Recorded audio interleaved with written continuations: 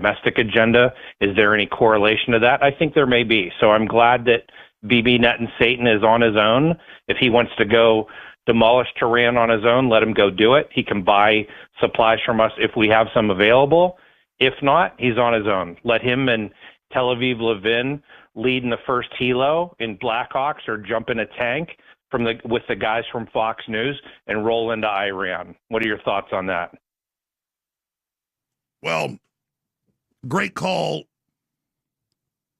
I think Ladybug or Lady Bubble Wand being dead has had a big effect. I knew how big effect he had on Trump, even though he was never Trumper. But when they released all the video the Wall Street Journal had of him bragging to Netanyahu how he manipulated Trump into the war to show how much pull he had was wild.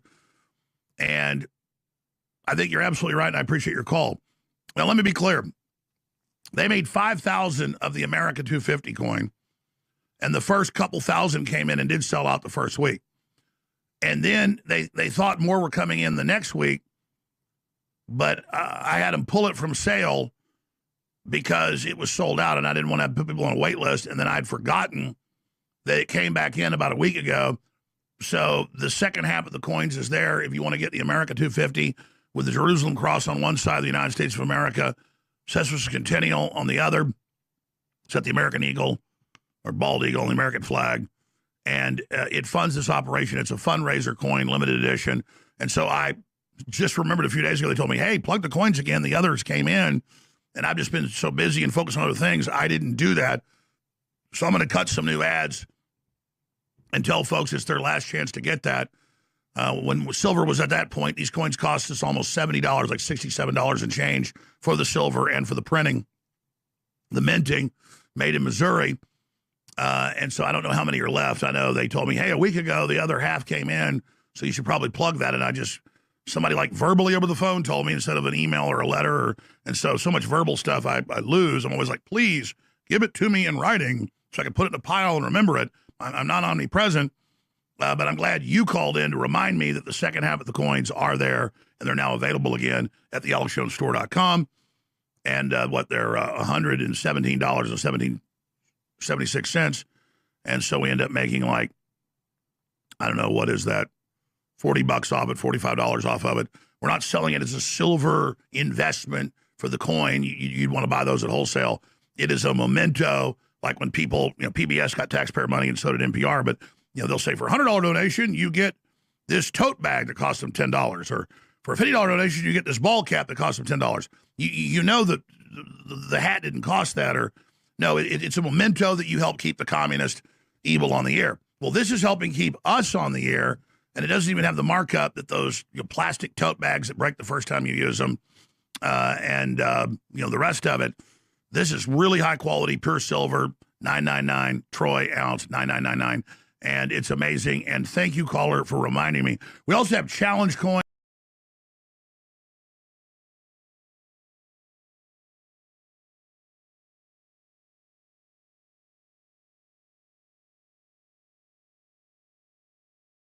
Or campaign coins that are way less expensive, that are also really cool, that come through the site. And there's so much there that I can't tell you everything that's there. In fact, I don't even know. It's got to be upwards of 800, 900 t-shirts.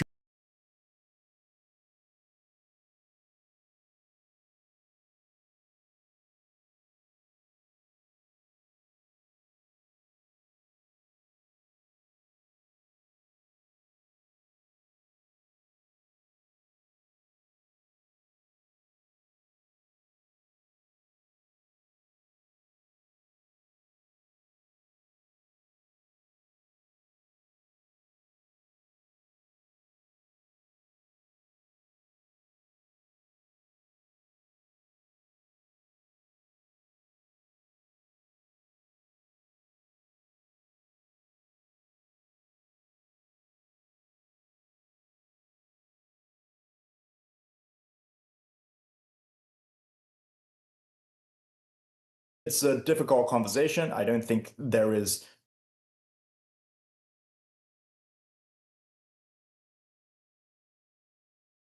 a consensus by any means on what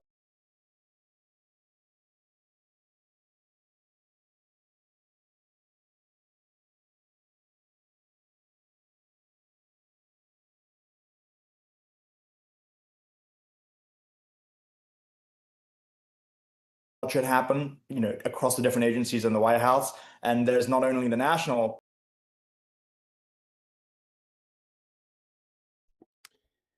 So everything is lagging. What's up, everybody? Candace Owens versus Andrew Wilson, the great debate. It's going to definitely be something we have to see, right? Whoever side you're on, it's definitely a must watch. Happy Friday, 9:26 a.m., August 14th, 2026. And everything is lagging. So I'll have to go on mic until we get the big Candace. I don't know what's going on. Might be this YouTube chat is taking up so much bandwidth. As soon as I opened the pop-out chat,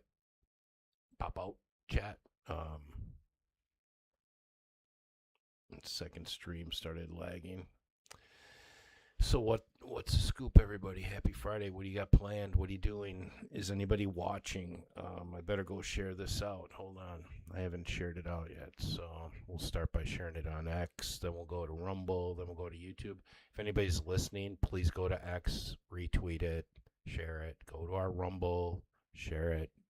Go to our YouTube, sign up. We need people signing up at YouTube. Loomer Fan Club YouTube.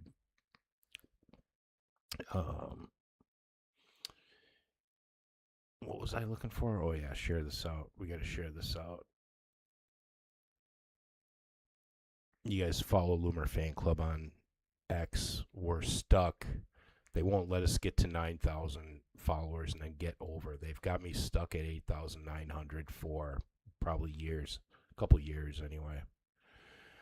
This account is from December of 21. We're going on 26. That would be 5 years. This account's going on 5 years old. We rushed right up to 8,000 and boom, it just stopped. They're totally squelching this. Totally. It's unbelievable. Why would we not be able to get more followers than 9,000? Because they're not letting it happen. That's why. It's pretty pathetic. And I'm constantly trying to get new people. I get new people and, as soon as it gets to 9,000, boom, goes back like to 8,000 in the low hundreds. Where do those people just go? It's pretty fucking sad. Pretty sad. So let's open the live video on Twitter. I got 12 people. Excellent. 12 people, at least 12 people tuned in. Doesn't mean they're there right now. But oops, something went wrong. Please try again. What? It's not taking my repost. Okay. It's not letting me chat. Someone try and chat on X. Oops, something went wrong. Please try again. It looks like it's working, but it's not working. Interesting.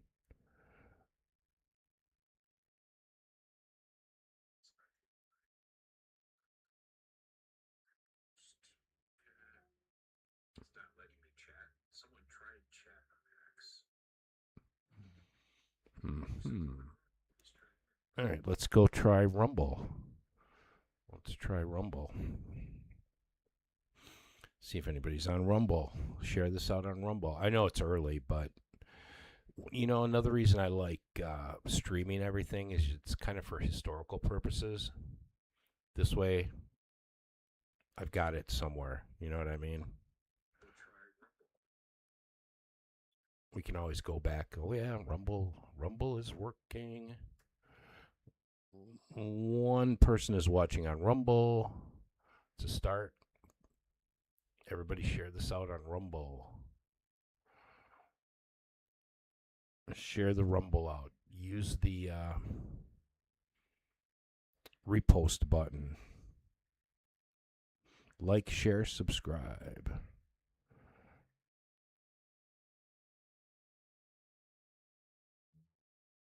This is going to be so fun. It's going to be so fun. So I'm on the side of, here's what I've been posting. They lost me at 30:06. They lost me at 30:06. There's no way, in my professional 30:06 opinion, I have lots and lots of experience with that particular caliber. Years of experience training people on that weapon, training the youth on that weapon, reloading those cartridges. The whole thing. Not much that I haven't seen or know how that particular weapon. In my opinion, if somebody is shot through the neck at whatever, 150, 200 yards with a 30-06, doesn't matter which 30-06 bullet, the actual size of the bullet, 150 grain, 180 grain, whatever, mushrooming, Full Metal Jacket, fragmenting, I don't care. Pick one, does not matter. Someone gets hit in the neck at that range with a 30-06, it's going to be catastrophic. I mean, you're going to see blood splatter everywhere. The 30-06 is going to go right through that person's neck. It's not even thinking about stopping. It's like 3,000 pounds of pressure. It's just so powerful. Going to go through the neck. It's going to go through that tent, the back of the tent. There's going to be blood splatter all on the back of the tent. All the people that were around Charlie are going to be covered with blood splatter. They're going to be doing blood splatter analysis. You know how crime scenes where someone is shot, there's a blood splatter analysis. That's actually a science. Blood splatter is a science. Which, there was none of that done. So it's a catastrophe. It's not even, boop. And then Charlie would have been blown backwards off of that chair that he was on, not tilting to the side. And the exit wound would have been in the back, not in the front or on the side. So it's, in my opinion, no way. The other thing about the 30-06 is how loud that gun is. So loud. It doesn't go pow. No, it's not. It goes boom. I mean, boom. It's so loud. It's like a bomb went off. Now, put it in the courtyard area, right? In that small confined area, even though it's going to be on top of that, supposedly on top of the roof, that's going to be so loud. And the other thing is, there's about an 18-inch flame that comes out the front of the barrel on a 30-06. And then the smoke that comes out of it. There's going to be smoke. A lot of smoke coming out of it. So you've got smoke, you've got flame. Now, it's so loud that there would have been an echo within that, call it the Coliseum-style area where Charlie was sitting down in there and it kind of surrounded by their buildings. The echo would have just been a huge echo, and it would have went on for seconds. So it would be all over video. The echo would just be, and this is physics, people. This is physics. Physics is math. It's just the way it is. People go, oh, no. Sorry, you're wrong. And that boom from the 30-06 would be loud enough to set off car alarms. Okay, so there's so much that's right there. So they lost me at 30-06, and now you can keep going down the list of weird things, right? Zinn, the old man, what's up with that? And it just boom, that story goes away. No, thank you. No crime scene analysis, no blood splatter analysis. Carrying Charlie off like they're hustling, like they were throwing Hillary Clinton like a side of beef into the van. No, that's not real life how that happens. Something like that happens. You're calling for medics right there. You're putting pressure. You're looking for the professionals. We had to get him there as fast as possible. So you made that split-second decision within 0 seconds. Charlie gets shot. Chair tips over. Grab Charlie. Nobody talked about that. What should we do? Instantly, that was your response. Instantly get him. No, something is very fishy. Then you had the FBI, and I'm just skipping over a lot of stuff. There's so many. If I was the defense attorney, this guy's getting off. End of story. If I'm the defense attorney, Tyler Robinson is going to get off, from what I've seen, unless they pull some rabbit out of the hat and start showing me some proof. But so much is just not right. And then right after it happened, remember Cash Patel? Everybody forgot Cash Patel coming out. Charlie, we're going to see you in Valhalla. And the other thing, when they first came out, the FBI, they specifically said that it was a Mauser 98. A Mauser 98 is a specific old wooden 30-06. So that's a very specific gun. And then when they said it's being taken apart and putting back together, no. You're not. A Mauser 98's heavy, doesn't come apart easy, and you don't take it apart and put it back together and then instantly shoot perfectly straight. No, that's not how it works. If that gun's taken apart and put back together, it's going to be shooting all over the place. You're going to have to use like 10 shots to get it back zeroed in. And depending on how good you are at knowing your gun, maybe you can zero it in with less than 10 shots. But it's just everything about this story is full of baloney. So that's where I'm at. And then, here's the other thing. Who cares if Candace finds out something? Why are people going so hard against Candace? What do you care? The worst case scenario is Candace finds out that there was some funny business. Now, don't we all want to know if there's funny business? So when you see people going against Candace, let her go. Who cares what Candace does? Why would you argue? Why would you say, oh, Candace is bad? Who cares? Because if she's so bad, it's going to flop, right? And then she'll look like a big loser. So let her go. Who cares? What do you care? Free speech.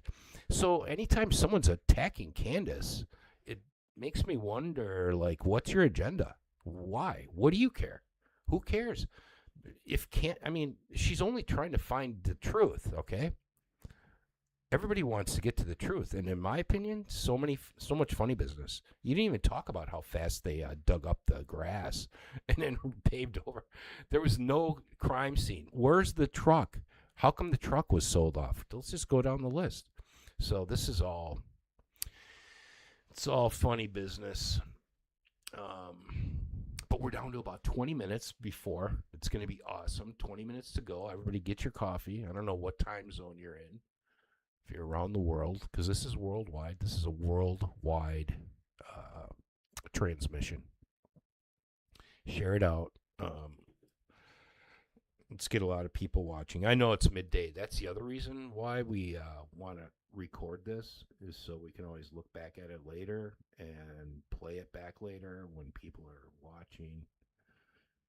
And hey, this is just, I'm not saying I'm exactly right. It's just my opinion, and I get to have my opinion, and you guys get to have your opinion. That's the beautiful thing. Everybody gets to have their opinion, whether other people like it or not. But I'm just saying, why fight Candace? Who cares if she gets to the truth, right? What do you care if she gets to the truth?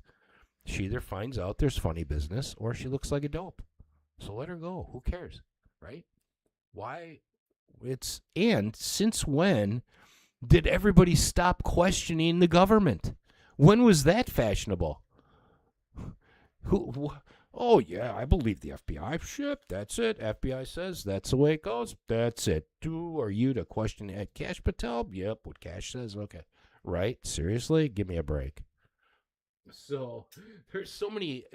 Let me talk to the people who are questioning Candace and trying to stop Candace. And what do you care? What's your motivation to not let her get to the truth? She either gets to the truth as she's seen it, finds out there's funny business, or Candace flops and looks like a big failure, which the people going against her, that's what they want, right? So I think this debate is going to be good. And Patrick Bet-David, a good, grown adult, very good. You don't have to agree with everything with him, but I think he's a fair shooter. And he's smart, and he's going to be able to control this. He has a presence. Smart, very smart. So that should be a great, I think that's like the greatest moderator. I think he'll be neutral. So I don't know, maybe he won't be neutral, but I think he will be, and just let them do their thing, which is cool. So I'm big, and this is awesome because the way they're doing this, hey, let's get here and talk about it. It's brave of both sides. It's very brave. It's not easy. You're putting a lot at risk. So, and let's assume they both are just so firm in their belief. That's cool. That's cool. And then let's talk about it. Have a debate, At the end of the debate, everybody go have a beer. It's not the end of the world, people. We're just trying to get to the truth. And if you're trying to stop people who are trying to get to the truth, that's weird. That's weird. Because what do you care? What do you care what Candace does? What does it have to do with you? What do you care? Let her go. Let her do her thing. This is America. So that's kind of where I'm at. Anyway, we've got 12 minutes. No, 13 minutes. Am I right? No, 15. 17 minutes. 17 minutes. There's a timer right here. 17 minutes. You don't even have to do the math. There's a timer, Bill. Read the timer. 17 minutes. All right. I'm going to go make a fresh pot of coffee. I'm going to turn on. Let's see if we can get something to play in the background here. Are there any spaces that are up now? Candace Owens versus. Here's a space. Let's see if we can listen to the space about this. Unfortunately, that's our reality because it's all based on one big lie. It's all a fabrication. It's all an illusion. They have successfully imposed this demonic beast system upon the world, and they will never concede anything because it's like a house of cards. Well, if you concede one thing is false, they're all false, and it comes tumbling down. So they are doggedly committed to this lie, and they will not stop. Only double, triple, quadruple down and keep parroting all the lies, right? So we have to discredit them in order to vanquish them politically, in terms of power, in terms of them being able to impact our lives, right? Negatively. What's that? I love that quote. The Jews only prosper when Gentiles face catastrophe. Yeah.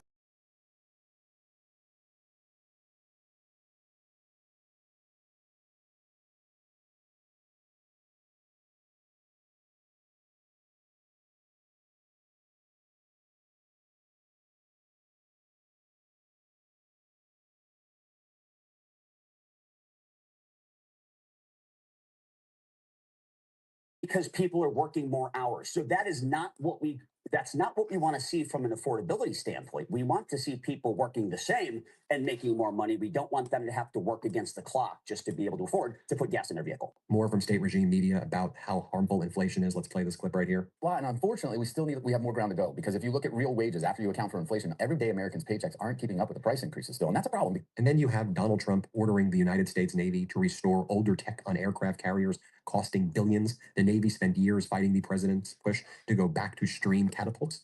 Trump has directed How the fuck is this even possible that he can make such changes? What is your expertise in the military except for dodging the draft, Trump? What gives him any credibility whatsoever to make any modifications structurally, engineering wise? Right? What is going on? The White House is his. He can fucking what? Do a demolition of the East Wing? Do all these fucking alterations? Dude, contain yourself. And everything that this guy does has to be unwound by the next administration. Every name that he's put up anywhere needs to come down. The Epstein Memorial Ballroom should not be built, and they should restore the East Wing. That's what they need to do. And you know what? Send this motherfucker the bill. The Navy to abandon the electromagnetic aircraft launch system being used on the Gerald Ford class carriers and return to traditional steam catapults, according to U.S. officials cited by the Wall Street Journal. What? Signed a national security memorandum directing the Navy to redesign the fourth Ford class carrier, Doris Miller, and subsequent ships around steam catapults. The first three carriers, Gerald Ford, John F. Kennedy, will retain what it should. Well, why would you do steam catapults? And we have Senator Kelly, who has experience in this more than anybody, really. Here's what he had to say. Play this clip. least that I am aware of. I mean, today the Wall Street Journal reported that Trump has directed the Navy to tear out a complex system for launching jet fighters from its aircraft carriers and instead go back to using steam catapults. This sounds crazy even to people who are not experts. I mean, this is something that will likely cost billions of dollars, but can you explain what exactly this means, what the impacts here could be? Well, the impact is redesigning the newer ships that are part of the Ford class of aircraft carriers. And it's a big redesign, and it's probably going to cost billions of dollars. And by the way, Donald Trump knows nothing about this stuff. Right. Even for me, I have hundreds of carrier landings. This guy, yeah, this guy was a pilot, right, in the military and a fucking astronaut, right? So you think he might know? You think he might know a little bit more than Trump? Hundreds of times. I was a test pilot that worked in certifying the takeoff and landing systems for aircraft carriers, and I have a master's degree in aeronautical engineering and a bachelor's degree in marine engineering. Not in any world would I ever suggest to the Navy to change the design of some system on a ship at this point. I mean, does the guy know nothing about the way our government is supposed to work and how it's to be managed? That's correct. correct. To get in these details, especially with his background. I mean, what is his background? He's a marginally failed real estate developer, right, with multiple bankruptcies. He shouldn't be weighing in on systems on aircraft carriers, but for some reason, like something like 6 years ago, somebody said something to him, and he's been fixated on this issue that to a president of the United States should not be an issue. And then you have this performative crazy stuff by Governor Abbott. This is what MAGA Republicans are doing right now. I don't know what the heck this even is, but here you can play this clip. What is he doing? He's chopping up some beef? What the fuck is he doing? And then you have Brian Kilmeade over at State Regime Media Fox. They want to spend their time talking about Sophie Cunningham. Let's play it. Well, years later, guess what? It's pretty equal. So now I think there's confusion in the beginning, but now there's fear. And look what Sophie Cunningham's going through now. Yeah. Look at the hard foul she's getting. Look at the ridicule she's receiving because she's standing up for it. Look at Riley Gaines been marginalized with the Athletic. This is the last gasp of the woke era. This is why this is so much bigger than just a gender story. Dude, nobody is on board with fucking men playing women's sports, right? This is all they have. This is what the fucking Fox News is leaning into. This is the DEI story. This is tear down the America is a flawed country. Tear down the statue story. Put your pronouns at the bottom of your email. Yeah, no, the American people are suffering right now. We see what's happening. We see this regime of war criminals. Totally tone deaf. They're totally tone deaf. And a reckoning is coming. And yeah, it is. It's coming, and it's gonna be ugly, dude. And I'm not look. The only thing I'm looking forward to is Trump having a microscope shoved up his monkey orange orangutan ass. And I'm hoping to see some justice and to see him stripped of all the ill-gotten gains. That's what I'm rooting for. So of course I want the blue wave to happen and for the Democrats to fuck Trump and the Republicans that got us into the Iran war. Just like I wanted Biden and Kamala Harris to get fucked for facilitating and enabling the genocide. You have to punish them to correct their behavior. Now, it doesn't matter. We're going to go back and forth, left and right, overcorrect to the right, overcorrect to the left in an endless loop and stay on this fucking hamster wheel because the system is rigged. Yeah, unfortunately for now, that's where we are. Yeah, break the wheel. Break it. El Jefe, go ahead. Yeah, I put it in your purple pill. I've always suspected Brittany Griner to not be a woman. I mean, I put her picture in there, and I've researched it. They say she's a cisgender, which means that she's hetero, I guess. But is that the white one? Is she white? She's in the purple pill. A picture of her. She's got zero breasts. She's 6'9". She's been in the WNBA a long time. She's the one that Russia put in jail for. Oh, so she's black. She's black. Yeah, they put her in jail for having a reefer Weed. She had some vape. weed. She had some weed. Yeah, in the form of a vape, and she's been in the league. I mean, it's unfair, with her in the league for a long time. Now the Liberty, because I'm a sports journalist, the Liberty has a very tall Chinese girl, but these people. I hate to say it. It's almost like when you go to prison, they got to strip search these women. make sure like they don't have junk under the trunk. The Well, she WNBA does. She does have some broad ass shoulders. shoulders, Yeah, and she has that thing in the neck, the Adam's whatever apple. that they've been circling it in a lot of pictures. You know, I've always thought she was a man. I mean, she's got a very deep voice. Yeah, we need a He's a man, scientist. baby. We need a scientist in here, though, Albert. Like somebody that fucking understands women that are born with Dude, it's the easiest thing, right? more It's testosterone. it's the I, easiest thing in the world, right? I mean, the whole Brigitte Macron, Brittany Grimes, whatever her fucking name is, Griner. just get an examination. I mean, it's not like we can't find out, right? You can't, just Women's sports a get an strange exam. thing. It's a strange Drop thing. your drawers in front of a fucking doctor and let's get this gender certified. What's the I'm big glad deal? those two guys tried to get in the WNBA and exposed it for the farce it is. I mean, and their fucking commissioner is the worst, Albert. She will not get in front of a microphone. How She will how not great take any heat. how None. great how great is her last name? Grinder. Griner, but yeah, grinder. You can put the D in there like Trump likes to do, Yeah. like the being dumb. You can put a D in there, Yeah. but I tell you what, they are a hot fucking topic. The woman that committed that assault on Sophie Cunningham, her father was a great fucking NFL player, many years in the league. Gave these kids got the kid, sent the kid to a really good private school, got her into fucking Stanford. And you know what fucking Dejanay Carrington did? She went to Stanford and became a fucking lesbian, goddamn socialist, whatever. She's just a fucking activist. Add all the ish to this woman. But bottom line is she's a cuck because she All bitched right, and all right, moaned. all right, okay, all right. We got it. We got it. I I got don't it. All want. I right. don't want. Yeah, yeah. I could go I'm on done. forever I'm about done with this Brittany Grinder. All right, brother. Vito, hello.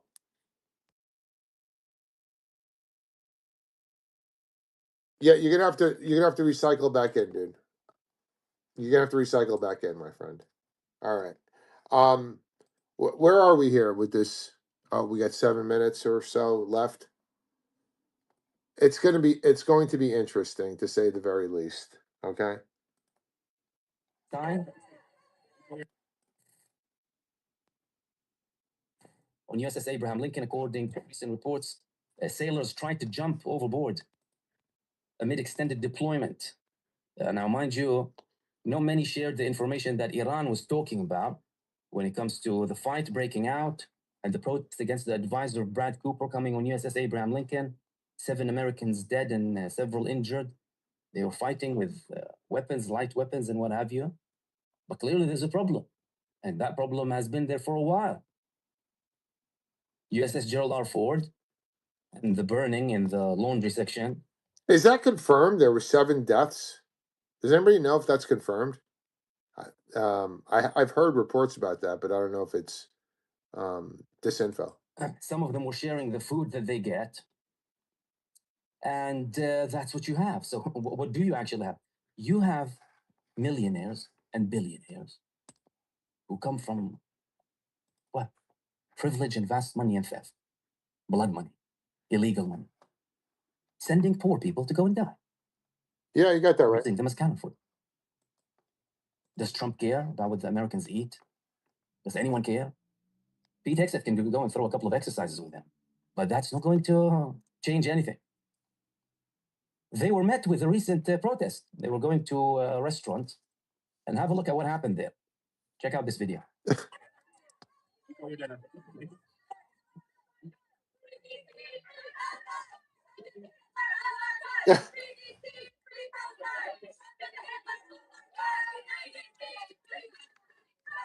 This is Hegseth, Rubio, and Trump going to sit down at a restaurant, and I think this is Code Pink. Pretty sure it's Code Pink. Yeah, and they got Palestinian banners, and they're yelling, "Yeah, free, free Palestine! Trump is the Hitler of our time." And That's a horrible smear on the Free great leader. Palestine. Trump is the Hitler of our time. Terrible. That's a horrific smear on the great leader. Let me get my drink peacefully. I didn't come here for protest. I came here for a sniff and a beverage. And then Donald Trump went in and said, "Really? Come on, I'm Really? comparing me to Hitler. You know, I'm working on ending wars. I'm not interested in wars. Stop that, please." And JD Vance pretending like nothing's happening. But the man who was gutted was Pete Hegseth. Listen, that's for sure. Pete Hegseth was not happy at all. So listen, the people don't want the war. Your army doesn't want the war. No one wants this war. Yeah. But they're going there for the sake of Israel, of course. And now Brad Cooper is actually supporting that notion to have this war and this aggression. So from Iran's perspective, that's the same situation that they have been in for the past couple of weeks. Right. If you guys don't know, the CENTCOM commander went to Israel. He's been in Israel for a couple of days. So we know what that is. You know, they're finalizing their attack plan, right? Something's in the pipeline, right? With the United States, either they accept the demands of Iran or there's no deal. Nothing changed in the Strait of Hormuz, and there are no talks with the American side. So that's probably one of the reasons that Brad Cooper felt like, okay, well, there's nothing we can do now, right? So let's try and bomb them again. What do you think that that's going to help? That's going to make things worse. And if they dare attack Iran's energy infrastructure or electricity infrastructure, then forget about it. We're going to see a blackout in many countries in West Asia, to be specific. And one of them will be Israel, by the way. Because if Israel is eager, then Iran is even more eager. And another proof that this whole thing that's going on now is just Trump. Do you remember when they turned the lights out? Remember when that Fatah 2 hit the Haifa power plant?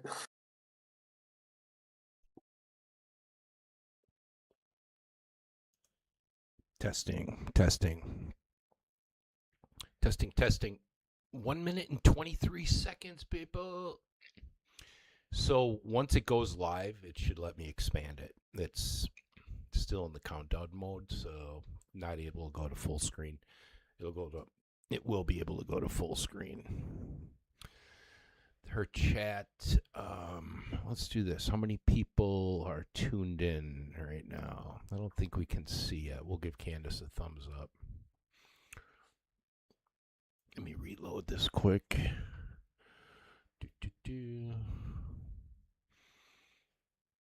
I've got 9:59 on my computer. 9:59 on the phone. This is going to be so interesting. This is going to be so good. Who doesn't love a good debate? And this topic, great topic. We got to get to the truth. Hey, whatever the truth is, that's all I want to know. But right now, so much stuff is like being covered up. It's not fitting together. I'm not a cop, but I stayed at a Holiday Inn once. Yeah. I'm not stupid either. I can investigate some shit. Wow, dude, I don't know about a lot of you. I'm way smarter than these cops I see. They're deputy dogs. They're dopes. They have no, natural instincts. I got natural instincts to figure stuff out, just like Candace. And I'm smart. And I have a lot of experience. I have experience in so much stuff. Like the 3006, for example. That's why I'm not buying the 3006. People, and if the other thing, anybody who is chimed in about the 3006, people who've shot it are experienced with it. There's not one 3006 person that's going to go, oh, yeah, that could be real. No. You talk to anybody who knows anything about 3006s with a lot of experience, they're going to go, yeah, no, that didn't happen. You get shot in the neck with a 3006. It's literally decapitation, catastrophic. No, not necessarily blowing the head off, but big deal, okay? It could blow the head off. It's a big deal. It's just very tender neck tissue. I mean, you guys have no clue what 3,000 pounds of force is hitting you like that. Blam! Blow shit up, man. 3006s blow shit up. I don't know if you know that, but for example, when we were young and we would shoot my dad's 3006, 30-0, the other thing is they shoot a long, long way, very accurately. So when you'd get really good with it, we would find all different things that you could blow up. A good one was old spray material cans that you'd use on the farm. When you'd get your different spray materials, they would come in 5-gallon metal containers. And when they're empty, you could fill those up with water, put them way, way out in the field. And then go way far away, see how good of a shot you are with your 30-06. And then you have a second, and boom, you see the thing just blow up. All right, let's do a pumpkin. Okay. All right. Whatever you put, a 30-06 blows it up. I mean, seriously. It takes a big-ass deer, puts a big hole through it, and knocks it, like, way-ass down, dude. So, yeah, that's where I'm at with this. Come on, Candace, 10:02, girl. We need to be on time, Candace. Waiting for Candace. We are waiting. They're all scrambling. How are they going to fit all these people in Candace's little studio there? And all these people get to see Candace pregnant in real life. I wonder if there was a pregnancy like moratorium. No pictures, no talking about Candace being pregnant. No, respect the pregnant one. And she's going to get the pregnancy sympathy ploy from the people there, because who doesn't love a pregnant woman? I mean, seriously, right? And pregnant Candace. Funny. Come on, people. We're not sitting here for fun. We got things to do. We're taking good time out of our day. Prime time. Who does a debate? I mean, this is cool. At 10 on Friday. What's up with that? But, it could go a while. It could go a while. This is prime time. Everybody's watching it, too. I mean, everybody's watching this. I've got to, go. I'll tell you what. Everybody's watching this. There's not going to be a person who's not going to be watching this. As far as Candace haters. No, I'm not watching it. Oh, yeah, they're watching it. If somebody tells you they're not watching it, bullshit. They're watching it. Let's make sure it's not going here. Candace, view channel. Subscribe.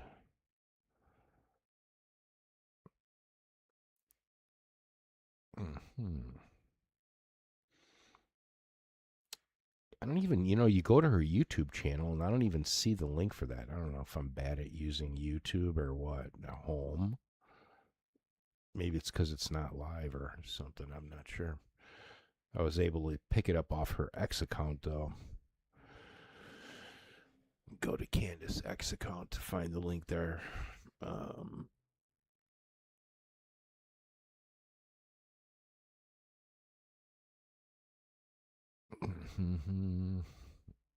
Okay, waiting.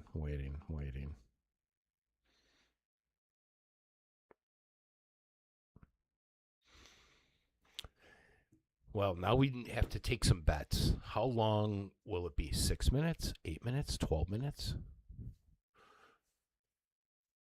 We should take some bets. All right, is there anybody in any of the chats? Let me get some chats open. Let me get a Rumble chat open here.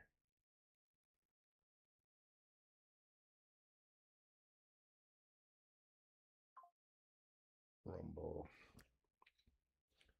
Looks like a link.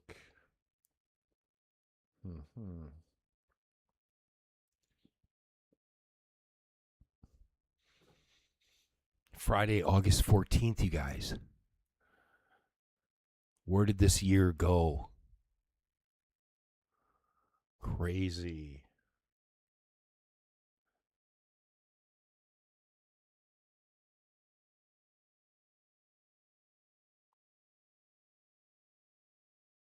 Friday, August 14th, you guys. All right, Rumble. One person on Rumble. Oh, here we go, people.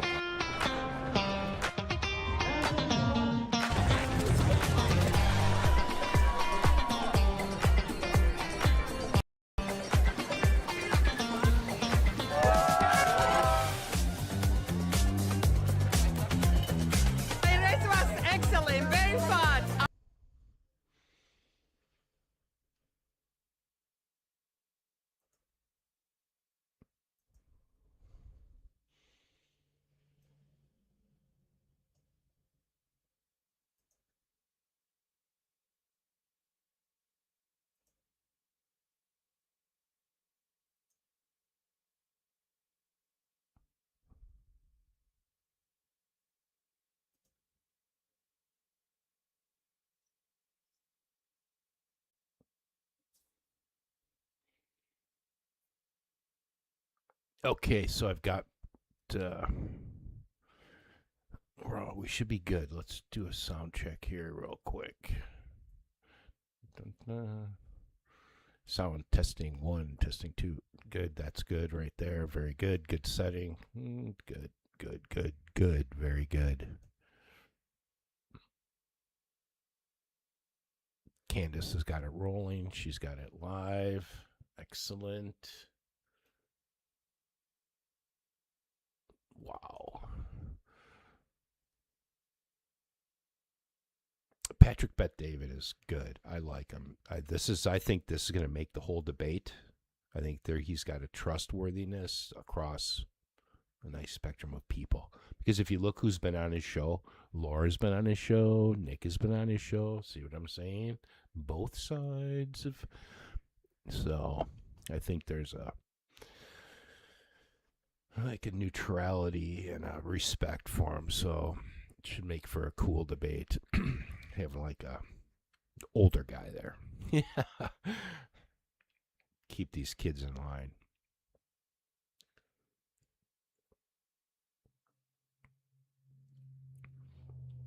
So 10:08. 9 minutes sometimes is where people go. So maybe she'll start at 10:09. We'll see. We will see. All right, so anybody who's listening, please, whatever, if you're listening on Rumble, X, or YouTube, share this out, please. Just retweet it. Like, say something, say hi. Push the thumbs up button. It's free. Come on, people. You can donate too. It's not against the law. Repost. Do the repost. Do the repost button on Rumble. Comment. Somehow you got to put it in the comments and say hello.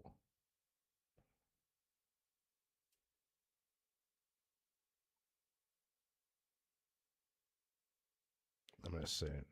They lost me at 30:06.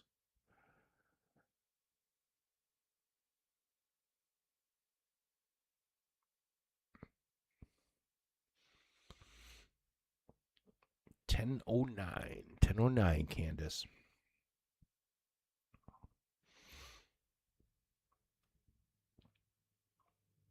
What do they do for bathroom breaks? Do they have that planned out? Do they have to raise their hand? What do they do? Hello? Yes? May I go to the washroom, teacher? Okay. Straight back, no messing around in the hallway. And is her husband there? And are the kids there? Are the kids watching? I don't know. She's got some older kids. Be good enough to be able to watch. Do the kids ever watch Mommy? Plus, you want to teach the kids how the crew works and stuff. You can have the kids do something. Like turn the lights down. Okay. They act like they're part of it.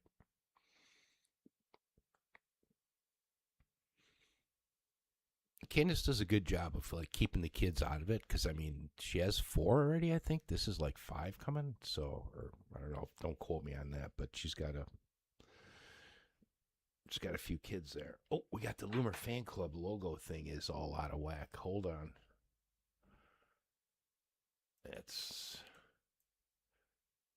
I'll put it here for a minute.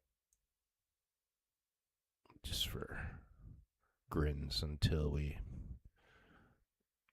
see what her setup is. But if I remember correctly, for Candace, we want to put it up here. There we go.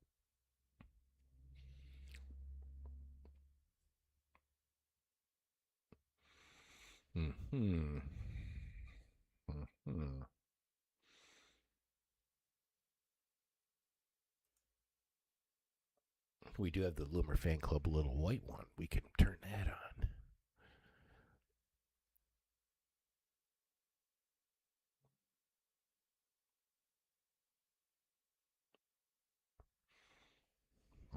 $11, 10:11. Come on, Candace. We are, waiting patiently. one of the rules is no smoking. Okay. I mean, do you even have to have that as a rule? Come on. People, you want to smoke? Go outside. Make sure you wash your hands when you come back in, because I don't want to be smelling that fucking cigarette bullshit. Have you ever wanted to see your home from space? With this free satellite Earth Maps tool, you can zoom right down to your exact address in just seconds. Imagine pulling up your neighborhood, spotting your roof, your street, even the landmarks around you, all in real time from an aerial view. It's like having your own personal window to the world right on your screen. This tool is simple to use. Just type in an address and instantly explore detailed satellite imagery with incredible clarity and precision. That's all I want. Whether you're curious about your home, checking out a vacation. I just want Periscope. Give me the Periscope app. That's how Periscope was. It was a world. You opened it up. You could click on that world and expand it, just like that. And you could zoom down and find people. If someone else was on Periscope, their house had a little red dot on it. And you could zoom into their Periscope. It was so cool. Somebody needs to make Periscope again. They took Periscope away because it was way too powerful in the hands of the people. Somebody's going to have to prove me wrong on that.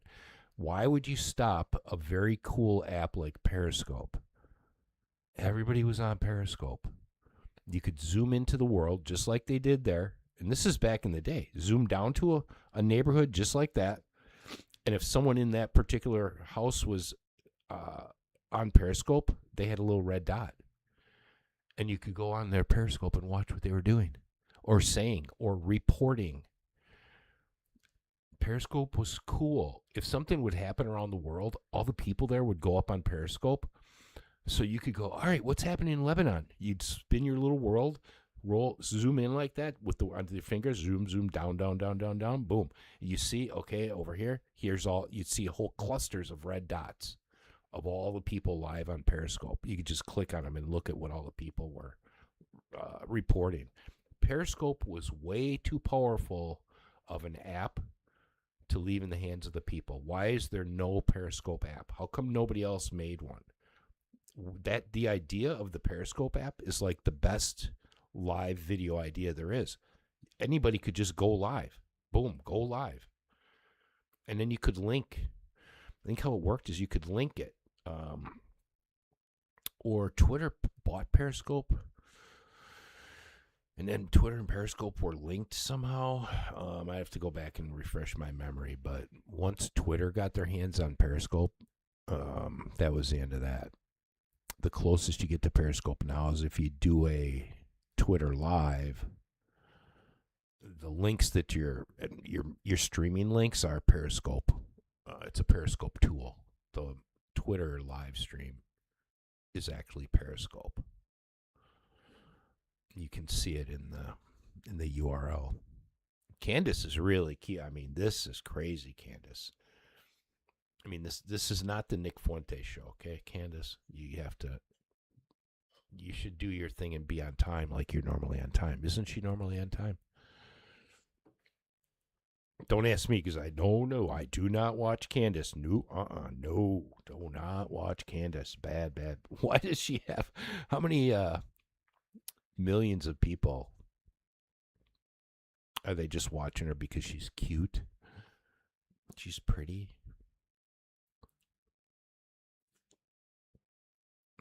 Is it for her humor?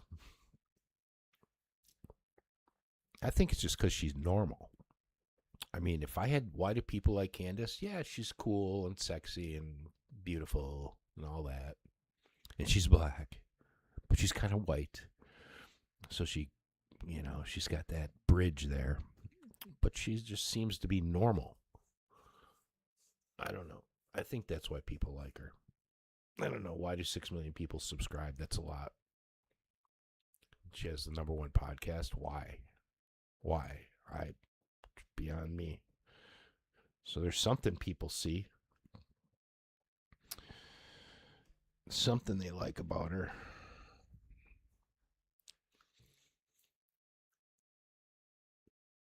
I've never heard a guy say that Candace is not cute. You know what I mean? Except for Trump. Trump who tweeted her picture when she was sick.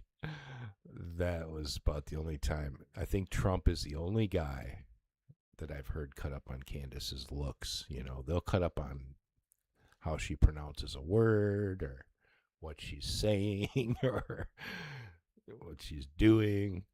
But you never really hear people cutting up on her looks. Maybe I'm wrong, but I'm trying to do ad lib here. I'm not doing too bad for 17 minutes. I'm just talking right off the cuff. Crazy. So, what else? Yeah, we already talked about August 14th. We just had the Wisconsin, as you know, Francesca Hong, Tom Tiffany, and all that, the primary. That was pretty dramatic. That was actually very dramatic. And then in the end, to have Milwaukee scam again. This time they scammed their own Democrats. Oh, no, that was just human error. That was no.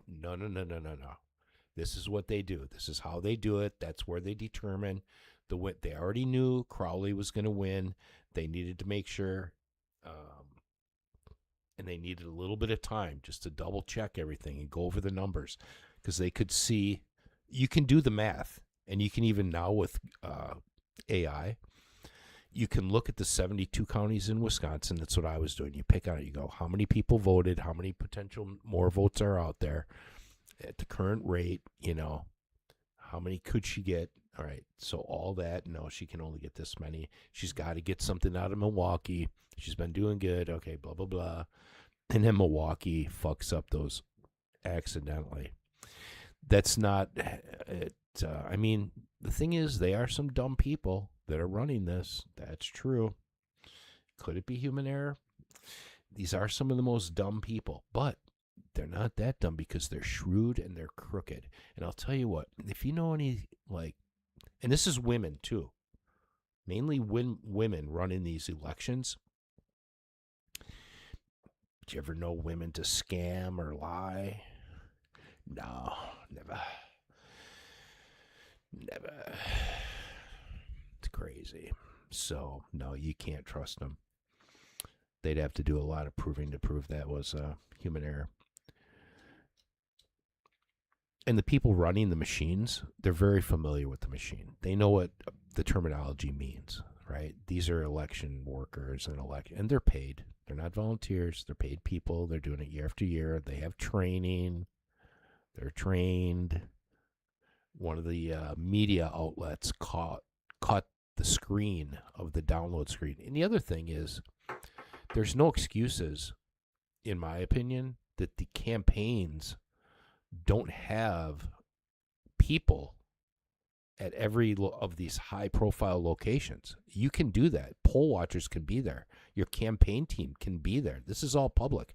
Even like you heard when they did their press conference, oh, this is open. Everybody can watch. Come watch what we're doing. This is supposed to be public stuff. They can't kick you out. If they kick you out, you can make a big scene about that. You can get lawyers involved. You could call the cops. So,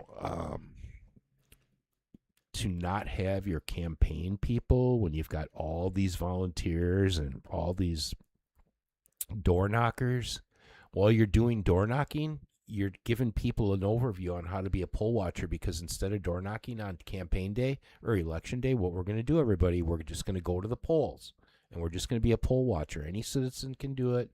Just walk in. I am a poll watcher. Check in with the poll captain. Write your name on the list. Stay 3 feet behind the people. Bring a notepad. Just stand and watch. Just standing and watching is intimidating to them. They don't want you watching. It's crazy. So then your campaign team worker, they can stay until the poll closes, and they can watch the machine do the printout of the paper. There's a receipt, like how a cash register has a roll of paper and it prints out. This is how these campaign machines print out. Not all, but most.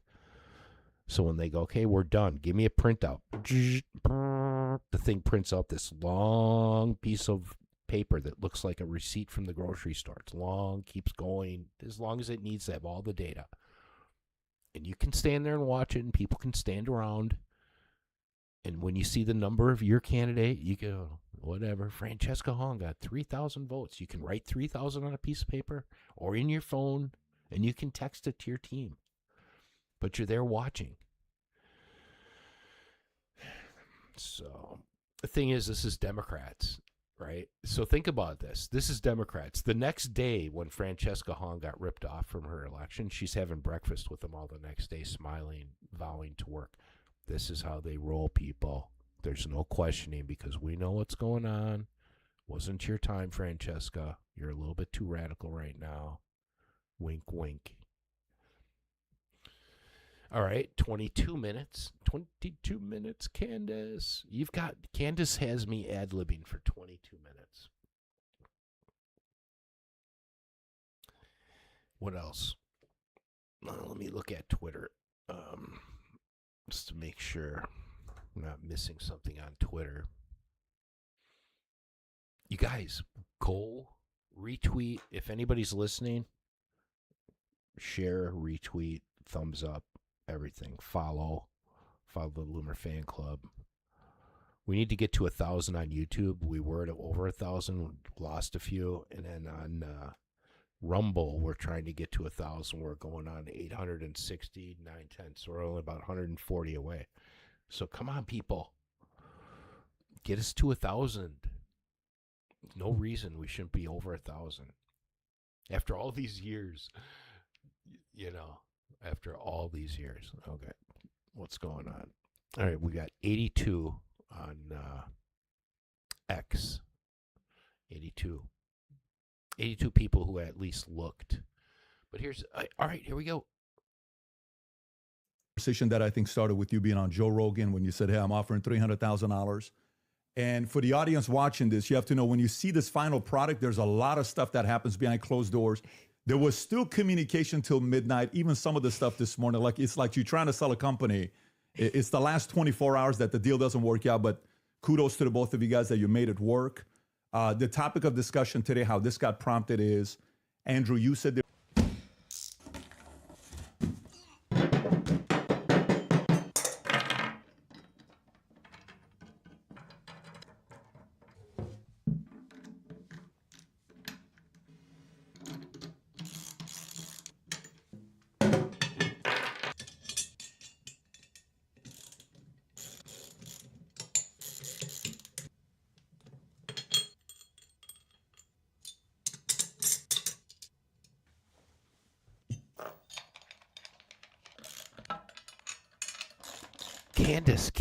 Candace, you're killing me, Candace.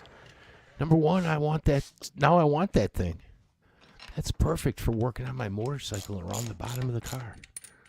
Come on, Candace.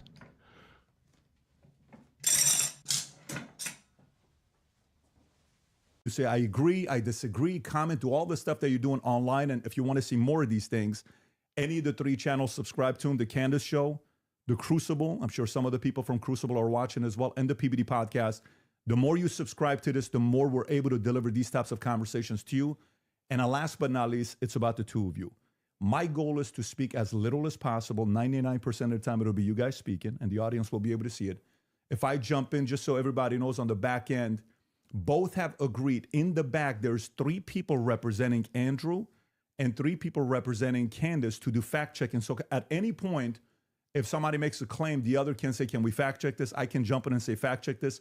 Even the folks in the back can say, fact check this. So it is a very fair conversation that we're having here. And so with that being said, kudos to Michael Knowles. Your name was mentioned a lot. You missed out right now. The last 10 minutes, we talked about you. There's a lot of love and respect here mutually from both parties, all 3 of them here. And then, of course, the great Joe Rogan that started this conversation. And he also volunteered, but it ended up being this format that we have here today. So with that being said, Andrew, your claim is overwhelming evidence that Tyler Robinson killed Charlie Kirk. Opening statements, opening comments. Sure. And what I mean by overwhelming is I just find it very convincing. I think that's what most people mean when they say overwhelming evidence. So I have a brief opening statement. On September 10th, 2025, Charlie Kirk was murdered. Many of you already know a lot about the events which occurred after Kirk's death. You remember the ghoulish laughter, celebrations, and madness we saw from leftists all over, from TikTok invasions, debates, posts on social media, destruction of memorials, and things like this. Within weeks of Kirk's death, a cottage industry began to form, peddling various alternative theories on how he died. What special interest may have killed him, what nations were involved, and was our own government one of them? Because this was the first nationwide traumatic event in Gen Z's lifetime, the demand for answers was severe and palpable. The leading theory from the conspiracy verse is that Israel worked with the United States government to murder Charlie Kirk. Within a day or two of Kirk's death, Ian Carroll claimed that Israel killed Charlie Kirk, and the conspiracy caught on like wildfire. This theory was built on one misleading piece of evidence, that in his final days, on or around September 8th, Charlie sent a text message reading, "Jewish donors play into all the stereotypes. I cannot and will not be bullied like this, leaving me no choice but to leave the pro-Israel cause." This was sent in the context of a platforming dispute regarding Tucker Carlson. From this scintilla of misleading information, it was speculated that Israel killed Charlie Kirk because he would have successfully opposed the Iranian war. Now, that's a fun theory, and who doesn't like a good, fun conspiracy theory? I like them. But there is no evidence that Israel actually killed Charlie Kirk. And if Candace has some, I'd like her to actually show it to me. I'm open to suggestions, but to date, there hasn't been any. There is, however, tons of evidence that a leftist killed Charlie Kirk, just as Charlie feared they would. I believe Charlie Kirk, and I have the receipts. No, I didn't have a dream where he came to me and told me that the left killed him. No, he didn't come to me a dream and say, Candace Owens betrayed him. That never happened. In fact, I don't need dreams of any kind because I hold in my possession never before seen messages from Charlie Kirk to his security team on September 9th, 2025.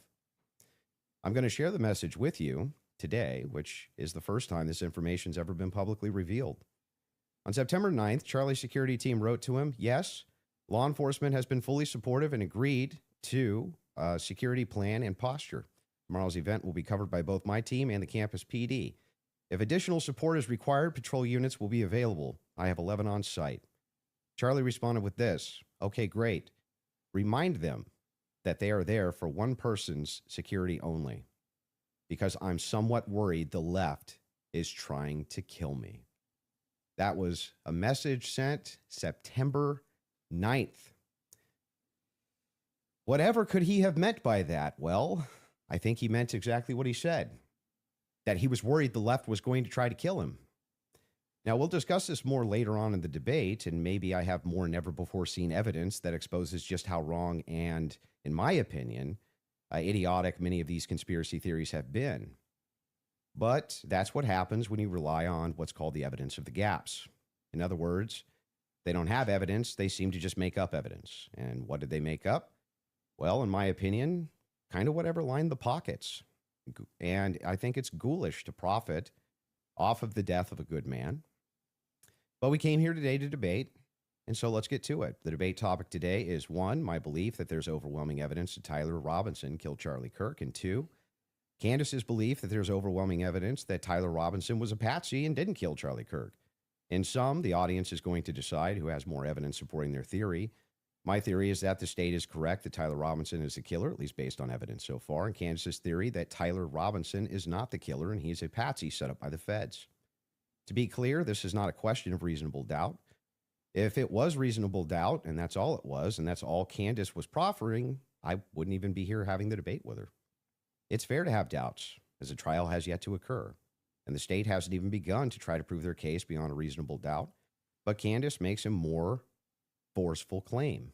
She claims that there's more evidence that Tyler is not guilty of murder and was set up as a patsy than there is for the state's case, and I just think that that's absurd. And she will not be able to demonstrate that in any way. In fact, she has almost no real evidence at all of her theory, whereas my theory is supported by compelling witness testimony, physical evidence, multiple confessions, all of which are independently compelling, but which are even more convincing as each piece of evidence corroborates the others.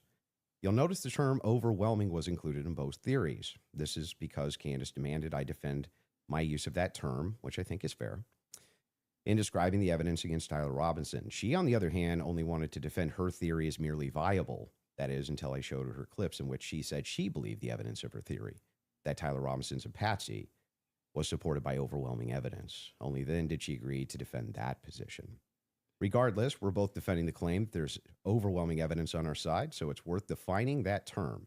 When I say the evidence against Robinson's overwhelming, all I'm saying is that I mean that as of right now, I find it very convincing. I see almost no evidence at all, only speculation on verified claims and suggestions of things that could merely be hypothetically possible. Dreams, vibes, feelings, things like this.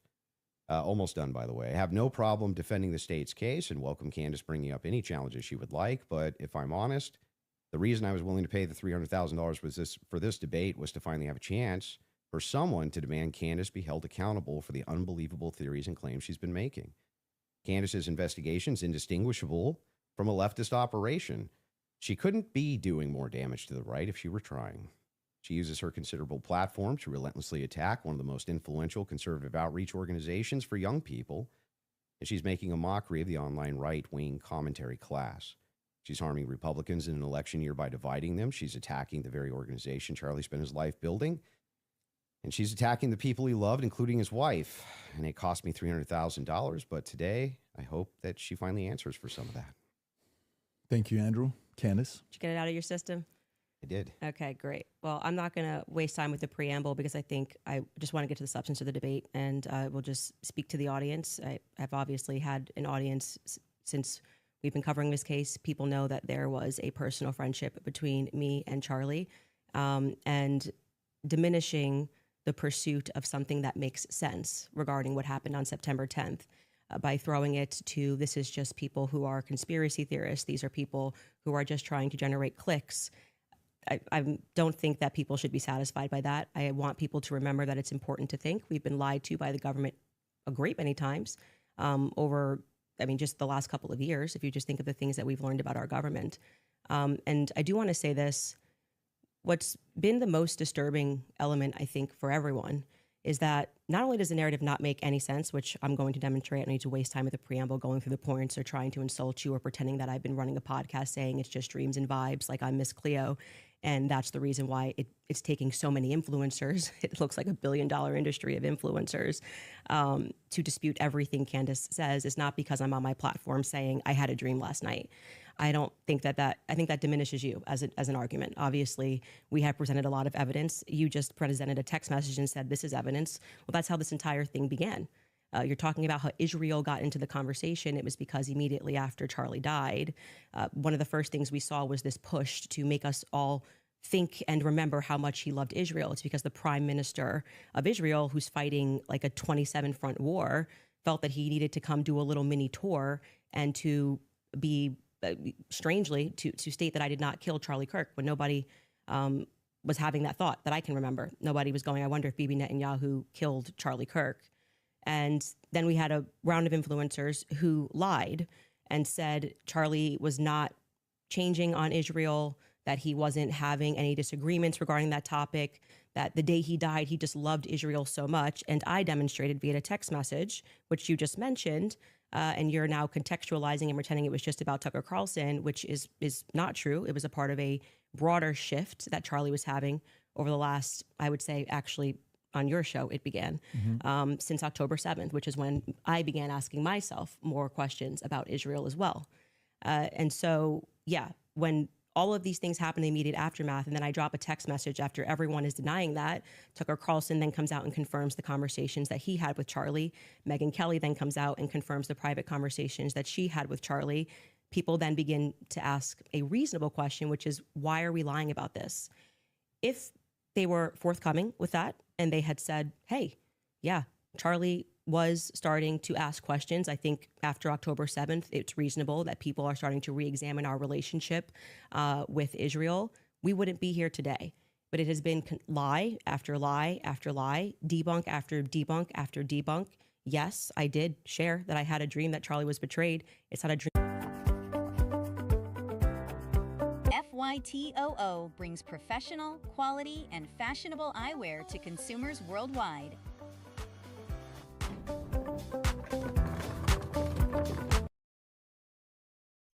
Here's what we'll do. I'll take the opportunity during our stupid commercials to chime in. That way I don't have to chime in during the debate. But so far, Candace is the guy's reading his opening statement, and what he said was all just some bullshit anyway. That's dumb. It's dumb. That was bad. So I think Cher's already won this season. And then you listen to her, crazy, just kicking his little ass around. This is just like the first round. 2-1-0. Turning Point USA. They should be here. It shouldn't be you in that chair. It should be the person that took Charlie's place, maybe Erica Kirk, maybe Andrew Colbert. He's a spokesperson. And rather than doing that, they send us another influencer. So let's see how it goes. Just out of curiosity, are you between 0 to 100? What is the likelihood that you think Tyler Robinson shot Charlie Kirk and killed him? Based on the evidence right now, I don't know. I'd say 75, 85%. Candace? 0%. 0%. I'm at 0. So with what we've seen in terms of the evidence, I'm at 0%. So not only, that maybe somebody was behind him as a patsy influencing him. You're not even saying that he didn't even shoot Charlie Kirk. Right. And kill him. If you said, was he involved that day, as Right. I have consistently said on my platform, I would say yes, he was. I don't know what role he played, but as the shooter, 0%. Do you have any evidence for it? For what? My percentage? The fact that he didn't shoot and kill Charlie Kirk. Yes, which I'm hoping we're going to get to all of the evidence that he feels that he has. I mean, I'm not even convinced that Charlie was shot from the rooftop on Losi that day, based on the evidence that has been. Do you think he was shot? I do not think that Charlie was shot from a 30-06 from Losi. Yeah, but just shot at all. I don't know. I think that a projectile hit Charlie, and I'm open to other people's presentations, but I have not seen any compelling evidence that Charlie was shot by a 30-06. Can we see maybe if we're going to have an olive branch to each other, if maybe we can establish what we consider the facts of the case to be first? Yeah, sure. Okay. So you're not sure if he was actually shot. You're open to alternative theories. He was definitely hit with a projectile of some description. If we're talking about was he shot from a gun, a 30-06, I would say definitively no. Okay. It defies common sense to think that he had a Superman neck, and even if he did have a Superman neck, which has been demonstrated, I think actually recently a YouTuber actually set up Spalhala steel cages and shot it, and it went through. So under no circumstance will I. So at least not a 30-06. Definitively not a 30-06 from Losi, 150 feet. No, but you're not necessarily closing off the avenue that he could have been shot at all. With maybe a smaller caliber.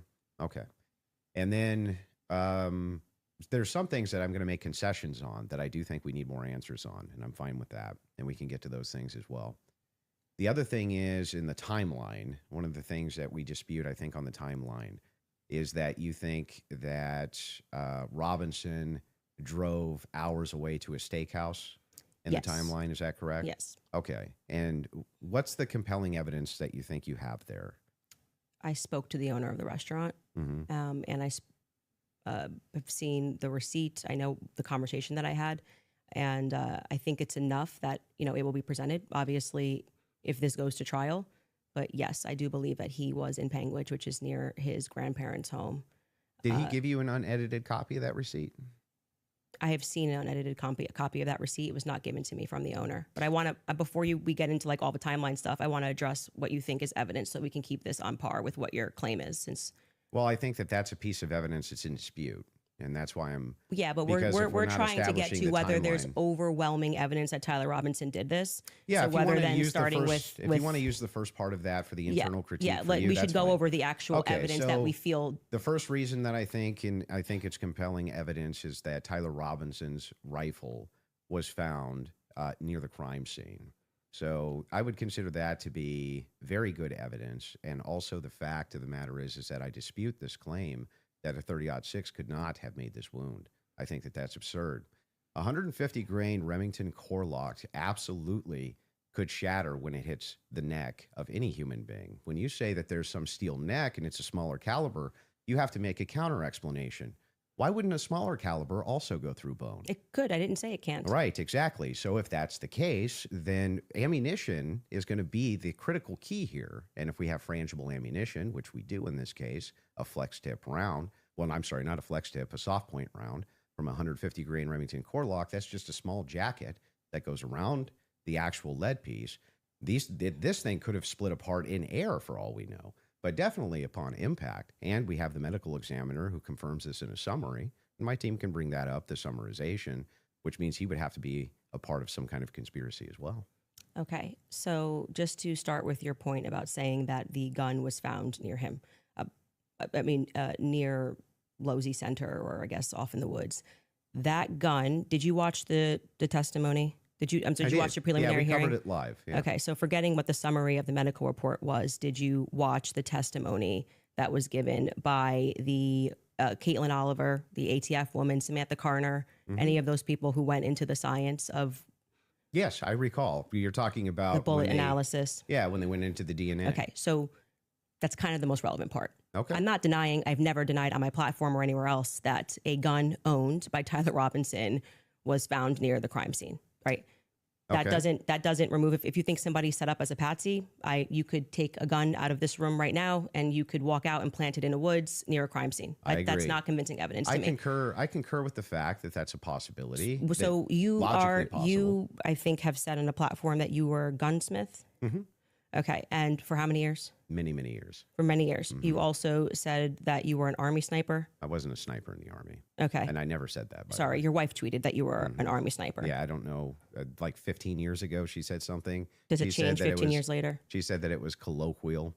So Army sniper is a colloquial term? Yeah, I was never an Army sniper. Okay. What did you do in the Army? Did you teach? Then I corrected it and said you taught rifles in the Army? No, I didn't teach rifle. No, I taught rifles as a private citizen. Okay. Mm-hmm. And I was an NRA instructor for many, many, many years alongside my gun shop. As with your expertise, when she gave testimony on the stand, Samantha Carner, that there was dust and there was debris that was found in the gun barrel. Yep. And then when we had the person who, and this was, I believe, Caitlin Oliver, who explained painfully about the DNA, the prints. Well, let's start with a point at a time. I'm not done. You said something, so I'm going to finish my thought, right? You don't want to do a point at a time? No, well, sure. If you want to respond to, but I want you to respond to 2 points. I want you to start with 2 points. Okay. Dust and debris in the gun barrel. Yeah. Secondly, the fact that there were 5 sets of prints, 5+ actually by the end of the testimony, 5 sets of prints for which we already had the woman who worked for the FBI forensics testify that above 2 prints, if you're taking a sample, it's no longer a science, right? She testified that when they took the sample of what was on the trigger, they saw 5+ prints. And among those 5+ prints, Tyler Robinson's was the most degraded. So I would like you to explain how Tyler Robinson's prints could be the most degraded when she said, actually, you could have DNA on something that you've touched. You could have DNA on something that you've never touched. And to get DNA degradation, they've looked at pieces, items 20, 40 years on that don't have degradation. Yet Tyler Robinson's prints, amongst 5+ other prints, were the most degraded on that weapon. Yeah. So let's get into all 3 of the claims. First, with debris. When it comes to debris, firing rifle doesn't always blow the debris out of the barrel. Okay. You think there could be debris and dust. Yeah. He just fired the weapon. Sure. Okay. Not only that, he left it in a forest. Now, I don't know if you agree with me, but if you leave a rifle in a wooded area, it's also possible that debris could get in that way.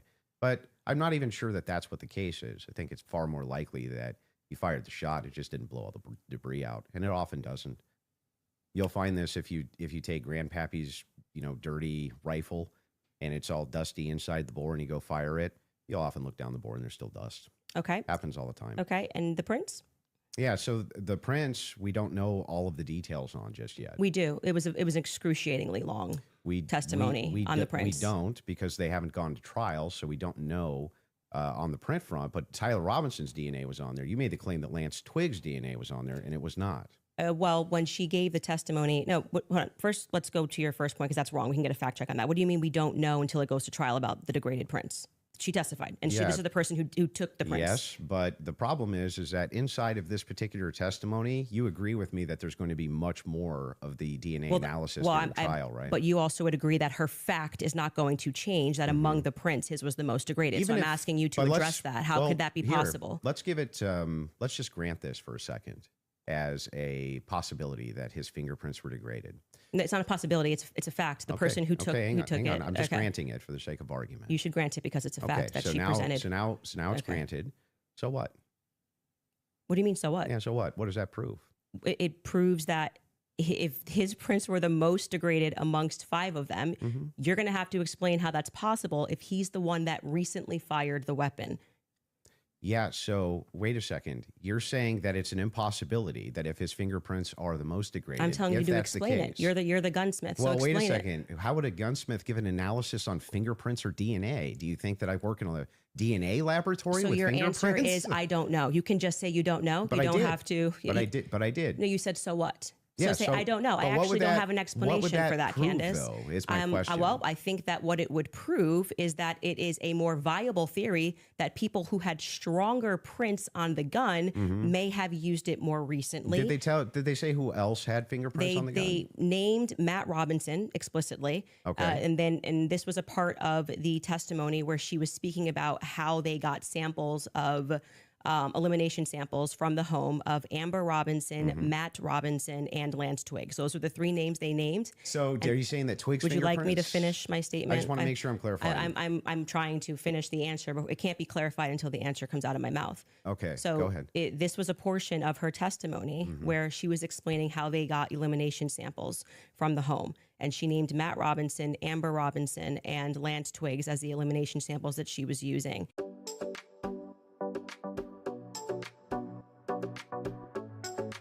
Holy Christ! I'm gonna put a tweet out, a quote tweet to the stream to get people to watch, and I'm gonna say, "Do not argue with Candace. Do not argue with Candace Owens. Whether you're right or wrong, or she's right or wrong in this argument. I mean, she's a pretty good arguer, isn't she? Smart cookie. She knows everything. I love that when people know the facts. It's crazy. This is cool. And these little breaks gives me a minute to chime in, so we'll do that.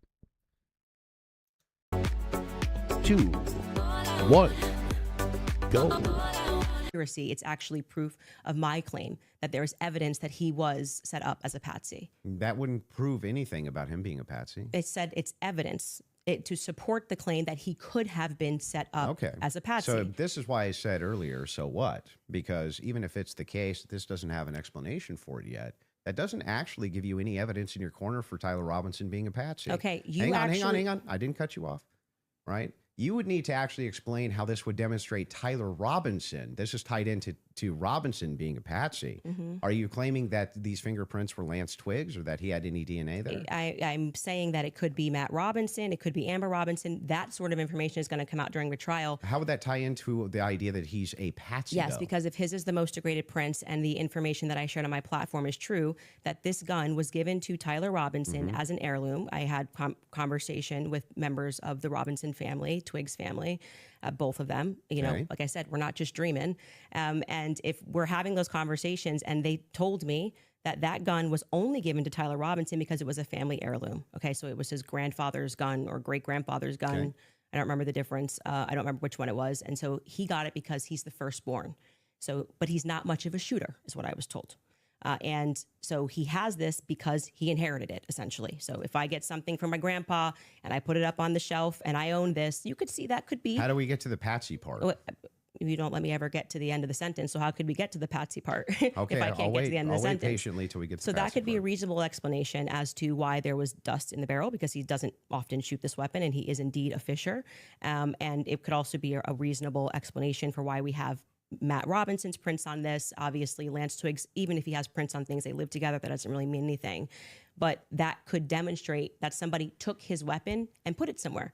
His prints are the most degraded. Somebody else's prints, there's more presence of somebody else's prints, and that could demonstrate that somebody is taking items from his house and putting it into various places. But it also could demonstrate nothing. So the problem that you have here is that this is pure conjecture. No, this is not evidence that Tyler Robinson is a patsy. It's only evidence that you have conjectured up that, if it's the case that these are the more degraded prints, then therefore that means must be patsy because dad's fingerprints on gun. I didn't say must be. Describe how this actually links in to Robinson being a patsy. Okay, I just described that for you, so I can explain it to you, but I can't understand it for you, so I'm going to move on from that.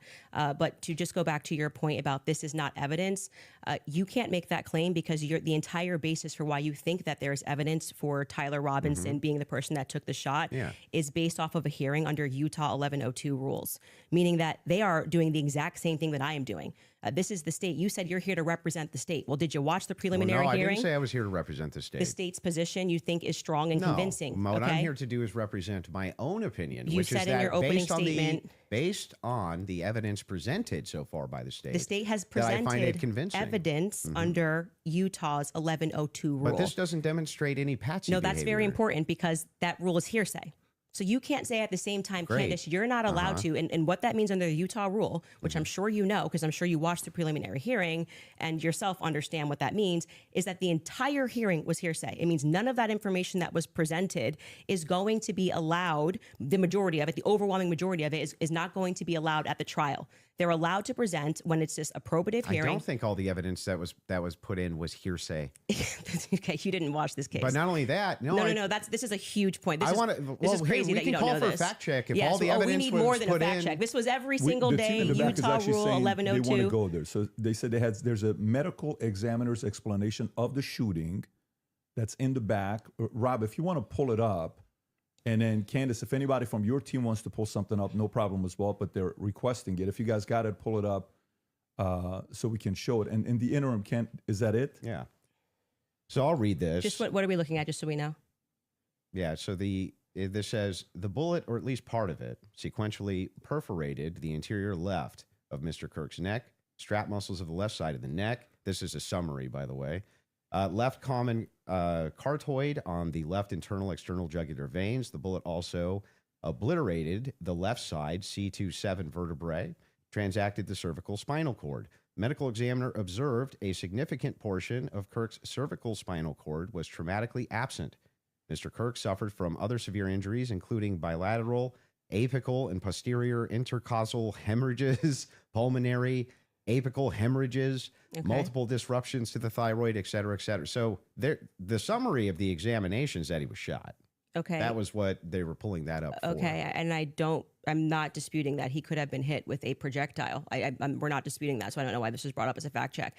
Could you bring up 1102 Utah rule? Because this is an unbelievable point that you're making by saying that I am not allowed to infer off of evidence. You can infer. I'm trying to follow the inference. But your entire reason, like you asserted that you believe there's overwhelming evidence on the basis of what we saw in the preliminary hearing. The entire preliminary hearing was hearsay. Yeah, I'm fine with your inferences. No, you just literally said I couldn't do that. Yes, I can. No, I didn't. I'm just saying from your inference, how do we get to Patsy? This is how you got to Shooter. The Tyler Robinson did it. No, the same way that you got to Tyler Robinson. Shooter from that. Yes, you did. Again, this is something important, so we should pull up a fact check about what the 1102 Utah, and under their constitution, for the sake of a preliminary hearing, they do not have to have hard evidence. They don't have to put people on the trial. They don't have to. But that's why the entire hearing was basically hearsay. Officer Bagley was saying, not all of it, like I said. The overwhelming majority. Again, dispute. Outside of the one that you don't want to give. Please don't cut me off. Though. Outside of that is what's in dispute. It means that your entire brand of saying you don't have evidence falls apart when the entire preliminary hearing is based off of hearsay. In fact, Lance's testimony before they had about an hour debate, actually maybe it was more than an hour debate before he sat, and they said this is not going to be allowed. You wouldn't even be allowed to do this. We'd be able to cross-examine him. The questions that they're asking Lance are all leading. And what did he say? Well, I'm the magistrate under Utah Constitution, 1102. It is my job to allow all of this so we can see if the state has enough here that we can then move to a trial, which will then, they would not allow this stuff. They would say we get to cross-examine Lance. Lance just can't willy-nilly say. I'm not disputing. But the entire substance of your argument is that people can't infer off of evidence. No, that's what you're saying it's to not. me. when you say Candace, Here, you I'll can't give talk you the about the degraded argument prince, which is now. a fact. Yeah, I'm not and then saying infer that. off of that Didn't say that that. Tyler could have been a patsy. You're just telling making stuff up. So here's I'm not what the making stuff position up. is. I'm I'm not making asking stuff this. up. I'm saying that thank you. Let's pull that up. Let's pull that up. I am doing exactly what the state did. I am looking at a piece of evidence, and I am saying. But you're not showing me how you get there. Can you from describe to the audience what Rule 1102 so means? this, just so everybody who's watching this at home understands what I am saying, even if he doesn't. What Andrew is arguing is that I don't have the right to extrapolate from a fact like just making it up. Just purely making it up. I'm asking based on Andrew. Based on can your I show my evidence? You just showed yours. Reliable hearsay. You'll get a chance. Reliable hearsay in criminal preliminary examinations. The entire preliminary hearing that you just saw was on the basis of reliable hearsay. And what that means essentially is the people who are making the statements can just say, Patrick told me that he did this on Monday. Patrick's not here. And that is, they can allow that into the hearing. That's just because it's just meant to be probative. And so it's the state saying, here's what we have inferred. So you are allowed to take a piece of evidence and then you are allowed to infer off of that evidence. Okay. Case in point, that's a demonstration that's a demonstration of what I just did.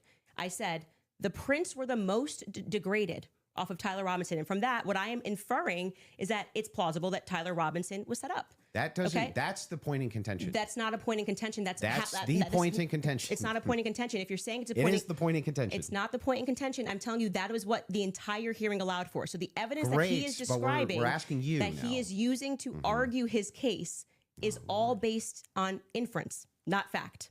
Great. Inference, not fact. So what they are inferring off of the facts. So again, we're going to take this, and I'm just going to even grant it because it's irrelevant. I'm asking how you get to the inference that even if you dispute that piece of evidence, that means patsy. I'm looking for the logical chain for how you get to that inference. What I am telling you is it's the exact same way that when you tweeted, I think that this evidence is overwhelming. When they say that looks like Tyler Robinson's car, he drives a similar car, okay? They are inferring that that's Tyler Robinson. Can you walk me through the inference so that I understand? It's not a fact. It's not a fact. When you show a blurry image, which you kept citing that we have images. No, I'm talking about your inference that the fingerprints, even if they're degraded, equals patsy. How do you get that inference? I didn't say it equals patsy. I think it is enough evidence that it should be explored, which is exactly what this preliminary was in the inverse. That's not in dispute. What's in dispute is when you said, I'm using this as evidence that he could have been a patsy. I'm asking, how do you get the inference to patsy from that? Because what I am saying is that it shows that somebody else had more DNA presence on that gun than Tyler Robinson did. So it is plausible, which is all they're doing. They're presenting plausibility based off of the facts, okay? It is plausible that somebody just took his gun and put it there. That's it. Is there equally... that's how it works. And is there equally 100 other plausible explanations? I think that's the reason why most people are exploring when things don't make sense. Got it. So yes, at the beginning of that, this is how the court process works. So just so we're clear, if there's 100 other plausible explanations, then Candace, why is it that we should go with this idea that it was a patsy? I'm not saying that we should go with the idea that it was a patsy. I am saying that there is. I thought that was the whole defense. Your whole claim today. My whole claim was that there is more evidence that he is set up as a patsy. How does that equal evidence of patsy? I don't know how many times I can say this. Like I'm saying that I am using the exact same mechanism that you are accepting for some reason in the Utah courtroom. Yeah. Right. To say, I'm going to look at the evidence and I'm going to infer an alternative theory. So you just saw the states and you're accepting it. And they have not presented any concrete facts. You listed on your own Twitter that what you found to be convincing was something that looked like his car pulled into the driveway, a blurry image. No, I didn't. The standard white guy coming up. The closest thing to fresh air in this office is your boss's screensaver. Well, I mean, so far this is going nowhere, but it's showing he's already given in to her. And now we'll be able to go back and look at this. Oh, wow, that was fast. The things that I find you just said you didn't say it, so we're going to get a fact check on that. You did. Go ahead. You said the blurry images coming up the steps. Quite literally, when Officer Bagley testified, they talk about when I'm talking about making inference. This is the most I thought was the most absurd testimony I've ever heard. And pardon me, it was actually David Hull. They asked him a question. How did you know the guy in the maroon shirt was the same as the guy that came up the stairs later that was wearing the American flag black shirt? And he said, They're wearing the same shoes. Why is that absurd? That's how you decided these two are the same people. Oh, wow. What a scientific. They're both wearing Converses. Okay. That's an absurd thing to say. That is not evidence that these are the same people if we're both wearing Converses. That was what he said. That's what flew on the stand. But I still don't understand how that would be absurd. If somebody, it's an absurd thing. For instance, if somebody were to change their clothes but keep the same shoes on, wouldn't you utilize the shoes to try to track that person? If The they were changing idea their that on a clothes? college campus, two people wearing this totally different outfits, but both wearing Converses can't happen is such an absurdity that I don't even need to like argue that. I'm just going to let people deal. Why is it absurd? Just concede that point. Obviously, it's an absurd thing to say. I'm not I know sure, these are the same people because they're both wearing Converse. Yeah, I'm not sure if in context that's what happened. But It even is. if it is, You can get a fact check on it. But even if it is, again, And it was if Hull. we're utilizing inferences, whenever we're dealing with logic and we're dealing with making a logical inference, we're going to take the entire collaboration of evidence and then we're going to make inferences from that. You would do that with any type of logical proposition. Otherwise, you could never have a true or false claim. But you just told me I couldn't. So do when that. that never happened. You're just making stuff up. So anyway, when we're talking about logical inferences, what I'm looking for is the logical inferences that you have that Tyler Robinson's a patsy based on the totality of evidence that you have. We can keep going through your other evidence, but we should find his tweet where he lists the reasons that he was convinced. So let's start with the 30-06. I think that's fine. Your team's looking for. Do you remember how long ago that was? The tweet of the 5. Did you delete it or no? No, Did I you don't delete delete tweets. Okay, cool.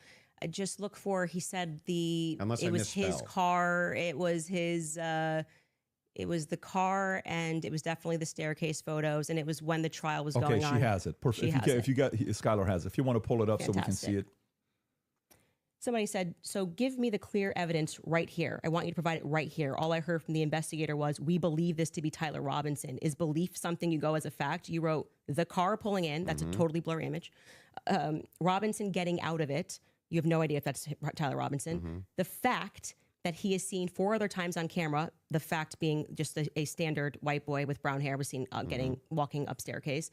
The DNA on the roof, we should discuss that. And on the screwdriver that he left behind, it's overwhelming, man. Yeah, but that's not an exhaustive list. Well, just so we're clear, you did tweet it. But it's not an exhaustive. Yeah, well, but just you 5 said seconds ago, you should concede. You said I only said this one thing and said that was overwhelming, actually. That's not what I said. It is. You could even pull Patrick, your did own I clip. say that? Can you fact check if that was said or not? I did not hear her say So the this. thing that's funny here is like we still aren't getting to any of these inferences. So Why are you pivoting? So but just say you were I'm wrong. not. It's cool to just say I was wrong. I'm not wrong. So back to the tweet aspect here. It was really funny. That's not an exhaustive list of why I find it. I didn't say it was exhaustive. I just said you said it. And on top of no, you didn't. You said that I only said this one thing. And then said, based on that, it's over. Well, I didn't. You didn't mention that I mentioned the screwdriver, DNA, all of these other things. You never mentioned any of that. So, no, you're actually incorrect there. But on top of that, moving over to the actual evidence itself. Are you? Yes, I'm okay. Anyway, back to the evidence if you're itself. okay. Yes, Actually, I'm I'm glad you're asserting that you're okay. I wasn't worried about your health. I'm just saying that I just said you tweeted this. You said, no, I didn't. We got a fact check. And now you're like just going to gaslight me and pretend that I said. There's no gaslighting. It wasn't exhaustive. I never said that. I just said you did say this. Zero gaslighting. I didn't say you couldn't have said more, but I would like to address what you said in that tweet. This is your time. If this is how you want to spend it interrogating my position, you can do it that way. I'm just addressing what you asserted on your Twitter was like the hard evidence that convinced you was overwhelming. That's literally your debate claim. That's not what you said. That's not actually, in fact, what happened in that exchange. I was here for it.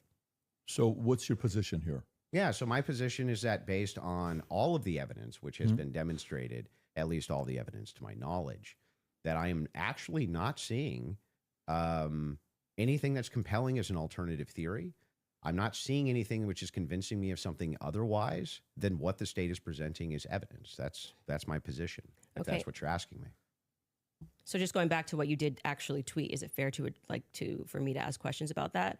That's is that the only tweet you're going to ask me about? Well, we're addressing your claim that the evidence is overwhelming, and this is a tweet where you listed what you felt was overwhelming. I think that's fair, but not right? I feel like that's fair, but not exhaustive. Just so you know, and I never said it was exhaustive, even though you said I did. Sure, whatever you want. But yeah, so going back to that, all of that, as you say to me, well, Candace, why are you addressing and making inferences off of the testimony? No, I never asked you why.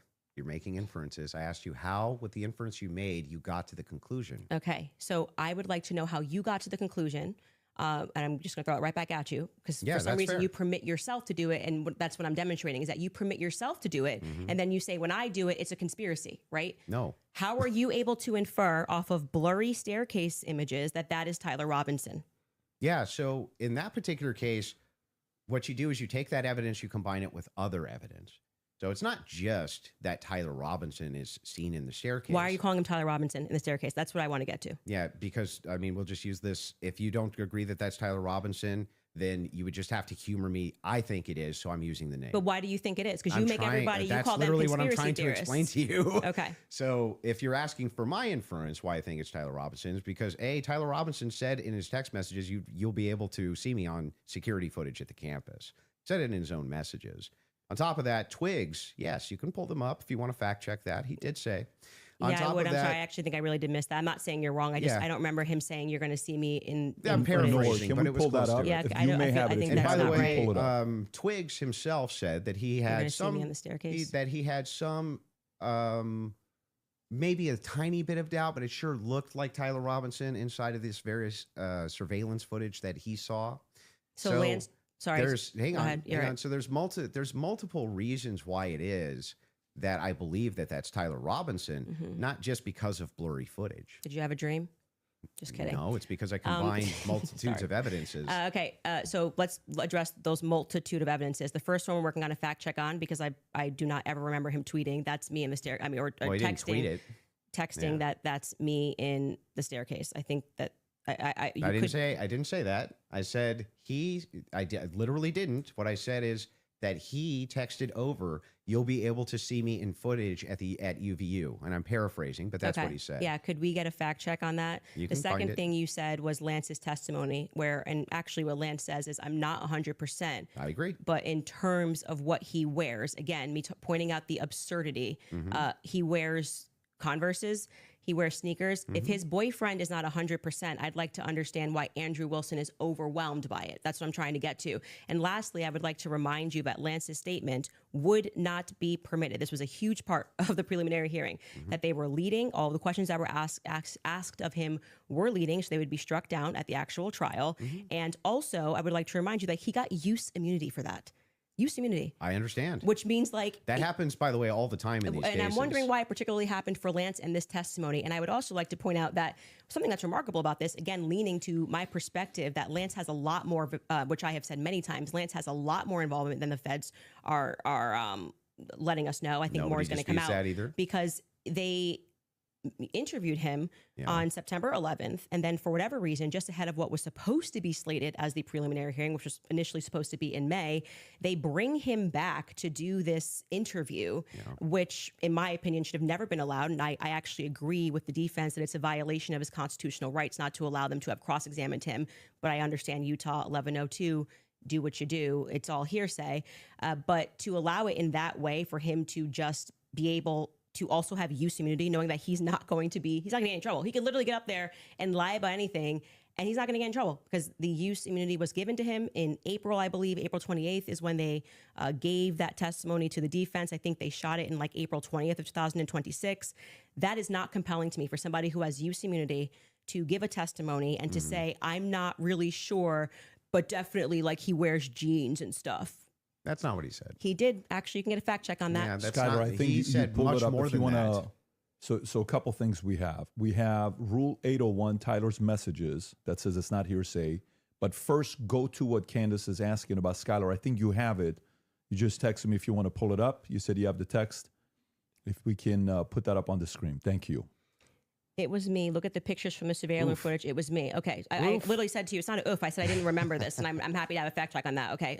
I didn't call for the fact check saying you're wrong. I literally said I don't remember that from the Well, text I'm just messages. saying to you, like, I'm trying to be concise for you. And then also bring the 801 that you just said. What was the other one? Yep, the 801. Tyler messages saying it's not hearsay, if you have that as well.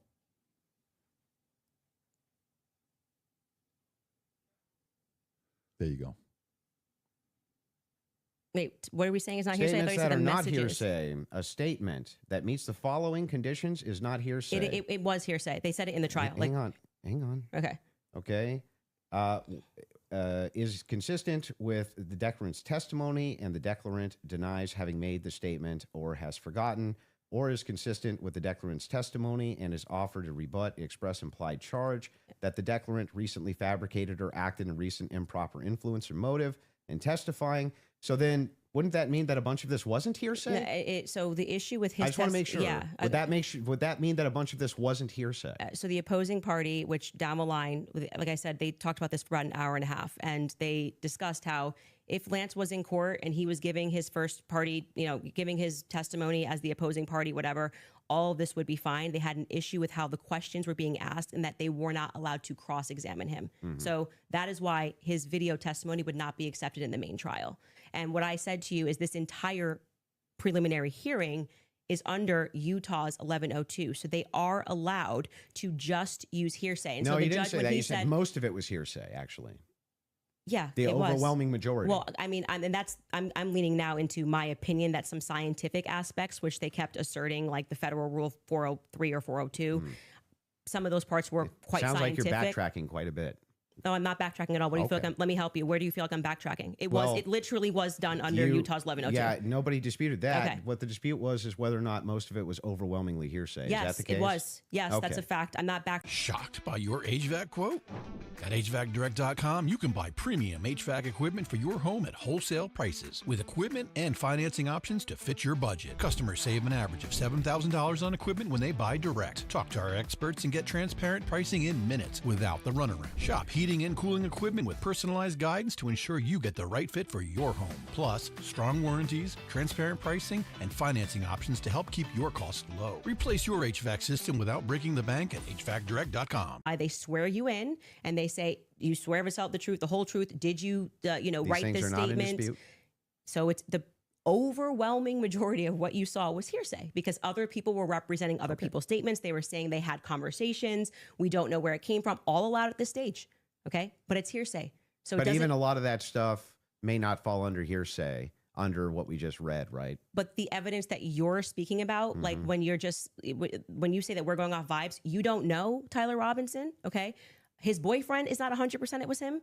So I'm going back to your points that you made that this was overwhelming evidence for you. That doesn't make sense to me. Well, overwhelming just means you can't convincing. consider another option that there could have been another white guy wearing Converses on campus. Yeah. Do you agree with me that I said that what overwhelming means to me is that it's just very convincing to me? Yeah, and I find it to be completely unconvincing. And that's fair. Because I understand that I looked at those blurry photos that they presented and said, your statement on right now is that he's wearing Converses and he also that's just crazy. But these aren't to me. the evidences that I find the most convincing. Well, you said that in your Twitter. That's not the only thing I've ever said on my Twitter about this case. Right, but the question that was asked of you was pretty direct. Yeah. Right? What did you find to be... And this is not an exhaustive list of all the things that I find Well, that's not what you said convincing. in the tweet. You can tweet longer, too. It's not like we're limited now to 240 characters anymore. So anything that I tweet and all other tweets that I've ever made are now excluded because I used the word overwhelming in this one. Well, even though all of this information I've said so publicly over and over and over again is what informs my position for why I'm convinced on the case. That's bizarre to me. I feel like this is Andrew versus Andrew. Somebody asked you a question. What are the points that you find to be the most overwhelming? And you answered. You mean from that day, from that particular day of the hearing that I was responding to? Okay, this is something you find to be more overwhelming? Let me ask you that question. Yes, okay, that's what I was saying. Okay, go ahead, go on. What do you find to be more overwhelming? Yeah. Can we do this? Do we want to get into it, or do we want to do a quick ad break? Are you guys good to keep going, or I'm fine to keep going, but we can also. Would you like to take a quick break? Doesn't matter to me either if way. we're going into a different topic, that may be another 30 minutes, 40 minutes. I don't want to stop you guys in the middle of it. Let's So end what it on would you what like you to find do? to be more overwhelming. Yeah. So if we're for me, it's the confessions, the text messages, all of that is what I consider to be. From my opinion, that's the most convincing for me. Okay, we should discuss the text message confessions when we get back, if you'd like to. Okay. I think that's a good idea.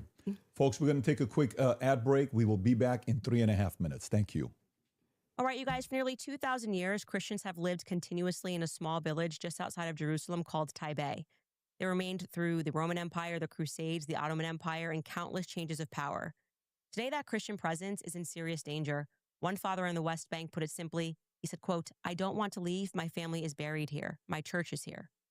In Taipei, the church is more than a place of worship. It's a school, a medical clinic, a food distribution center, and a safe gathering place for families. When the church can no longer serve the community, families begin to leave. Okay, and break. a living 3-minute Christian presence break. in the Holy Land 3-minute begins to break. disappear. But you can help. Just $35 provides a full day of protection and support for vulnerable Christian families, and $83 a month can help sustain that protection throughout the month. I support the Vulnerable People Project because 93% of every donated dollar goes directly toward protecting vulnerable families and communities on the ground. If preserving a living Christian presence in the Holy Land matters to you, visit vulnerablepeopleproject.com. Again, that's vulnerablepeopleproject.com. All right, you guys, do you feel like you're working harder than ever but still falling behind every month? Between grocery prices, bills, and credit card debt growing, it can feel impossible to get ahead. Minimum payments aren't designed to get you out of debt. They're designed to actually keep you stuck, but PDS Debt can help. They can reduce up to half of what you owe on credit cards, personal loans, and medical bills, and it starts with a free 30-second assessment at pdsdebt.com/Candace. Stop juggling multiple payments and get one lower monthly payment. The savings begin the day that you complete the quick assessment. If you're carrying any balance on your credit cards, it's costing you money every single day. There's no minimum credit score that's required. PDS Debt is the top-rated company in the industry with thousands of 5-star reviews and an A+ rating on the BBB. So get your free 30-second personalized assessment today at pdsdebt.com/Candace. Again, that's pdsdebt.com/Candace. I also want to tell you guys about the Wellness Company because by now you've probably heard that there is an explosive outbreak in the U.S. this summer. More than 18,000 confirmed and suspected cases of cyclosporiasis have now been nationwide, and Michigan health officials have confirmed the first 2 United States deaths associated with that outbreak. The CDC says the illness is caused by cyclospora, a microscopic parasite commonly spread through contaminated fresh produce. It can cause severe stomach cramps, nausea, fatigue, and other debilitating symptoms. If you get sick, the CDC recommends Bactrim. That's why the Wellness Company created the medical emergency kit with generic Bactrim plus 7 additional prescription medications to help treat more than 25 common illnesses and medical emergencies, all prescribed before you need them. Getting your kit is simple. You complete a secure online medical questionnaire. If it's approved by a licensed physician, your kit ships directly to your door. So don't wait until you're sick to wish that you were prepared. Visit twc.health/Candace and use code Candace at checkout to save up to $45 off plus free shipping. That's twc.health/Candace. Kits are available for United States residents only.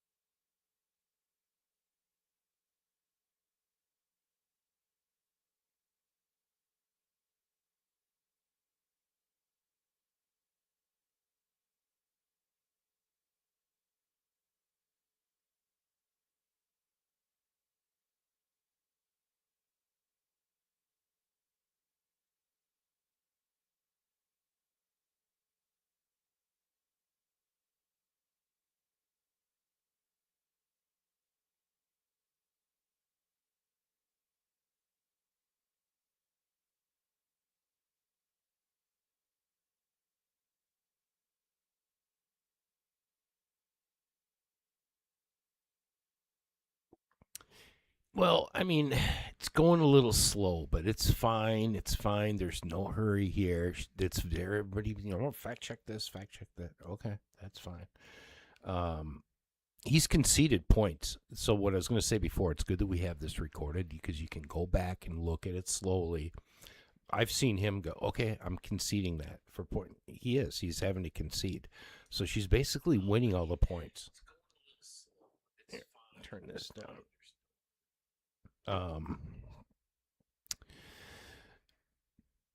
No, I'm just, I'm with her. Too many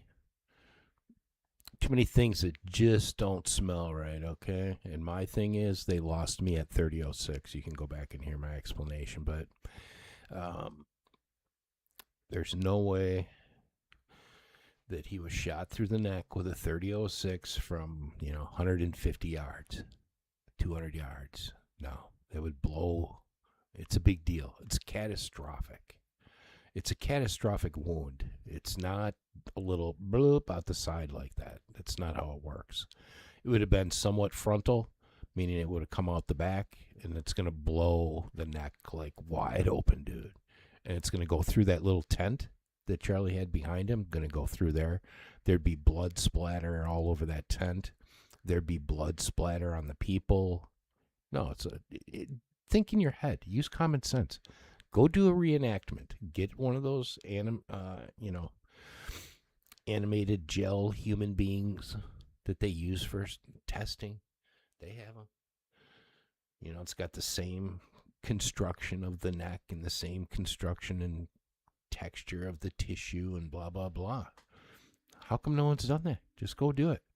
You've seen people, though, on YouTube shoot through beef or steel. 3006.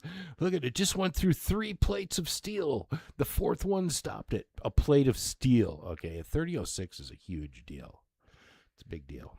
It blows your neck off. Go ask Rock. There's no way there's not an exit wound like that. And that found it. They found the fragmented pieces in his neck. No, it would blow right through. It just blows right through. It's 3,000 pounds of pressure flying at the speed of light. It's crazy. It's a big boom. So, and then all the other inconsistencies, too numerous to list. But we'll see. We'll see. Hey, I could be wrong. We'll see in the trial, But the other thing is, these trials are rigged. So, does he have these great... I know they can only ask so many questions, but it seems like I would have been able to at least ask the same questions that his defense people were able to ask, and more. So, how much do these people know, And I don't know. We'll see. But we'll see. That's the good part about this. It's going to go to trial, and that's when all these facts are going to come out. And I think here's the thing. Sure does seem like there's enough, and the evidence looks pretty bad. There's no good footage. I haven't seen any good pictures.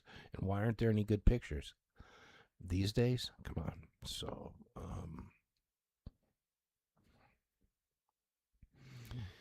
I don't know. The inconsistency with the gun, too, saying it's a Mauser 98. We haven't really seen the gun in court yet. And every time they show a picture, a Mauser 98 is like your grandpa's old wooden 3006 gun that only the old guys use at the rifle range. They break it out for target practice, and it's cool. But it's a big old wood stock gun, and you can just look it up, Mauser 98. And then in the pictures, what they've shown is a synthetic black stock bolt action. A Mauser would be a bolt action. That's true. But it's an old big wood bolt action. If you saw it, you'd go, oh, that's like a World War II gun. And then the pictures they're showing are a synthetic black stock. That's a modern rifle. Synthetic meaning plastic. The stock is plastic. And they're inexpensive. That's one of the least expensive. So the gun they're showing in the pictures, that black modern rifle. Here we go.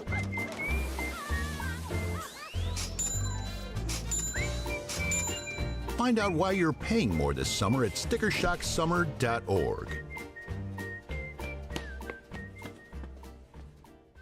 Subscribe button and helps him grow his business. If you're watching Candace, I think there's 225 to 250,000 concurrent right now. We'd like to see that 300, 400,000 number on there. Click that button as well to subscribe and share it with your friends and family.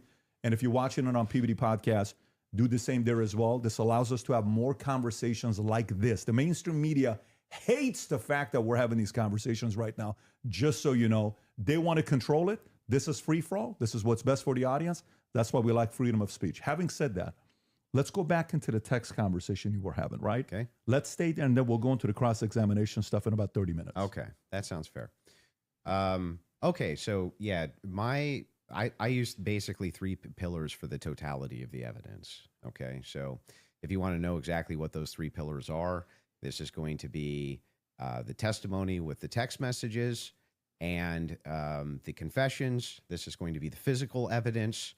And this is going to be the totality of the summary of the case. Okay. Mm-hmm. So Right now, we're focusing on one of these pillars in my defense, which is fine. I understand that I have to defend my claims as well.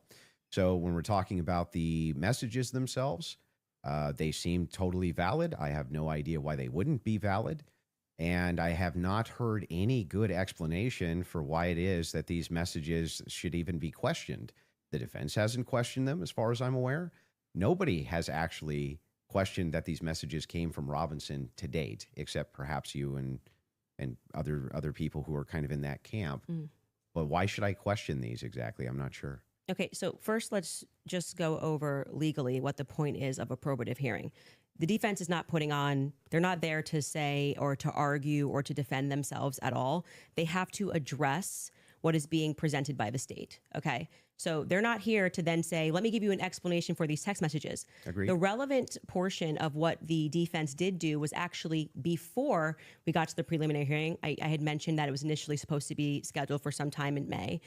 They asked for an extension. That reading through those filings of why they were requesting an extension and why I actually believe their extension should have been granted, because they did not receive discovery on their text messages. That was one of the reasons. There were many reasons why they wanted to have an extension, but this was crucial, right? So forget just the general sense that these messages feel off. And yes, you are allowed to have an intuition. You are allowed to have a sense and just go, this is very weird. We're being told this kid had like above a 4.0, Tyler Robinson. He wanted to get away. I mean, the text messages almost run head to head with themselves. Like he wanted to get away with it. So he thought the best thing to do would be to text a full confession of what he did, down to what I didn't even remember, saying, yeah, and that's also me in the surveillance footage. It felt a little too on the nose. People have common sense. You just don't text message. But then we're also supposed to believe that he put a note under and burn this and get rid of the evidence. But don't worry about that because I'm about to text you a full confession. That it felt off. It felt weird off the bat. The manner in which they were texting, we're told he's like a gamer who's using a Dremel to carve expressions, catch fascist. But then suddenly he's writing like a 1700 also, as a Helldivers novelist player, he did actually get the 500K code correct. Yeah, I'm not a gamer, so we'll say that if we start debating that, you'll be way over my head. But yes, but my point being is just that, first, it's a general sense of why people had a reaction to these messages that seemed like they were written by Jane Austen rather than like a kid who games and writes catch. Yeah, but do you see how that's intuition? That is, I just said that. I said just parking aside the intuition of just something feels wrong here, which you should follow your intuition. You should actually do that. If you say the COVID vaccine is running out, feels like it's coming out too fast and there's too many celebrities telling me to do it, I'd like to take a pause. That's good. That is, you are allowed to do that. I believe in intuition. But hang on. Let me respond a little bit here because you've been going for a minute. Let me at least respond to a little bit of this. So the first thing is like when people bring up the COVID vaccine, not trusting the COVID vaccine en masse was the science. That wasn't just intuition. That was the science. There was tons of competing science. Now, they try to suppress it, that's true, but there was tons of competing science for why you shouldn't take a risky mRNA vaccine and masks and things like this. Kept telling us was 100%. Now, when you're talking about intuition, though, when you say trust your intuition, I'm actually giving a different message. You actually should be very wary about trusting just your intuition. It is true that intuition can be useful, but it has to be tempered with logic, reason, explanatory power, and evidence, not just intuition. That's why we're parking it aside. Intuition is the first step. Something feels off, right? Okay. That was my first step with COVID. I don't like the way it's being pushed. It shouldn't require a celebrity campaign, by the way. Another element of that is why people don't feel good about the Charlie thing. Why do we have so many influencers saying things? It's over. Why are you guys all using the same adjective? Can you switch it up? I'm overwhelmed. Like, chill. Like, you could say, I found some kind parts compelling. I think this should go. Like I found some parts compelling. Maybe we should, see at the trial. That would be kind of. Don't you think Fed slop's a buzzword for the counter industry? But everyone on the same day of watching this trial, which was, I would say, not overwhelming at all. Nobody came in medium, right? No one came in like there were some interesting aspects. This was a little suspect. But I do think it's enough to go to trial. They all came in like they were passing away and we're going to die from being overwhelmed. Well, they're trusting their intuition. Okay. Well, actually, in that scenario, they're looking at the preliminary hearing and have a reaction to it. It wasn't their intuition. But like I said, parking aside, just getting to the substance, parking that aside, aside just a general intuition that sometimes might be second messages. Then we look at the filings, which came from the defense, and they were requesting an extension saying, we have gone to the prosecution and we have requested all of this stuff in discovery. yes, you are saying that you took Lance's phone, okay, and that you collected his phone on September 11th and that you sent it off or whatever. You took a picture of the text messages, and we are being given these text messages to review. Crucially, Kathy Nestor said, I have not even been given access to my client's phone during this hearing. She said, I haven't even been given access to my client's phone. She can't tell you, as a part of their discovery request, is it's not enough to say to me, Candace, I just got a text message from Candace, and I say, I didn't send that text message. Maybe that's what her client's saying. We don't know because we're not at the trial, right? Maybe he didn't send those messages. Could there be someone who logged into his Discord? Could there be someone who logged in to his Apple? George could be sending text messages right now. We are married. He has every login that I have. And remember, he's up for a death sentence. So if I'm able to sow reasonable doubt with common sense, he may come during the trial, and when they actually have to address these points, say, I did not write those messages. I was here. Lance, my boyfriend, was logged into my phone, logged into my Apple ID and my iCloud sending messages. I know that we have the capability because my husband does it. He has the capability to send messages from my phone. It is not convincing to the public when, for whatever reason, the FBI combined with the SBI, it was not the prosecution's fault. They made that clear during that hearing, would not allow them that discovery request to be able to see where did that message come from. Because you're saying my client was here, right? I want to know if that message actually was generated from his iPhone when he was waiting to retrieve his, rifle, hoping that the pooch doesn't have a bad sniffer, like just weird messages. I want to make sure that, yes, it was actually him. He was holding his phone, and his boyfriend didn't just log in to his computer when he was home. Lance was his boyfriend. That is a crucial fact here. That discovery was not met by the time we got to preliminary hearing. So I remain unconvinced by these text messages. Just as you feel convinced by them, I feel unconvinced by them. Okay.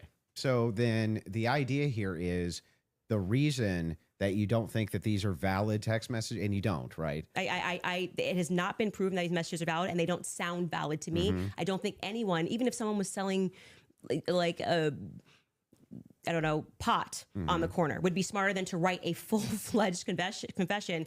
He even writes, I thought I would get away with it, and I was hoping never to tell you until old age. And then we're being told that he wanted to commit suicide. And okay, but he just said he wanted to get away with it, but he's not smart enough to, I don't know, maybe not text it's such a confession like we've never seen. I think this would be like the first time ever somebody has start to finish written an entire, I'm in this surveillance footage and I'm here and I'm wearing my Converse. I'm being a little facetious here, but it was a little ridiculous. It didn't pass a sniff test for me. You have kids. And you love them more than anything. I do. If it was the case that you thought that your kid was innocent, wouldn't you be out telling everybody and their brother that you thought that they were innocent? And also, wouldn't you maybe recant and say, hey, he didn't actually confess to me. None of this happened the way that the state is presenting it. What would have prevented the parents from testifying? Well, two things I can answer that. And if you watch my show, I keep telling you it's not vibes. So right after the shooting happened, Lance Twiggs, the FBI put him into a safe house they paid for. They went to the parents as well, to Matt Robinson and Amber, basically said, your life's at risk. There could be somebody who jumps up and wants to avenge Charlie Kirk. And, we're going to watch you. And they went into a federal safe house. What happened next is that they started thinking that the feds were maybe gonna, maybe not as honest as they thought. And how do you know any of that? So you gotta watch the show, right? Yeah, no. How do you know that? I had a source within the Robinson family. You have a source, an anonymous source, of course. So there's no way for us to verify that what you're saying right now is actually even true. Do you find it to be reliable hearsay? No, I don't find it to be reliable at all. It's just a source. I'm just doing what the prosecution What you're doing did. is a cool story. It's not cool. Well, you must have hated watching the preliminary hearing. You're giving us a cool story. Wait, you're saying that according to your sources, that the reason that the parents haven't recanted any of this. Recanted what? They have no statement from the parents. Wait, I just want to make sure that if it was the case that was being reported in mainstream media that your father came to you and said, hey, is this you? What's going on here? And then he and one of his buddies took you in where you turned yourself in. You wouldn't go out and be like, no, that's not what happened. That isn't what happened, though. You're just wrong on this. Okay. Maybe I'm paraphrasing. What am I wrong on? What is sorry, just so I'm clear, where is your evidence that the parents turned him in? Well, no. I didn't say that. You said there's the mainstream media? I said with a sheriff friend. Yes. But the father did confront him. The father confronted what? Tyler Robinson. And where did you learn this? That the Tyler Well, I mean, confronted that's part him? of the official documents. Our fact checkers can pull that up. But yes. But I'm saying, but when you say official documents, do you mean you saw this on CNN or you saw this play out in the hearing? No, this was one of the things that I went through and fact checked pre-debate. Are you talking about like the charging documents? I think it was it could have been in the charging documents, but I do, we can pull them up. No. And yes, are you disputing this? Do we have that on the back to pull it up? I can already tell you what you're talking about, the charging documents, because this is where we had to figure out where this story came from, because everyone was operating on the.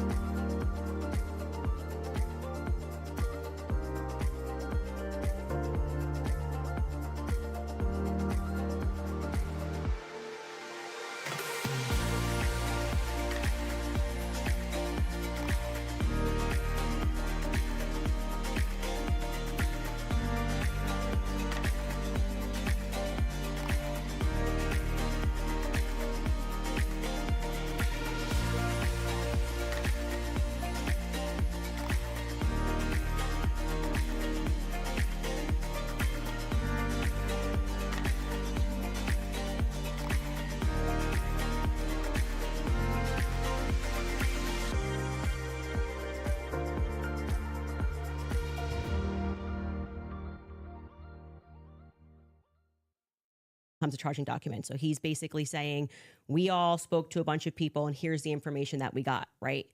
We've not seen that. So it could have come from Mike Mitchell. Mike Mitchell could be saying, I don't know how this negates the point, though. Why wouldn't truly the negates parents... the point, because you don't have a statement from the parents. Yeah, you are going. Why wouldn't they just correct the it's not correcting. misinformation? That doesn't negate the point. The point is that we now got the preliminary hearing. If the parents were the ones who said, I'm turning my son in because he's guilty. I didn't say they turned him in. I think you're talking about the over. You said it's been the narrative. Everybody's known this. The narrative initially, which I think you agree with, was that, Matt Robinson knew his kid was guilty and turned him into the police station. What actually happened in terms of Sheriff Brooksby, who was present there and gave a press conference, what happened was this Mike Mitchell character essentially peer pressured him, and we can get a fact check on this. We can find Sheriff Brooksby's press conference. And he said, they know it's you and you're going to come in peaceably, or people are going to be banging down your door. He was a undercover cop, which I don't like that. I don't know what he did undercover. It's very hard to find anything about Mike Mitchell, but he worked with them for 20 plus years, the police officers. The reason why Tyler Robinson knew him was because he lived nearby and he was also his Boy Scout leader. How does this negate the parents could write this second? And by the way, if you had the evidence, I'm going to address that point. I'm just saying that your first point, which is that the parents did this. Yeah, we don't know that the parents. I didn't say that they did ever. Never happened. You're quoting the parents as having said. You said that Matt Robinson said that his kid was. Did you say involved? I don't want to misquote you. Confronted him about confronted him. Yes. And I'm telling you that we have not seen any evidence that that is true. We can fact check that. Okay. Because we do have evidence. And I'm saying it's the charging doc, which could have been derived from a statement Mike Mitchell said. Two things I have ready in the back. One is the charging doc, and the other one is the video of Kathy Nestor saying she hasn't seen Tyler's phone. Okay, we can run Kathy to go back, and then just to go backwards to Kathy first in court saying she didn't get her client's phone. Yeah, and then I think we'll go to the. If you're okay with that, thing not in dispute. These are all things that are not even disputing. Okay, so we don't have to show it. We never get to the thing that I am disputing. Well, I was just providing an answer. We were coming back in from a break because you were talking about the text messages as something that you felt was concrete. So it was just my rebuttal to you that it's not concrete because they haven't had a chance to actually answer that. And she didn't even get to see your client's phone. So that's effectively, again, the state saying these messages are real. You don't get the discovery on these messages just yet. She will during trial. They will actually get discovery on the messages. Don't you think that would make their case fall apart if it was the case that they weren't able to actually pull the data off the text messages? Do you think the prosecution would go to court with fabricated text messages? It's called winners and losers. They may not be fabricated, but by the way, as what they are saying, like I said, if there was somebody logged into his phone, they may not be fabricated. That's the point. So let's get to the the parents fact check. So I was saying, right? I believe what you're talking about was derived from the charging doc, which was signed off by Brian Davis. Let's pull it up. Let's see if that's correct.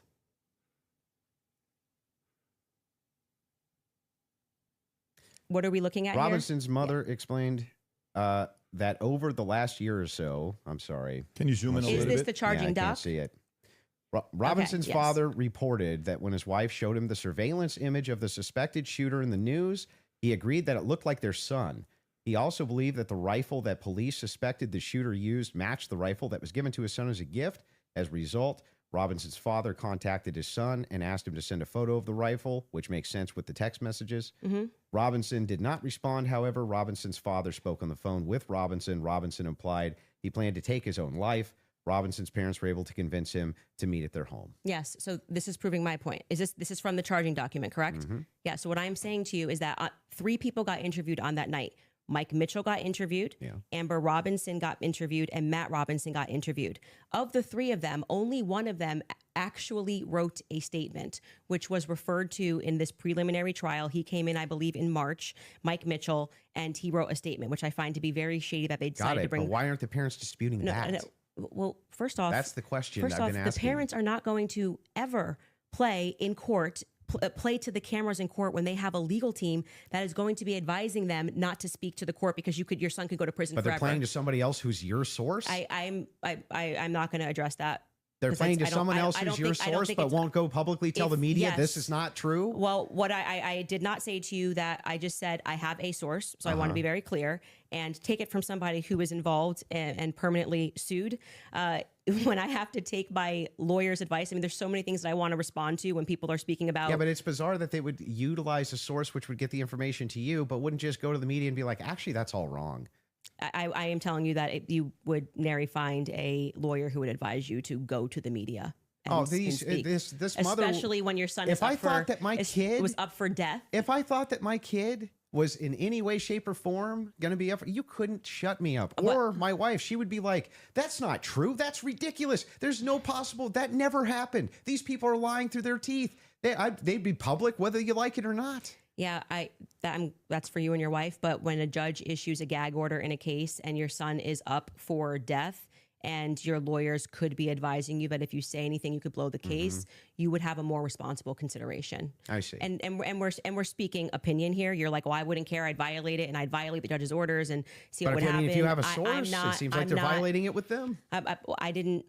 I'm not speaking to a source, but what I am saying to you is speaking just relevant to what this is. We have not seen any proof that statement that is included in this charging document. I think it is highly likely on the basis of the preliminary hearing that all came from Mike Mitchell.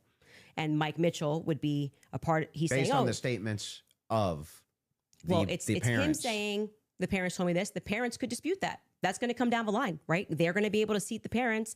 I will say this, putting together context clues. If the state had it on, 100% certainty that Matt Robinson and Amber Robinson said it, a 5-day preliminary hearing would be a good time to say we have enough evidence. And I can tell you why Matt Robinson made this statement, and here is his statement that he signed. That would have been a good time to present that evidence. That would also be a good time for the defense to say that's just totally fabricated. No, it's not. It's the wrong time. Why couldn't they? That is completely the wrong time. Why couldn't they? Because what they're doing is they already said they didn't receive discovery. They literally can't. They literally can't because they can't. They did not receive discovery. You're saying that they didn't receive that information? No. They just received the text messages. But in order to... That's not the text messages. The probative information. Yeah, we're talking about the information that we just reviewed. That's not the text messages. They never presented it. The state never put it on. Yeah, they didn't. The defense could easily still have presented this. Yeah. No. They could have said they're no. They're not allowed to. Are you sure? In a preliminary hearing, yeah. the defense is engaging with whatever evidence the state decides to put on. They did not put this on as evidence. Brian Davis was up there. So they're not allowed to present anything?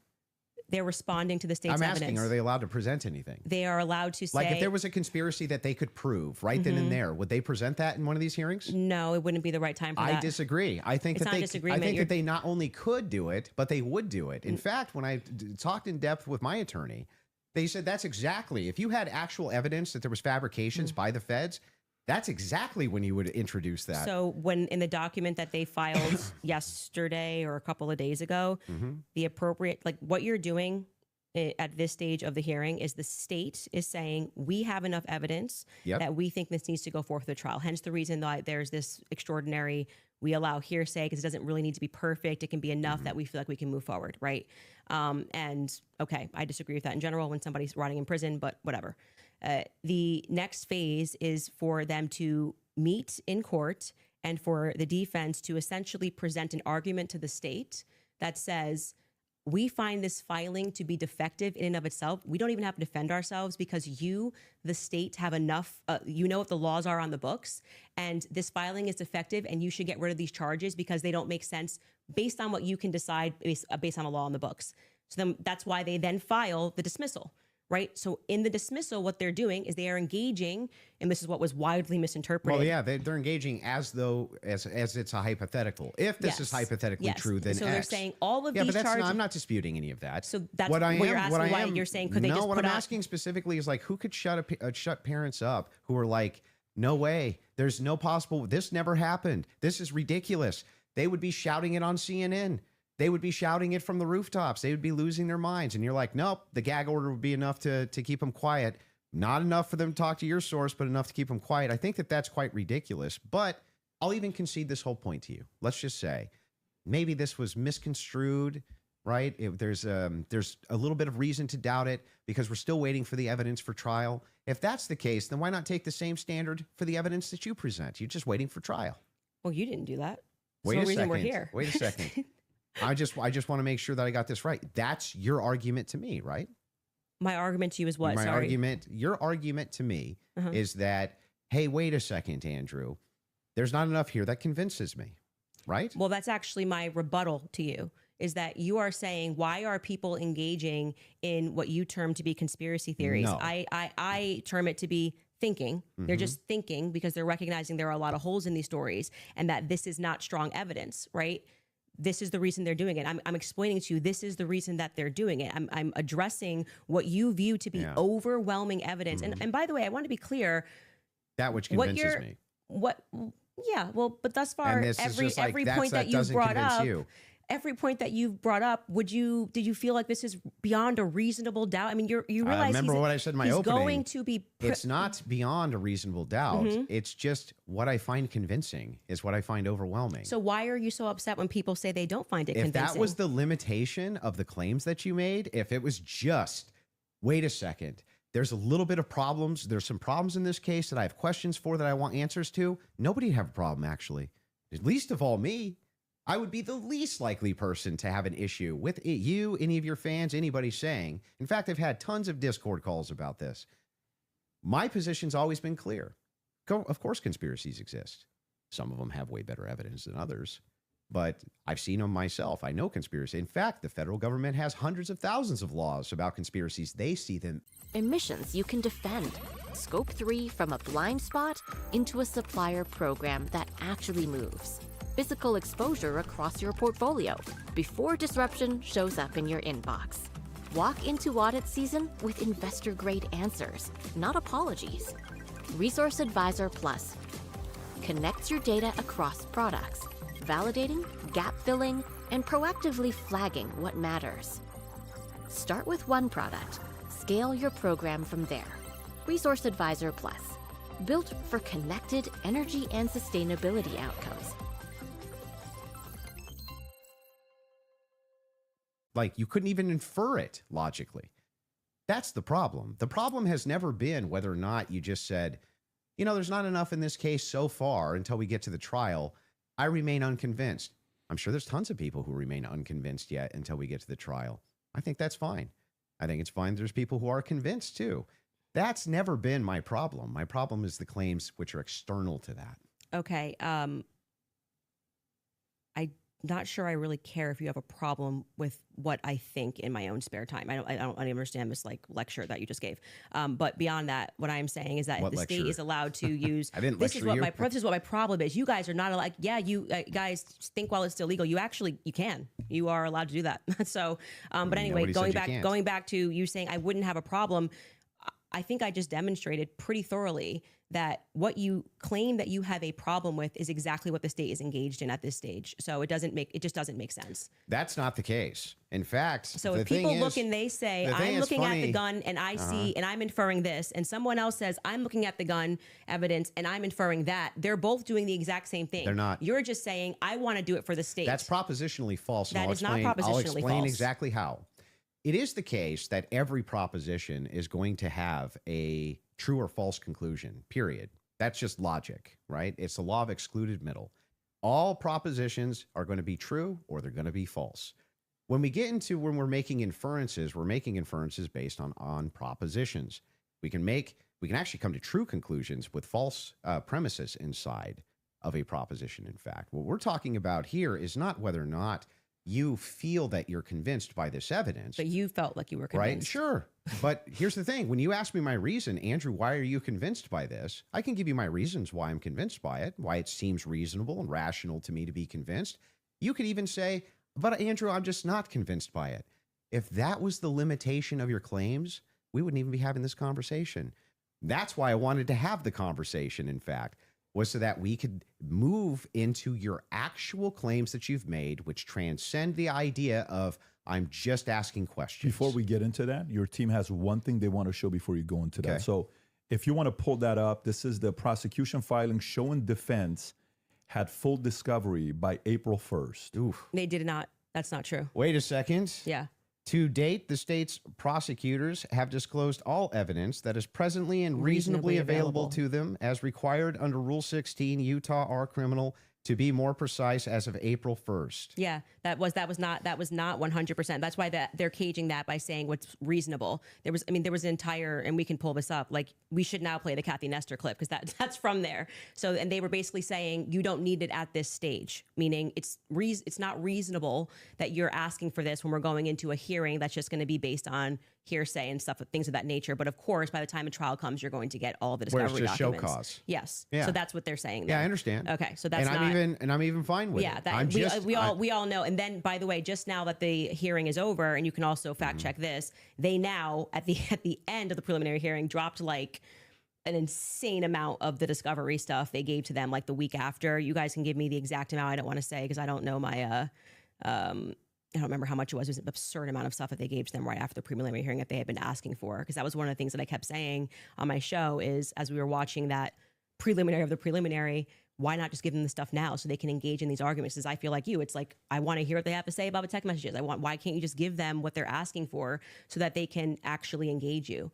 And it didn't happen. So, but the judge ruled that it wasn't necessary at this stage. And that was the whole point of that because it's preliminary to the preliminary. Yeah. Would you like to play the Kathy video? Well, he's saying he's not disagreeing, so I don't think we need there's to. There's no disagreement that she said that. Yeah.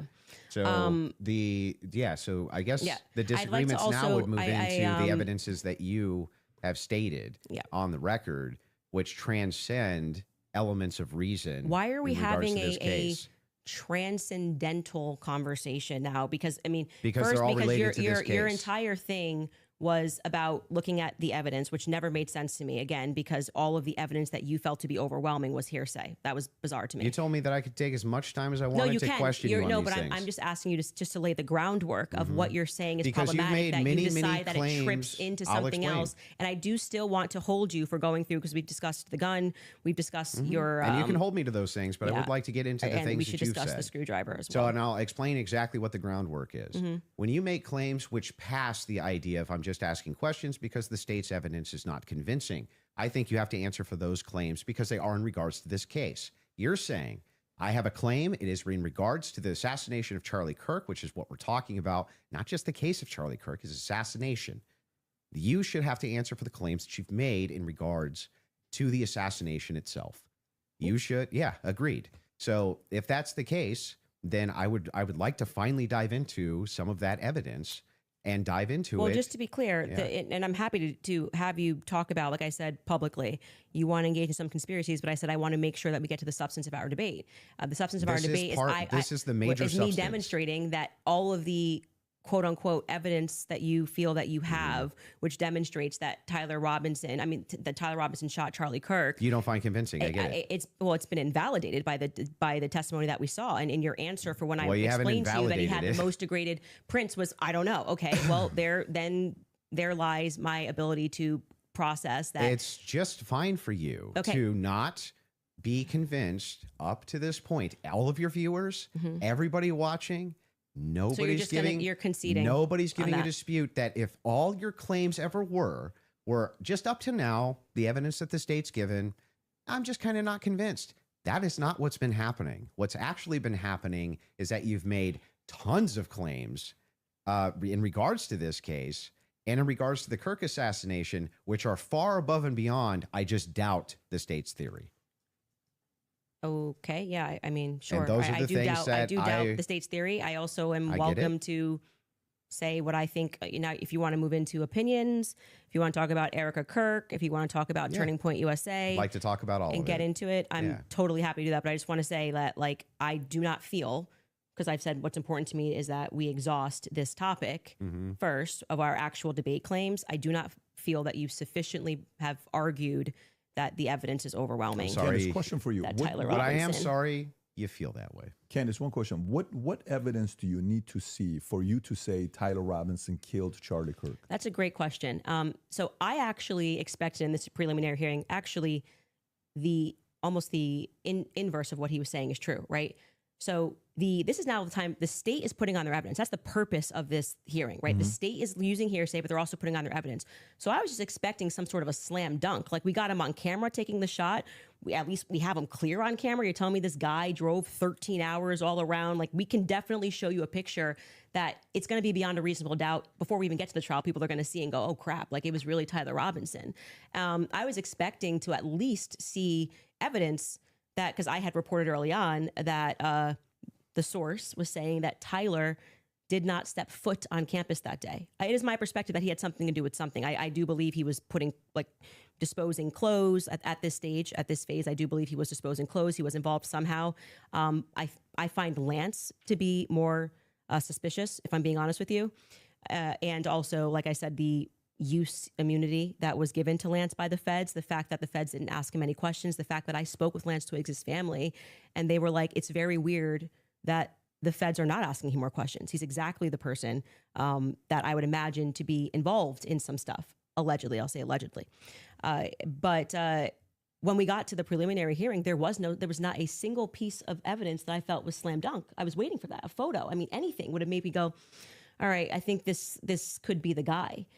If they had handed over the discovery on the text messages, since that was their big ta-da, we've got the text messages, that would be the first thing that I would hand over. But actually, who was holding them up? Like I said, it wasn't the prosecution. They're right to say we were handing things over, and we heard the defense argue on behalf of the prosecution, saying it's not them and it's not the SBI, it's the FBI that's holding on to things. Is the FBI took everything. The FBI took the gun. The FBI took initially the screwdriver.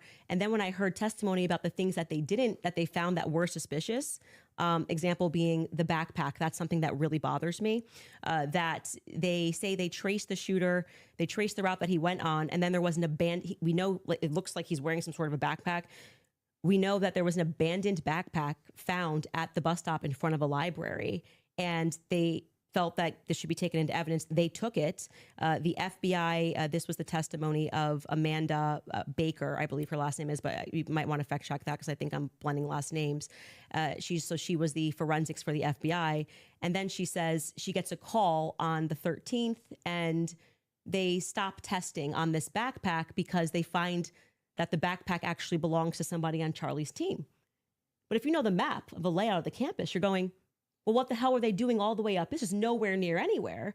And by the way, that's not an acceptable answer for why you just gave it back. That's like, why would you give it back? You're acting like no one's ever been killed by somebody on their team before, right? So I found that to be very strange that it was on the exact route that the alleged gunman ran, and that their excuse was, we just gave it back because we heard that this belonged to somebody on Charlie's team. So that to me is, this is why the investigation itself feels underwhelming. When you learn, and this is completely crazy to me, that some of the artifacts that Charlie was wearing were immediately returned to Erica. That's absurd. That is absurd. Everything should be in evidence. When you learn that the car that they carried Charlie in to go to the hospital, they had immediately towed, cleaned, and back up for resale, that's absurd. That should be sitting in evidence. And any police officer that you speak to will say, or a person that's been involved in a crime will say, I didn't get my stuff back for years. That had nothing to do with anything. It was just around. And they kept it into evidence until the trial was over and it has to be approved. I think somebody said by the attorney general has to sign off on giving you those objects back. And we were told this is all fine. And we see, this is just one example, Erica holding the crucifix. That should be in evidence. Irrespective of if you feel bad for her and think she should have it and it's sweet, that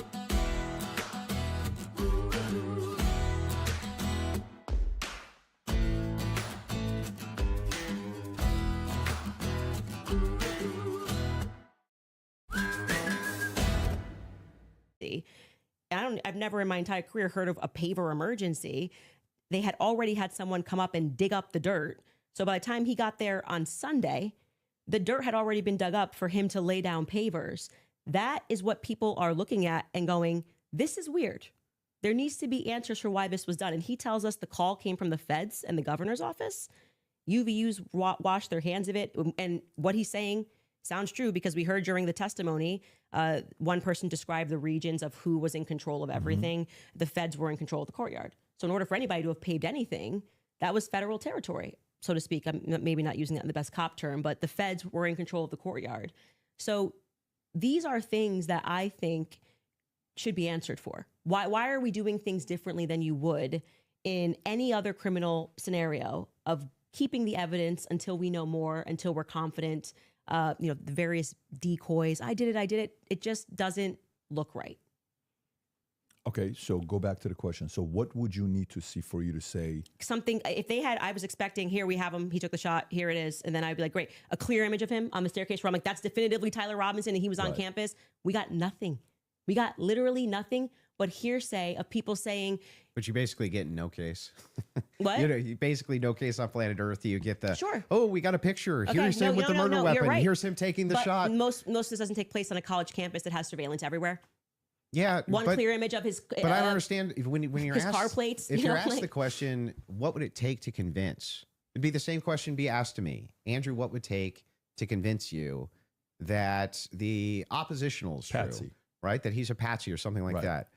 Just good, clear, concise evidence that's been presented, right, and is being presented that I could go through and link all together to see if there's actually some clear picture of there being a patsy. That's what it would take from me. Okay. Just I don't disagree with that. We haven't heard the defense just respond. a good evidentiary standard. And then, of course, I would change my mind. So just to qualify this, so there is a possibility in the next few months that you may come out and say, guys, it's done. Tyler killed him. Yeah. So you're saying yesterday. Yeah. I think it's very important for the audience here that from without question. For you, is there anything that you could see for you to say, yeah, this guy was a patsy? The government was Of course, I'm going to always follow evidence. Perfect. So my whole thing is just this. It's really important to me.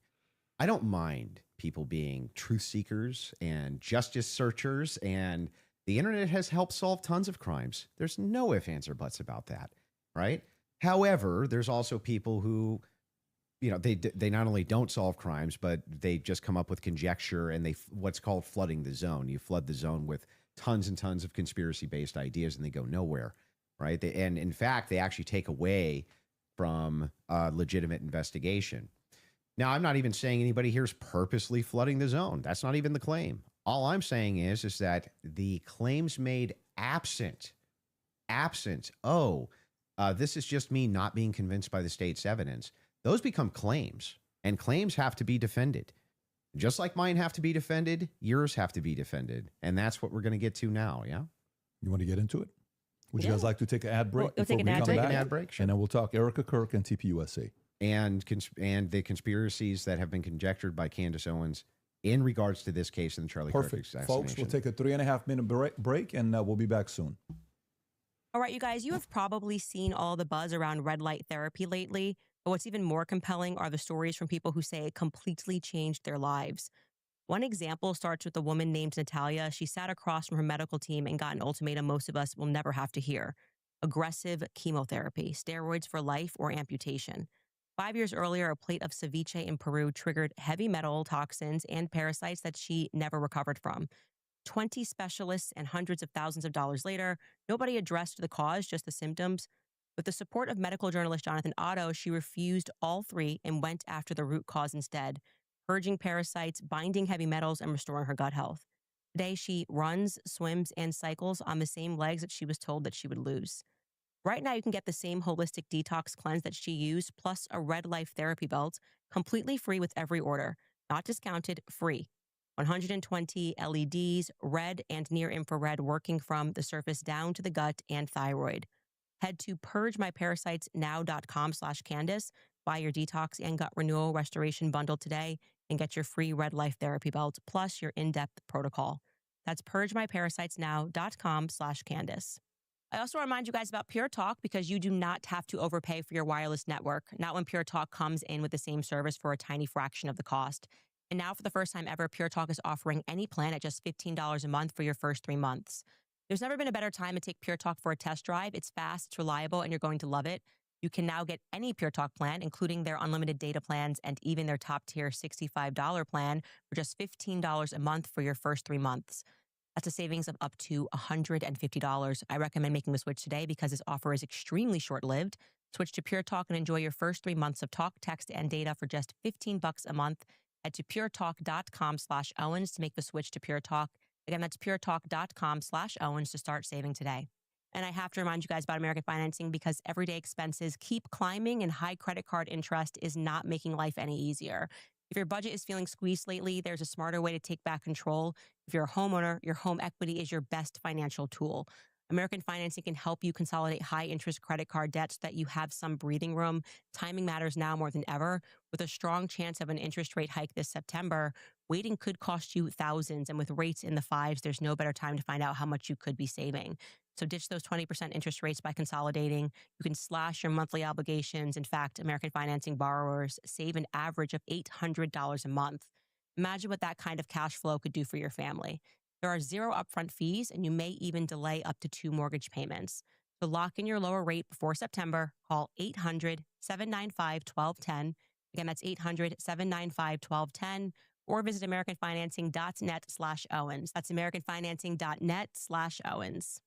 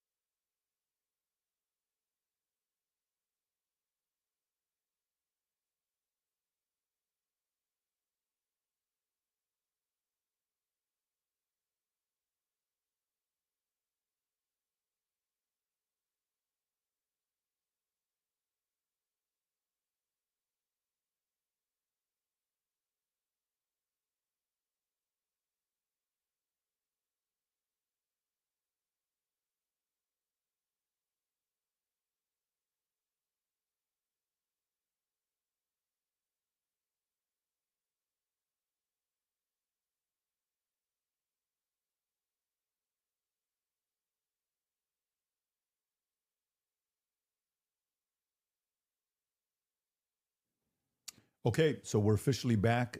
Andrew, before we go into the other issues you want to talk about, is it fair to say you're good defending your position of the overwhelming evidence? Yeah. Okay, beautiful. You take the lead. Go for it. Yeah, so I have a bunch of questions for you, and I want to make it super painless, right? So no traps, no gotchas.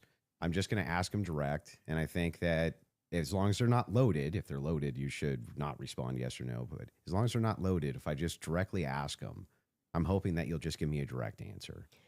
So here's the questions that I have. Wait, before we get into that, I would like to just reply to that. So just to be clear, we agreed to debate our claims, and then I agreed publicly that I have no issues having a conversation with you about other things that I've discussed that were outside of the court hearing and things like other evidence that's come across our lap and things that we've been speaking about. But I just do want to make it clear to viewers that for whatever reason, you think that you have a right to sort of depose me. I'm not deposing you. I just want to ask you some questions. You literally said that I want to be able to question you. Well, this is a meta conversation. Right, we're having but a meta okay, so debate. now we're transcending. Like let's use a I mean, word there's no- to there's use a no- word nothing that you're saying. transcendent. But this is what you're doing, right? So Okay. this part to me feels like a So bit of am I allowed to ask the questions? I've already said you can ask questions, Then but I let me made it ask very them. clear to you Yeah. via email and with you in conversation Mhm.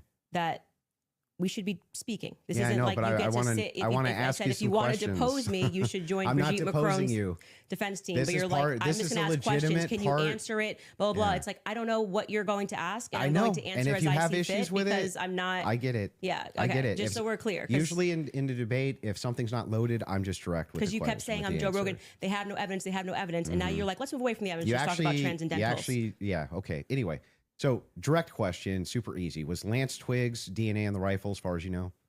We can't say that for certainty. As far as you know. I already answered that in the first part. We can't say that for certainty. I told you the context of which they spoke about those things. So was- no, as far as you know. We can't say that for certainty until we know what other the 5 sets of prints were So on that there. would be no, as far as you know. We can't say that for certainty. You can say no, as far as I know, for certain. We can't say that for certainty. I actually, You can just say so that you for know, certainty. if your energy here is going to be like you're my dad and you can tell me how to speak or what I'm supposed to say, you're just going to come up against the wall. I'm Okay, familiar with but- this debate strategy. but I like, am just yes or no, telling yes or no, you. yes or no. We're not debating anymore. We're having a conversation. So I already addressed that in the first half of this about why. No, we're still there's- definitely debating. This is still no, it's not a debate. This is Now inclined this to is your, you saying I want to probe Yeah. things that sit outside of the evidence. I actually already That you've addressed this. stated. You asked me. Uh-huh. You're not going to go like where you're Okay. sitting and I'm on trial. I'm not on trial. Okay, great. So let's you talk can about have a conversation let's as talk we've about the agreed French. to. Let's talk about the Foreign Legion. Sure. Was the Foreign Legion, do you believe, trying to kill you? Yes, that's why I reported it to the correct officials in government. That's what I was told, and I handed over that information to Tulsi Gabbard's office. What's your best piece of evidence for that? Well, it was Positive evidence. It was told to me by somebody who is high up in the French government. I passed off that information to Tulsi Gabbard's office. I also passed it off to Trump's office, Donald Trump's office. And that's all I can tell you. I wouldn't be able to probe any evidence because I don't have the power to do that. I'm not the federal government. And I would also like to say that this becomes this other piece of what you do, which is when people say, I was told this, and this is the evidence that I have, and I'm willing to have that conversation and write the email to the correct government body that deals with this. Like, I can't hack into Emmanuel Macron's bank account and say whether or not the information I agree. but then you go, well, where's your evidence? It's like, well, my evidence is that I reported it. I did the right thing that you're going to do. So if somebody calls and says, hey, Andrew, there's a viable death threat against you, and that person definitively has the rank to be able to tell you this, and you say, well, what I'm going to do now is I'm going to report that to the feds. Then I go, what's your evidence? It's like, well, I got the information, and I gave the information that I got from who I got it to the right body of people. And that's Okay. what I did. Got it. I just want Cool. to make sure. And so I'm not it- trying to trap you. Well, I just want to make sure I got it clear. And that's why I say I want to know what you're doing now, because this has always been the thing. It's like, we actually can't win on the overwhelming claim. So we're just going to go and bring up everything that I think can try to embarrass her.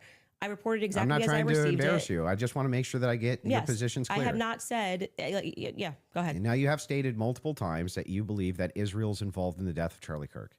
Can you give Yes, me... we can pull up the clip. Can I'm sorry. I'm just saying. I finish the sentence? Go ahead.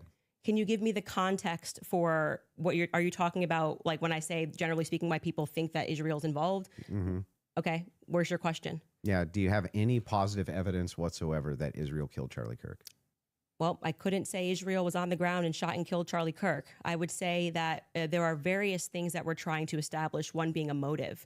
And since I don't believe that Tyler Robinson and his transferee is a convincing motive because he was fired up about politics, which Lance testified that he never spoke about with him, nor do I believe that he was so into LGBTQ issues, since Lance testified they never spoke about LGBTQ issues, that he stopped and ate at Chick-fil-A, which if you are into LGBTQ issues, wouldn't be your lunch before you go kill Charlie Kirk for LGBTQ issues, because, Yeah, but do you have positive evidence? I'm answering the question as I feel like I want to answer it. Like I said, you don't get to, for an hour and a half, But the question I'm asking is me. about positive I'm evidence. telling you that in any case, establishing a motive and and again, I already explained this at the top of the show, but the reason why people find Israel to be an interesting question is because, truthfully, Charlie's perspectives were changing on Israel. Sure. And he was starting to realize how much pressure was being put on not just our government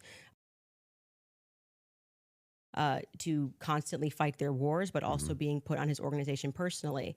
If people had come out and been honest about that, rather than rabid claiming he never flinched and everybody's lying and this is not true, you would probably have people that just go, that's life. People change their opinions. I understand. And then there was the rabid, I mean, not even that. It's like everything was about trying to convince the public how much he liked it. So then other Israel. than intuition, how you feel about things, do you have any evidence Israel was involved in killing Charlie Kirk? I have already said, and if you're watching my show and the context of what I said, this is the general sense of why people think Israel's involved.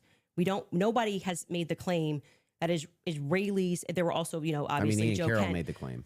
Well, Joe Kent, who I think would have the right to assert it, noted that there were 12 Israeli cell phones on the ground that day. I think most people would like to probe that. Now, it could be maybe they were students, and they were Israeli students in Utah that day. But we'd like to probe that narrative because what we've seen after coming from the Israeli government, the Israeli prime minister, kind of denying that he did it, which wasn't really necessary. He was quite busy. The phone call that happened, which no one wants to discuss in the Hamptons the week prior, or not the week prior, I think it was around August 5th or 6th that took place. And again, the almost desperate lies about Charlie shifting opinion on Israel lead us to believe that there could be an Israeli angle in this. But we cannot say for certainty that Israel called the shots and this is how it happened. But it is definitively, I think, a thread that a lot of us would like to see say there's pulled. no positive evidence. Whatever you want to say, however, positive, negative, however you want to say it. Well, positive evidence I can just would have be a conversation. Material evidence and other evidences which would what point we've said you to is on our show is what we said, which is this feels like a conspiracy building. There's no reason to lie about these things, and yet people are lying. BB ain't acting right. The Hamptons thing was weird, and the way they tried to shove the Israel narrative down our throat immediately. I mean, the day he died, posting a picture of him with an American and Israeli AI'd photo on the president's feed doesn't feel right. So, Do you have any evidence that Erica Kirk or TPUSA participated in the murder of Charlie Kirk? I've never said they participated in the murder of Charlie Kirk, so how could I say that I have evidence they participated in the murder of Charlie Kirk? Okay. So then you don't believe that they did? I never have said that statement, so I'm not going to get you to ask me personal questions about things that I've never said on record. Okay, fair. Your team is sending messages in the back saying they have a video they want to play. Okay, go ahead. I don't know what the video is.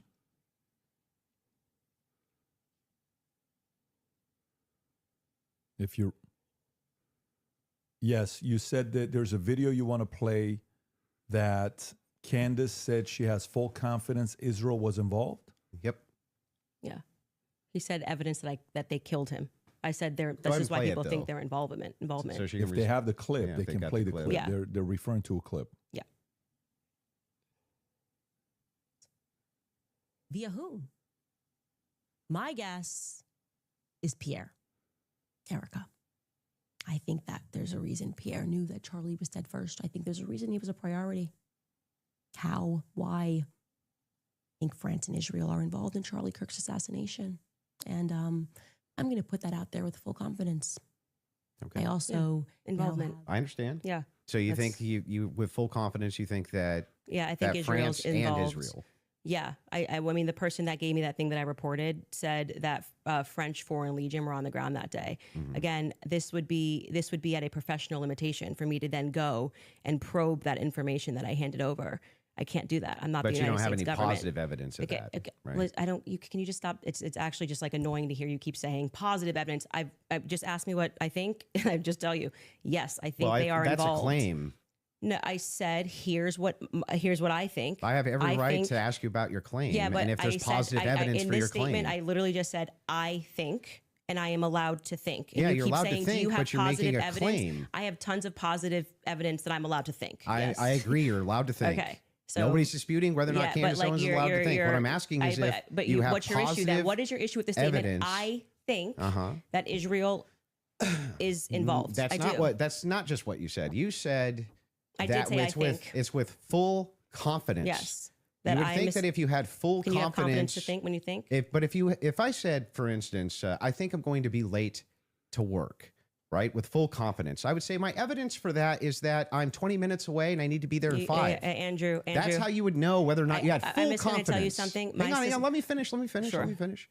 If it was the case that I said I have full confidence I'm going to be late to work, I would say my evidence that I'm going to be is that work is 20 minutes away, right, and I have to be there in 5. So I have full confidence. That's why I would think that. So I'm asking, if you think that Israel and France were involved in the assassination of Charlie Kirk, and you say with full confidence, I'm just asking for the evidence, or at least walk me through the mindset of why it is that you could think that with I evidence. actually don't have to walk you through why I think.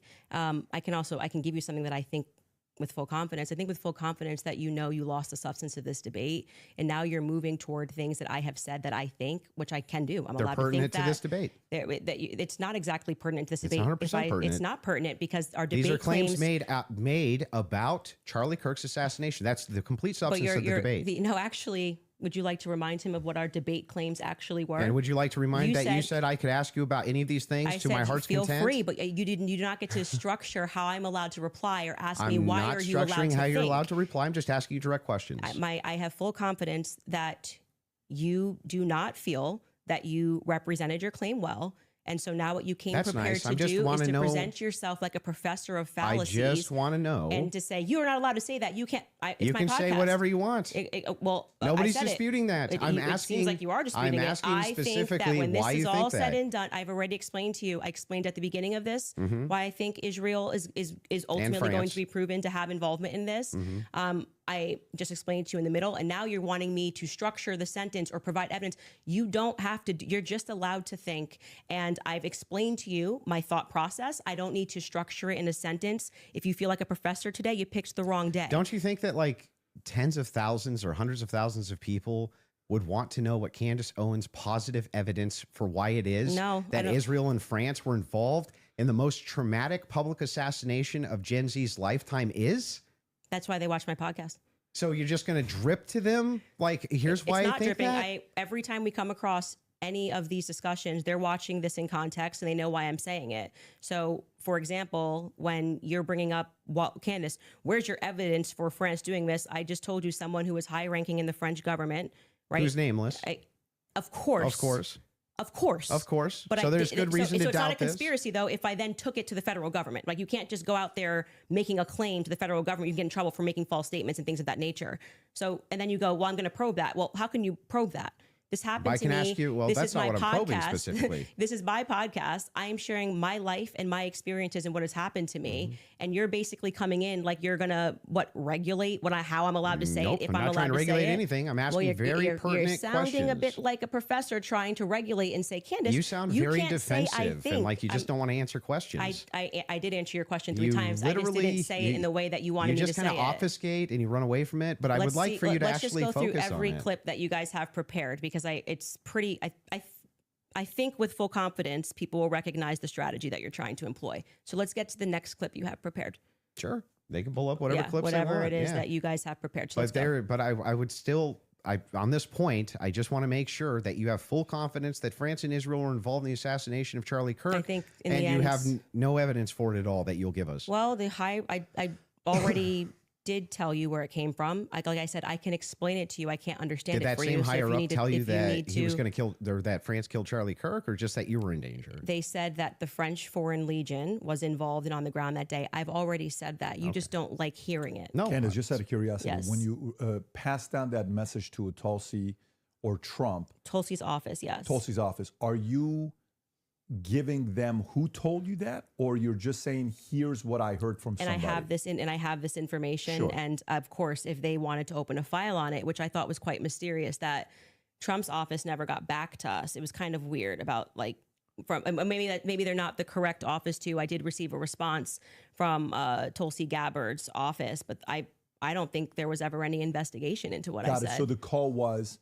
hey, I've been Emailed. told the email. Yes. Email was, I've been told I have somebody information, that the French Foreign Legion was on the ground during Charlie's assassination, and that, I mean, it was a lot of information, but Well, like, you didn't give specifics who it was from. not in the first email because I figured they would like. Perfect. Yeah. So if they do contact you, 100, are you yes. comfortable giving 100% who it is?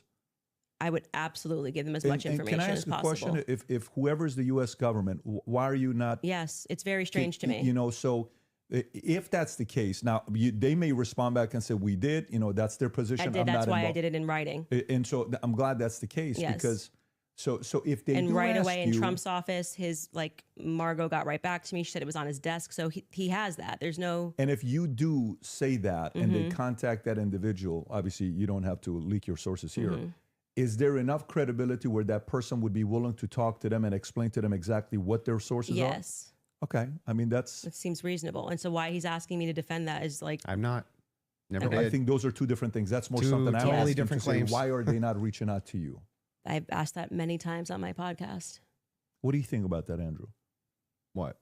The fact that she emailed, she gave it, and nobody reached out to want to contact the They source that she's probably willing didn't think to it was share. actionable, is my guess. But even if they did think it was actionable, great. Every lead should be followed up on within the confines of what's rational and reasonable. Is it fair to say that this is maybe a different individual because this is a person that was involved with TPUSA Well, we and don't- had a relationship with Wait, Charlie? who? No, her relationship.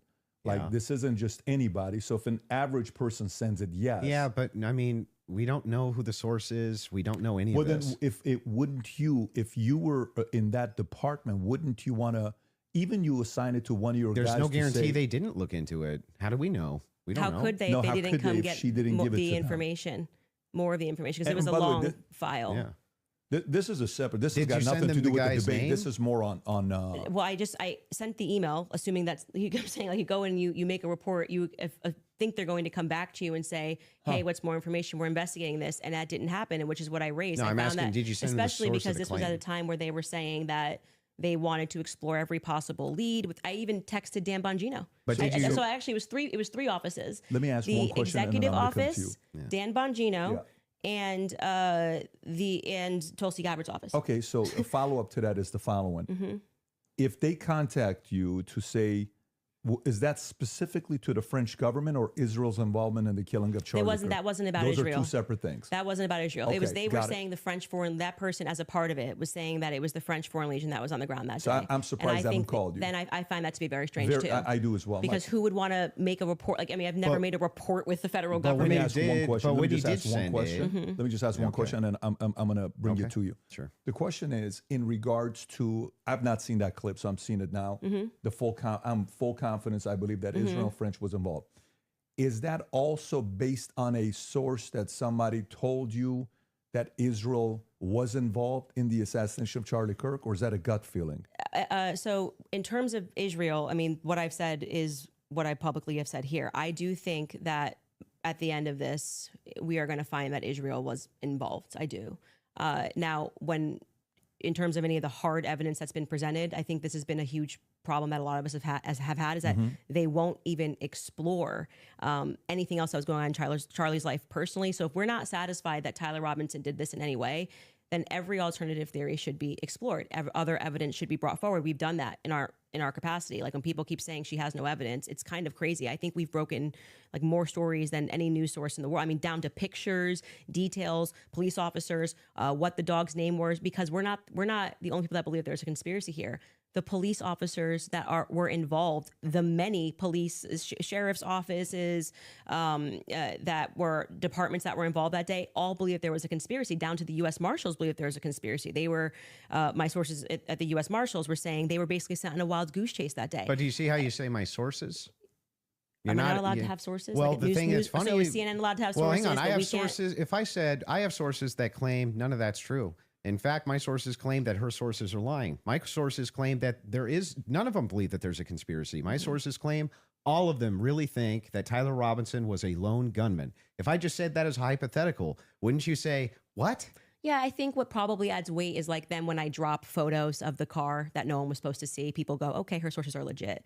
So, and then when what I say is then proven in court and nobody knew those things, people are recognizing that my sources are legit. When I say Charlie was scared in the last days, and then I dropped the text message, which you've just learned about a couple of weeks ago, of him saying he was leaving the pro-Israel cause when everyone was lying about that, then they say, I think Candace's sources are legit. So I think what's happened is I've actually built up a rapport with my audience that it's not vibes and dreams, and that's why they keep watching my content, because like, for example, when I just the other day released the content of the shooter on the roof doing the lateral crawl, then they're going, I don't think these are just vibes. It seems like Candace's sources are legit. So I've proven myself in the market.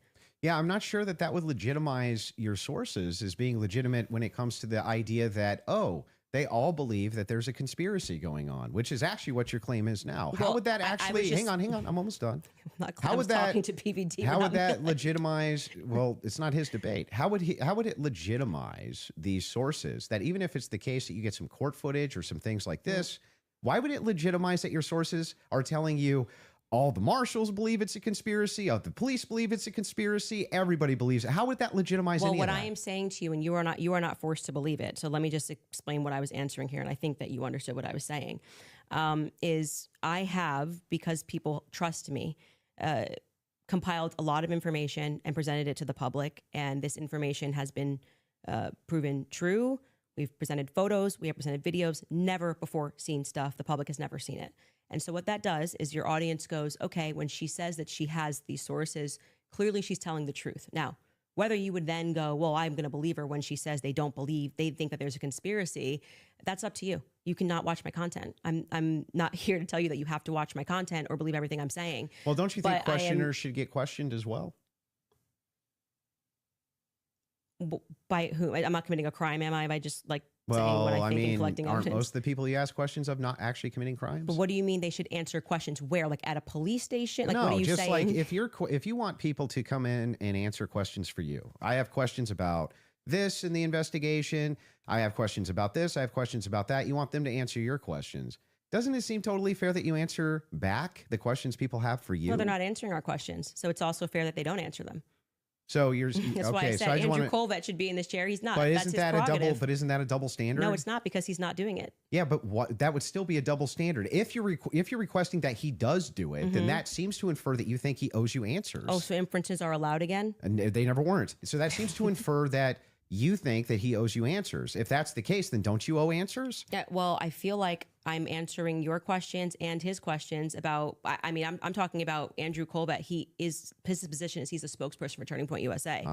So when the crowd turns against Turning Point USA on the basis of a lack of information or because there has been, I don't know, seeds sown of distrust, I would imagine, and forget answering my questions because it doesn't need to be me. But aren't you sowing a lot of those seeds of distrust? Well, I think they're doing a pretty good job themselves, if I'm being honest. You can blame it on Candace all you want. Well, people love to do that. The thing is funny is people act like I'm I ground think zero. I'll be fair with you. Ground zero of people not trusting Turning Point USA. I think that there was some actually PR there. I think there was some PR there. Sure, they could have done better. Absolutely. I'm not disputing any of that. One thing, though, that I want to just directly ask you is, do you actually believe that anybody in TPUSA or Erica Kirk or Erica actually participated, had foreknowledge of, or facilitated the murder of Charlie Kirk? I'm not going to get myself into a legal pickle here. Everything I've said is on my podcast. I think firmly that if I was the investigating officers, I would seat them all and I would ask questions. I would at this phase. I would. Okay, so well, what does that hypothetical, mean? Does that mean that you do think so? I think it was not a sufficient investigation into what we know to be true of 80% of homicides. It's usually conducted by someone you know, right? And the fact that that was never even considered, that like I said earlier, the backpack was returned. How do you know that was never considered? because they gave back the backpack as just one example. They gave back the backpack. They gave back the. That doesn't show a conspiracy. Well, I mean, it shows that the police trusted everybody and didn't just hold things up for a second. They ruled them out as suspects. That quickly. I'm not comfortable with that investigation. It's a pretty big organization. There's a $100 million incentive. People, this is what $100 million incentive? What I'm saying is his organization, like it had grown to, I think it was 100 million plus per year. Yeah, per year. If that's something you want to back up. Yeah, but what was your team wants to play video, if you don't mind. Yeah. There's a video they want to play of Candace said it's impossible to not believe Erica's complicit. If you guys want to play that video. Could also just ask and them, so but right now, their guys are going out and they're going to look for evidence. And then by May, which is fortunately around the corner, then she'll see what they found. So what the F is that performance? How could you sit up there and say, yes, I 100% believe Tyler Robinson did it. That right there is why it is impossible for me to think that Erica Kirk is not complicit somehow. Because what? Those two thoughts actually don't even follow. How would it be the case that even if Erica Kirk did believe that Tyler Robinson was 100% responsible for the death of Charlie Kirk, let's just say she believed it with every fiber of her being, believed all the evidence, because she did. She just actually did. Would it then follow that somehow she's complicit in his death? I didn't say complicit in death. You added those two words. Okay, so what's she complicit in? Yes, so sowing this narrative that Tyler Robinson is guilty. So you're chopping up clips. Like I said, you didn't have the confidence to come in and debate. Tell me, so what now does you're that chopping mean? it What up. does complicit mean? We are showing a clip of her on Barry Weiss, which I can't remember the date that she did that interview. And Erica, when she is asked, "Are you do you feel with 100% certainty that Tyler Robinson did this?" And she says, "I do." Then again, context matters. I sit down with Erica for 4 hours under the assumption that she had some evidence, right? Like I'm like, this is why I did not engage in any like Erica, everyone's questioning what she's wearing and all this stuff. I was like, I'm going to wait here because I don't know, just it feels weird to think that, did I think that some of her mannerisms were weird and stuff like that? Yeah, but that's not, you can't convict somebody on weird mannerisms. And then when I sat down with her and I was expecting for her to say, well, I'm obviously the victim on the case and we got to see the shot, taken or this or that, whatever it is. Great. That's why she has that much confidence 2 months ago. And when I sat down with her, it was nothing. It was nothing. Okay. So this is a conversation. How would that make her complicit? Complicit. And again, you said complicit in the death of Charlie Kirk. Complicit in what? Yeah. Well, if you let me finish my sentence, I could tell you that. But my point being is that then you take a look at this and you go, okay, well, this is weird. Why would you have this confidence? And then when you sit across from somebody and you say, okay, great, I want to go out there and defend you now. I want people to know that you can't say this stuff publicly, but you know more things. And she just blanks. And then she says, well, I'm going to call the lawyer. And she called the lawyer. Again, all of this is on my show. So out of context clips is not going to work because I know what I say on my show. Okay. So we call her lawyer and her lawyer says to us, she calls him on the phone, pardon me. And it's me, her, and Justin Strife. And I'm like, okay, great.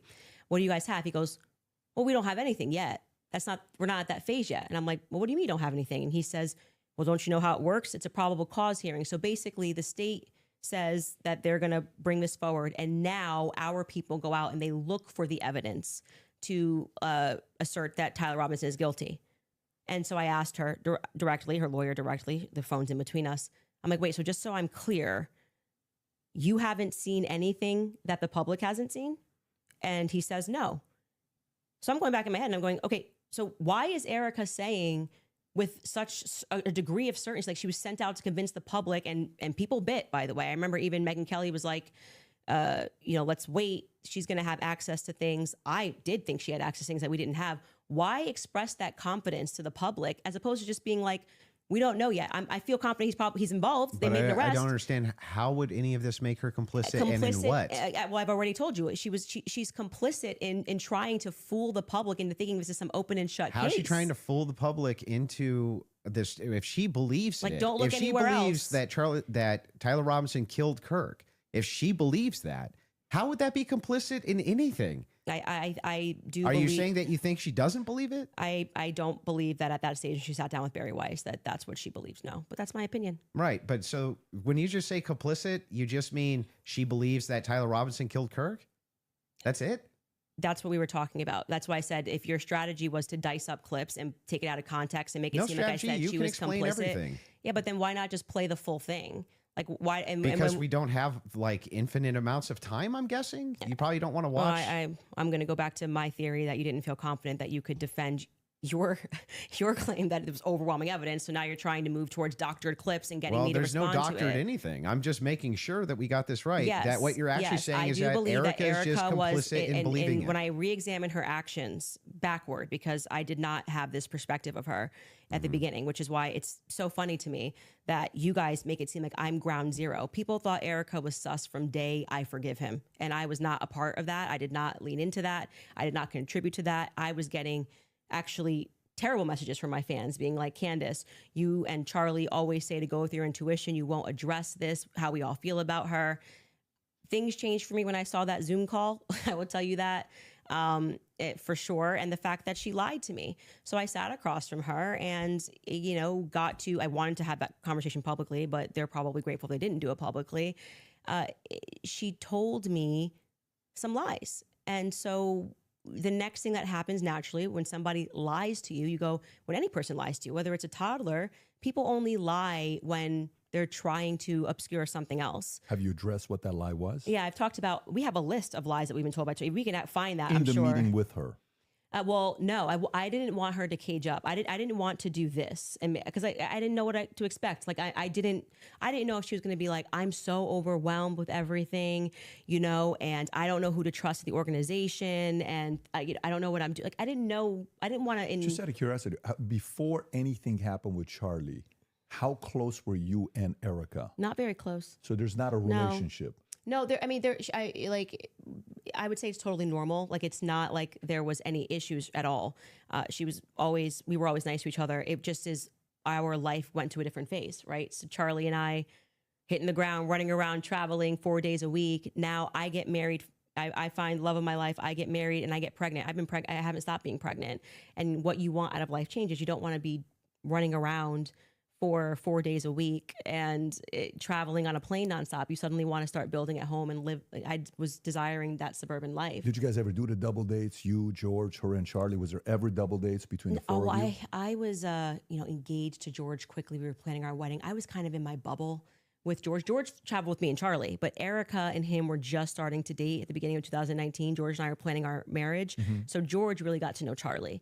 I wouldn't say that I really got to know Erica. I was just rooting for them because I knew how much Charlie wanted to, find love. And so I was kind of his wing woman throughout that phase. And I was just happy. And I never was under the impression, obviously, that they were going to get married when they were dating. So it wasn't like I was conscious, I really need to get to know this person. And so it was just kind of normal that by that time, because of where I was in my life, that I wasn't spending any time getting to know Erica per se. So the complicit part about Erica to you, is that a gut feeling? You think it transformed when she lied? You can take the lead. I'm just asking questions. Yes. If you want to go for it. I actually don't. I still don't understand what you think she's complicit in. Yeah. So when I say Erica's complicit, that's my opinion. When you tweeted Erica's too retarded to kill her husband, would you like to explain how you developed your evidence, your positive evidence for the fact that Erica was retarded?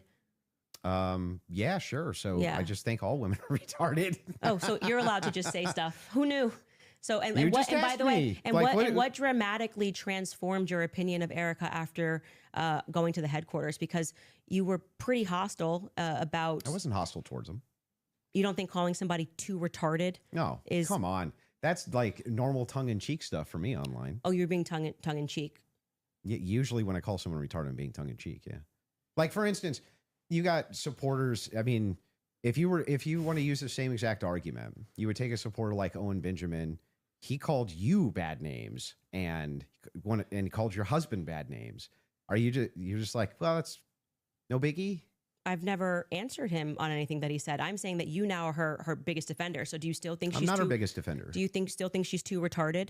No. I didn't know Erica Kirk. I'd never met her before. Okay, but you had an issue with Turning Point being led by a bunch of fembots talking about the feminist angle. Still do. And then suddenly you go to the headquarters. Still think it's a terrible idea. You go into the headquarters. Now all of a sudden you've got text messages that you're sharing with them. You say that you and your wife are getting involved with management. No. I'm not involved in any management at Turning Point USA. Well, I'm pretty sure there is a clip of you where you say that your wife went to their recent conference and sat down. And then when you were on Joe Rogan. No. Hang on. I'll explain what happened just so that you understand. Yeah.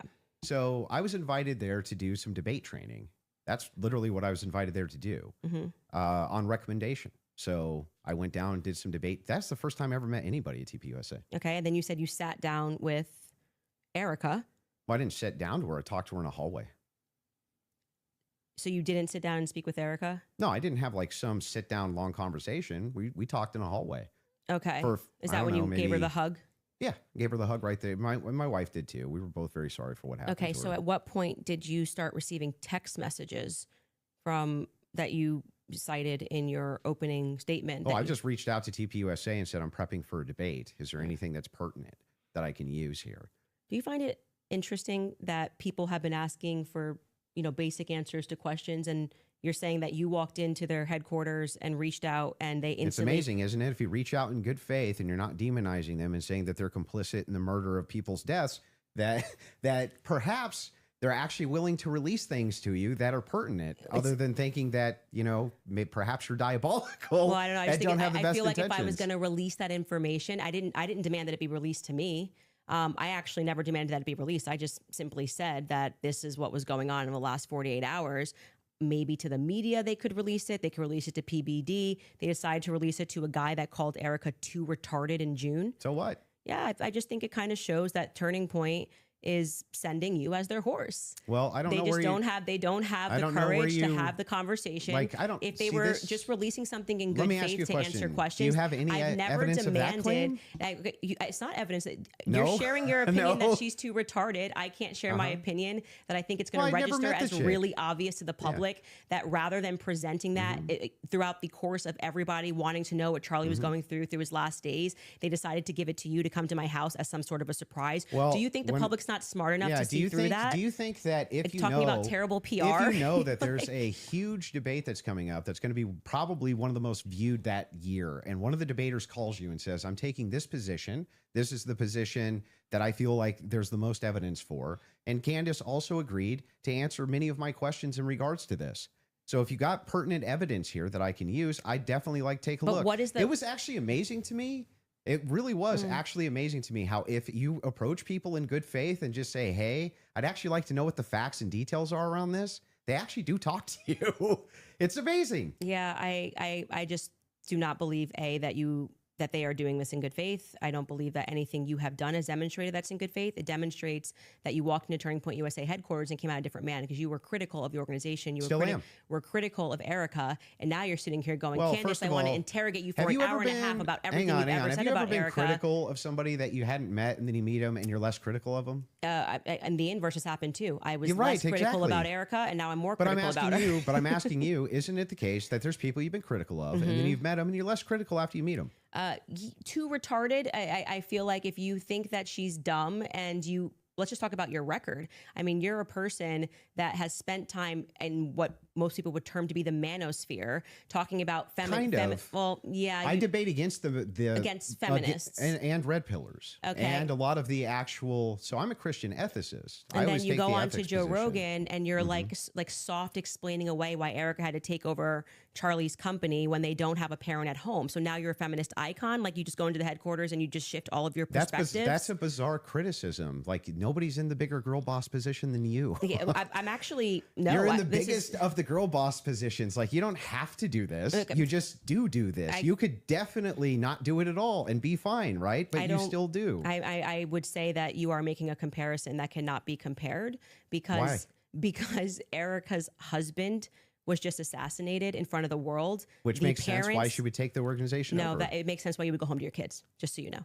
Wait a second. That's bizarre. Yeah, because they don't have a parent. They don't have a parent, and they've just suffered a trauma. You don't go into the office. You 6 want to days later. protect your husband's legacy, right? No. And you're trying to find some The new legacy normal. is his children, not the organization. It's both. No, yes, it is both. It's totally rational and reasonable to believe that it would be both Turning Point USA, that is part of Charlie Kirk's legacy. He worked his whole life I think for this is why people think she's sus. and his children. Now, for you though to say that anybody's a girl boss, right? That's like the pot calling the kettle black. That came out of your mouth.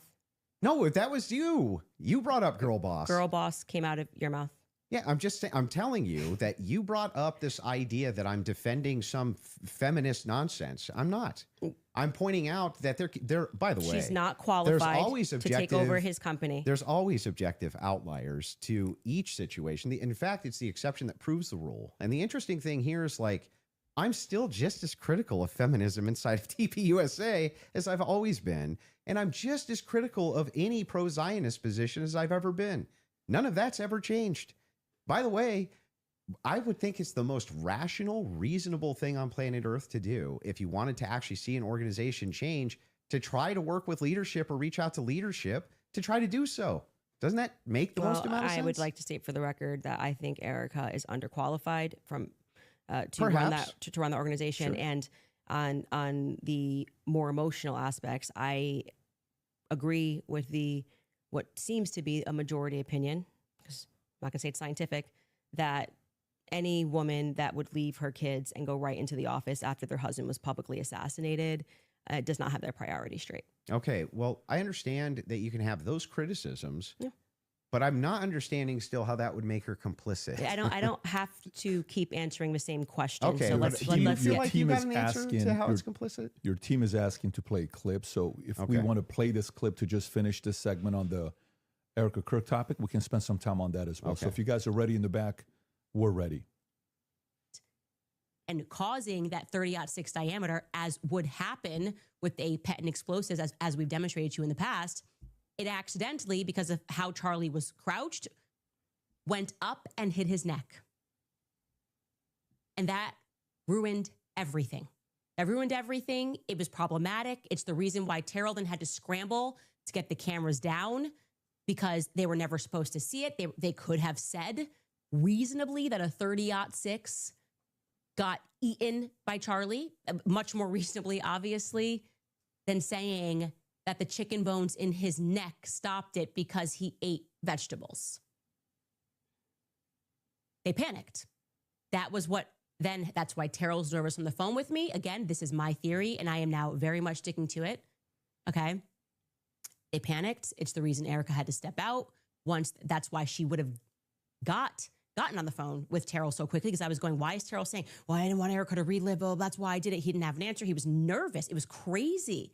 But he acknowledged it. He spoke to Erica immediately. Why did you speak to Erica immediately? So do you believe that there was a shape charge that killed Charlie? Hey, can I ask you why you keep starting clips mid-sentence? Probably to get to where the clip is. No, it doesn't seem that way, because you can always start a clip at the beginning of a sentence. Like you're just it's completely out of context. Wait, but I didn't prepare the clips, but I didn't. But it's fine to ask it to back it up. Like I said, I don't need to say what's happening here because the internet will clock it. But in this episode, we are now going, and that's why I said we're now going to look at some alternative theories. I made it very clear that this was a theory that I didn't want to look at. This is, I believe, because I don't have every episode in my head, but I'm pretty sure this is an episode where we presented the evidence that was in the car, the photos of what was in the car, right? And so we are now inferring off of what we see in the car that this very much does look like that we see a bunch of shattered Rode microphone, which was an early theory that I was actually interested in, but couldn't really wrap my head around what was the shape charge explosive. As I say at the beginning of the episode, it was just not my expertise. And I was concerning myself with timelines and stories and statements that didn't make sense. Without question, Terrell Farnsworth is someone who made me think that we were missing a big part of the story. So I'm walking them through John Bray's theory. If we started to insert what we are actually observing with the evidence that we're taking a look at and what took place that day. So we're completely in the hypothetical right here. And you're now introducing if this. If that's the case, if you're just hypothetically Yes, exploring it, and that's why I'm just asking directly. Yes, but that's obvious when you watch this episode. So that's why it feels like I'm in the middle of an interview with CNN when they like pull up random clips and they're like, "What's this? What's this?" You watch the episode, you know what it is. I'm just trying to make sure. Do you think that your alternative theory? I think John Bray's theory should be explored. Yes. Okay. Do you think that Charlie Kirk was killed with an explosive? I think that is a possibility. Yes. Okay. And it should be explored. He's done a lot of work on it. John Bray has done good work, and I think that that's why that theory is now starting to gain steam since we released the second set of the photos of what was in the car.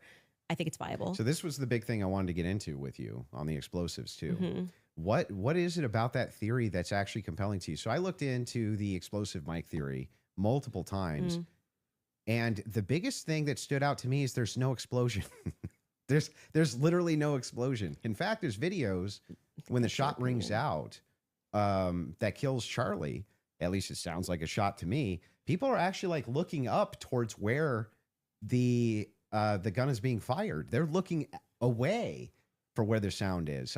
Like, where's the actual explosion? Well, for every person that you say looks away, there's going to be a person that was looking forward.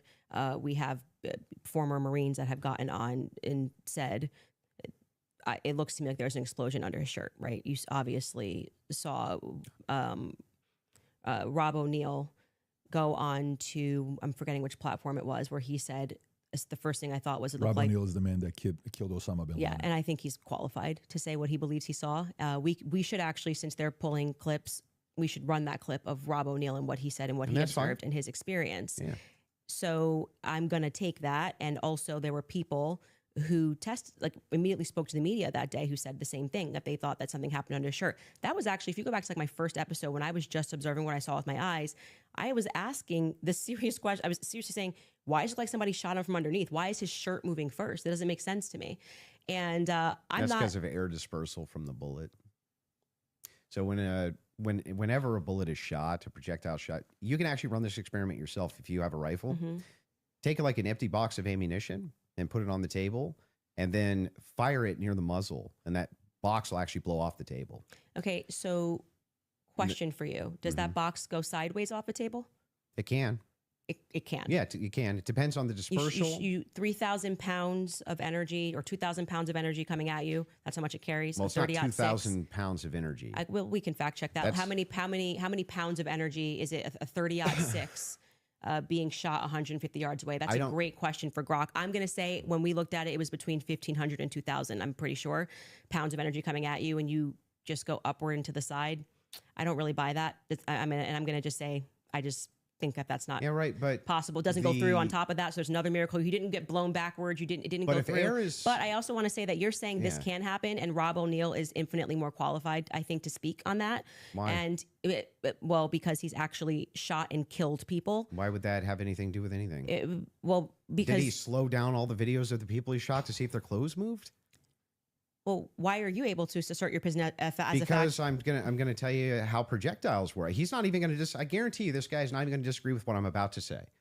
If it is the case that you have energy and you have mass, and the mass is moving in the air has to go somewhere. It doesn't have a choice. I think you're totally BSing right now, man. Not only am I not BSing, I'm telling you the truth. If a bullet is moving in air has to move out of way of bullet. Well, maybe not at the bottom of a shirt here. I don't know. I disagree with that. I'd like to say for the record, I've watched some of you do these sorts of things where you assert something with a lot of confidence, and you can fact check it. Fact check if bullets displace air. Not about whether it displaced air. It's where it dispersed the air. Underneath his shirt here. It's not underneath the shirt. A bullet's this big, and you're telling me it's going to hit his neck, Candace, and then it's not underneath beneath the his shirt. The it shirt starts puffs. up here, and the collar's moving, and then you see the wave here as he's moving backwards. No. Yeah. That's not true. It's not. And we obviously can't show that clip. I disagree with you. Okay, I understand you can't show it for TOS purposes. Exactly. That's fine. I disagree with you. People can go watch and make up their own minds. We don't need to debate it. Whether or not that was the first thing I said was, why is his shirt moving first? That didn't make sense to me. It almost looks just like this. It goes across. His necklace breaks first before Charlie even reacts. If you watch it in slow, his necklace breaks first, which I thought was very odd. And then you see a puff here, and then the next thing you know, there's the entry wound on his neck. I would not confidently assert that I see smoke. I've never said it on my Do you platform. think that an explosion generally has smoke? I don't think that there's any quality version of video that would get us to be able to answer that question other than Terrell's 4K footage that he has from the front. So There's a lot of, if you look at the Israeli pagers, it's assumed that it's a similar, if not the same type of explosive that was used inside the pagers that would have been used inside of this road mic. I think that you should, since you love debating, you should debate someone like John Bray, who's worked on that theory for 11 months, and ask those sorts of questions of how a shape charge would work. I presented the evidence of what was in the car, and I also, at that episode that you're clipping, said John Bray has done an unbelievable amount of work on this, and I think he has debated a ton of people, actually, regarding this topic. So that's the route that I would send you on. For Yeah, purposes that's of my, fine. yeah, That's fair. for the purposes of my show, I do believe, to answer your question, that it is a hypothetical. I mean, that it is a theory that should be thoroughly explored. There's two clips your team wants to show. One of them is the Rob O'Neill clip, since we're on it. So if you guys are ready in the back before we go to ad break, if you want to pull it up, this is a good time to do so.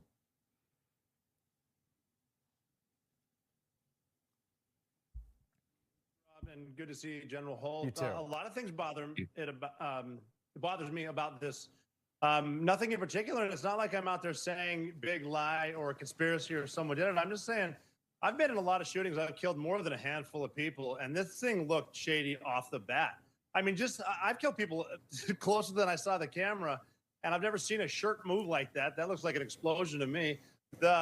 Just the fact that no one started doing first aid to Charlie Kirk, they were more concerned about getting SIM cards out of cameras, removing cameras, and then getting him off the X somehow. There didn't seem a lot of concern for his life. It seemed like just clean it up. And then, I mean, I've been told they paved it over a couple days later. And then you get Erica Kirk behind all the razzle dazzle, and she's really quick to forgive the alleged shooter, which technically says that was him because I forgive him, but that you can't forgive Candace Owens for having an opinion or asking questions. And they mock people by saying, oh, I'm just asking questions. Yeah, I'm a SEAL Team 6 sniper. I'm asking a lot of questions. No one wants to answer them. And you're able to ask. He's actually said very little about the explosive there. So I'm he just saying starts, he observed, he said he's shot people up close, Yeah. and he's never seen a shirt No move dispute. like that, and it looked to him like an explosive. That's no, what he no just dispute, said. But when I play that video at full speed, I can't see a shirt moving. I can only see a shirt moving when we slow it way down. So if I'm in real time, I'm just assuming this, right? If I was in real time and I was in like a close quarters combat, you kill somebody situation, and I shot them, would you even see the shirt move? Well, I just feel like 5 minutes ago you were arguing that it was because the bullet carried air. Now you're saying you don't see the shirt move at all. Yeah, but that's if you slow it down, the disbursement of air, that's where you're going to see it, right? It's going to be very quick, very, very, very, very fast. Yeah, and then that's over. not what I saw, and clearly it's not what he saw, and he thinks that there could be an explosive. So I'm just saying to you, when people disagree with you. Your opinion's not a fact. That's all. I understand. I think that's a good place for us to, if we have another break, and then we can keep answering your questions. Yeah, I mean, I think, yeah, sounds good. Perfect. We'll do a quick 3.5 minute ad break. We'll be back for the last segment. Cool. All right, thank you. All right, you guys, I want to tell you about Ethos because life has a way of changing your priorities when you least expect it. One day you're focused on what's next for you. The next you're thinking about a home, a family, and how to build a future that feels secure. As your world grows, so does your perspective. That shift in mindset is what led me to make life insurance a priority. It's one of those things that's easy to put off, but having it in place gives me peace of mind, knowing that the people that I care about would have financial support if the unexpected ever happened. Getting covered today is simpler, faster, and more affordable than many people realize. That's why I love Ethos, because with Ethos, you can apply online in just minutes. No medical exams, no waiting rooms, just answer a few health questions and you could be covered the very same day. Ethos has 4.9 out of 5 stars on Trustpilot with over 5,500 reviews. What really stands out to me is that Ethos helps match you with coverage that actually fits your life, your goals, and your budget. With up to $3 million in coverage and plans starting around $30 a month, protecting your family can feel a whole lot more doable. Peace of mind should not be complicated, so take 10 minutes to get covered today with life insurance through Ethos. Get your free quote at ethos.com/Candace. That's ethos.com/Candace. Application times and rates may vary. And I want to remind you guys about Tax Network USA because I know a lot of people owe back taxes. Maybe you have years of unfiled returns. Maybe you file every year and you still can't get ahead because the balance keeps growing. Or maybe you withdrew money from a 401k or IRA and suddenly got hit with a tax bill that you didn't expect. Whatever caused the problem, one thing is certain: the IRS penalties and interest keep adding up every single month. If you don't have a plan now, you could end up owing even more next tax season. Before the IRS starts sending more letters, garnishing wages, or freezing your bank account, call Tax Network USA. They've been helping taxpayers nationwide for more than 15 years, resolving back taxes, unfiled returns, and serious IRS problems. So whether you owe $10,000 or $10 million, their team has resolved over $1 billion in tax debt. Right now, they're offering a free IRS investigative call to find out exactly what you owe and what options you have to fix it. So call 866-686-1651 or visit tnusa.com/Candace. Again, that's tnusa.com/Candace. I also want to tell you guys about Field of Greens because I am always looking past the headlines and asking one simple question: what is really in the product that I'm putting into my body? Think about it. When you buy a steak or a bag of vegetables, you see nutrition facts label. When companies take fruits and vegetables and turn them into a formula, you'll often see a supplemental facts label instead. That makes you want to know more. Where do the ingredients come from? How are they processed? And can I trust what's actually inside? That's one reason I love Field of Greens, because their focus is on quality, transparency, and bringing together fruits and vegetables in a convenient daily formula. And it actually tastes good.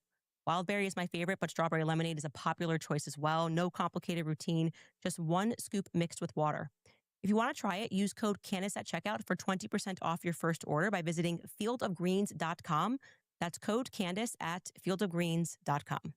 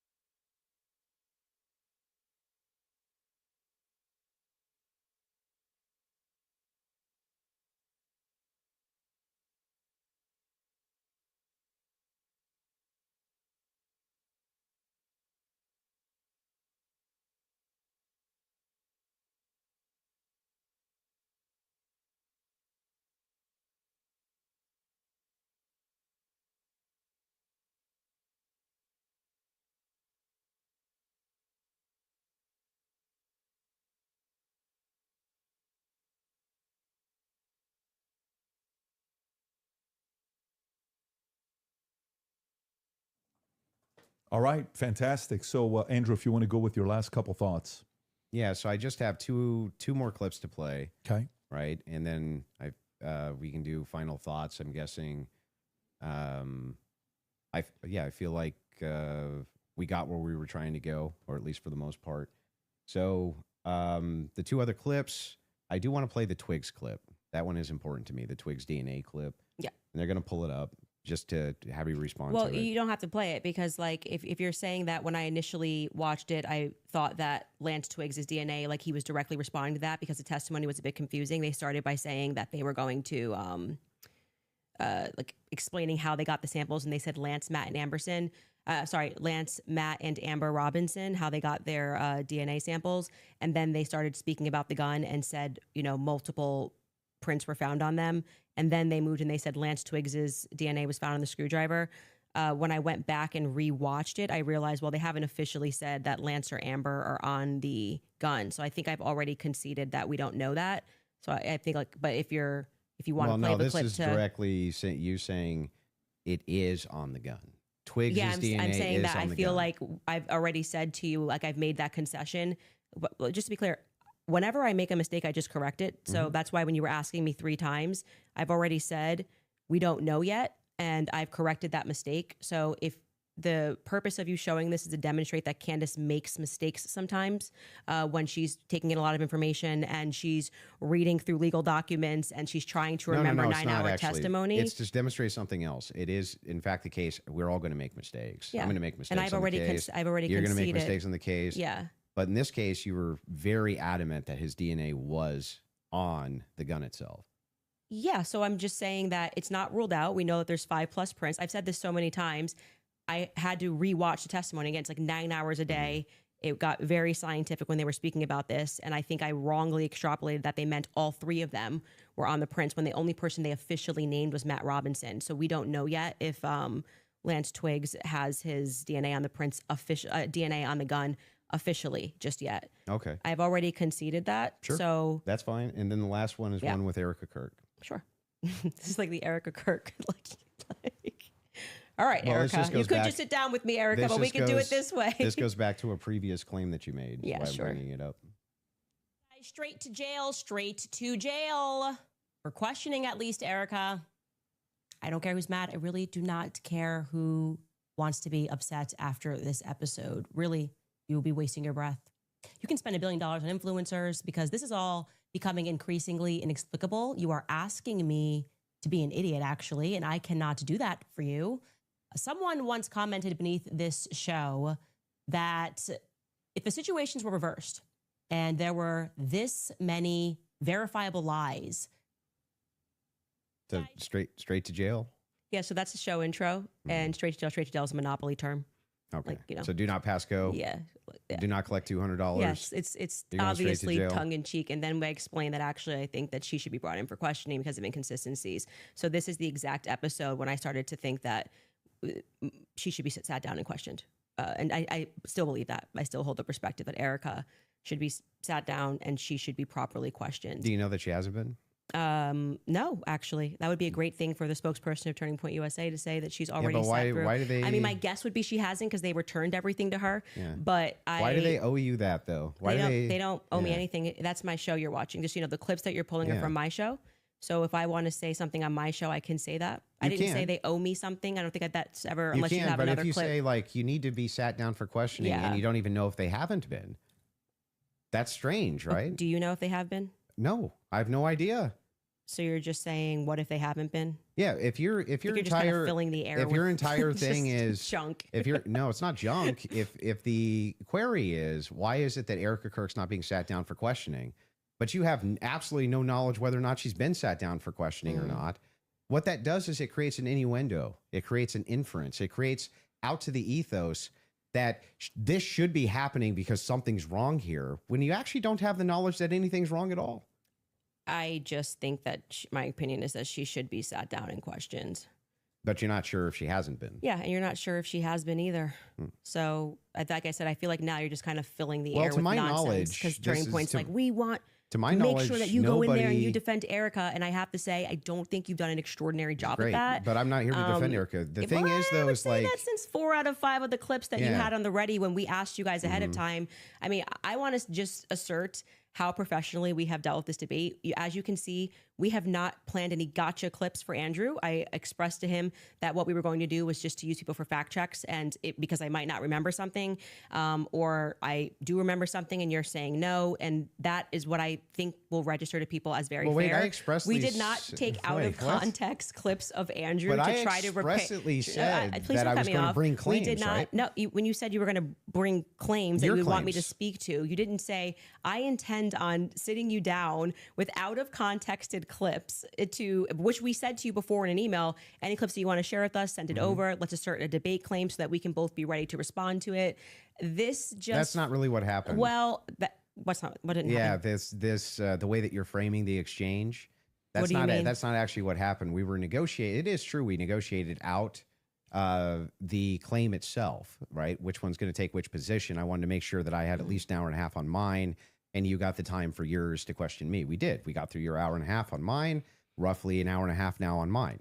That's basically how this went. But in the beginning, I did not take an hour and a half to just pull out of context clips with Andrew. I actually debated the substance of what's going on in this trial and this hearing, and I do think that There's- I think you fell short of that. There's nothing out of the hang on. And There's I did nothing not here say, except I'm holding just you to gonna account get for you your to say claims. yes or no.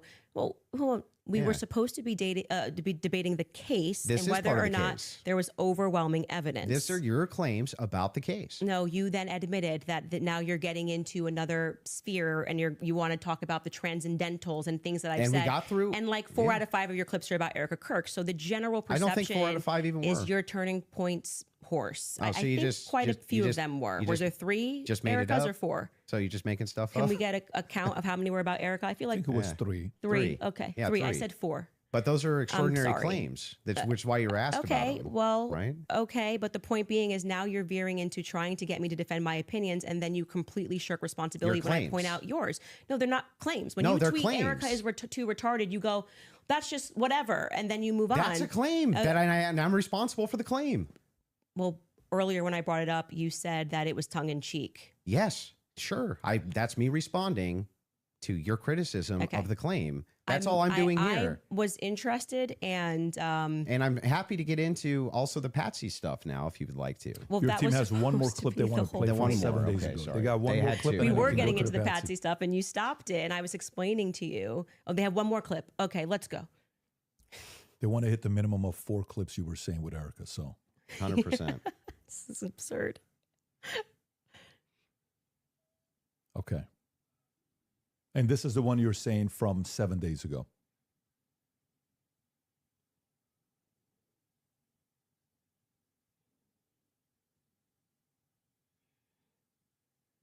Okay. While they're looking for that, do you want to continue? Yeah, I mean, Yeah, can I yeah. ask a question? I know it's been, or like, can I ask a question? Or are we Not just in really.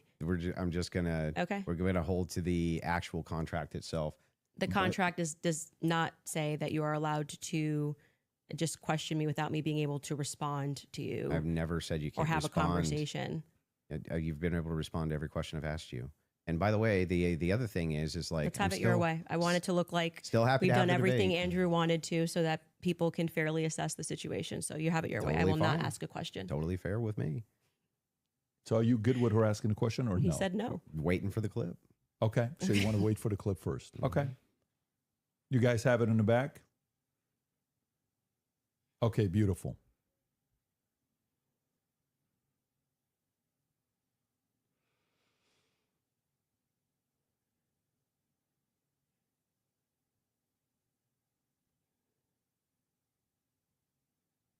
You need the Jeopardy Your team thing. told me they had it. So That's what I heard. Okay, there we go. come on, guys. Did this crime. Okay? Because Lance I can't Twiggs hear this. My has his thing went off. Just tell me DNA what on it the said towel. longer. It's fine.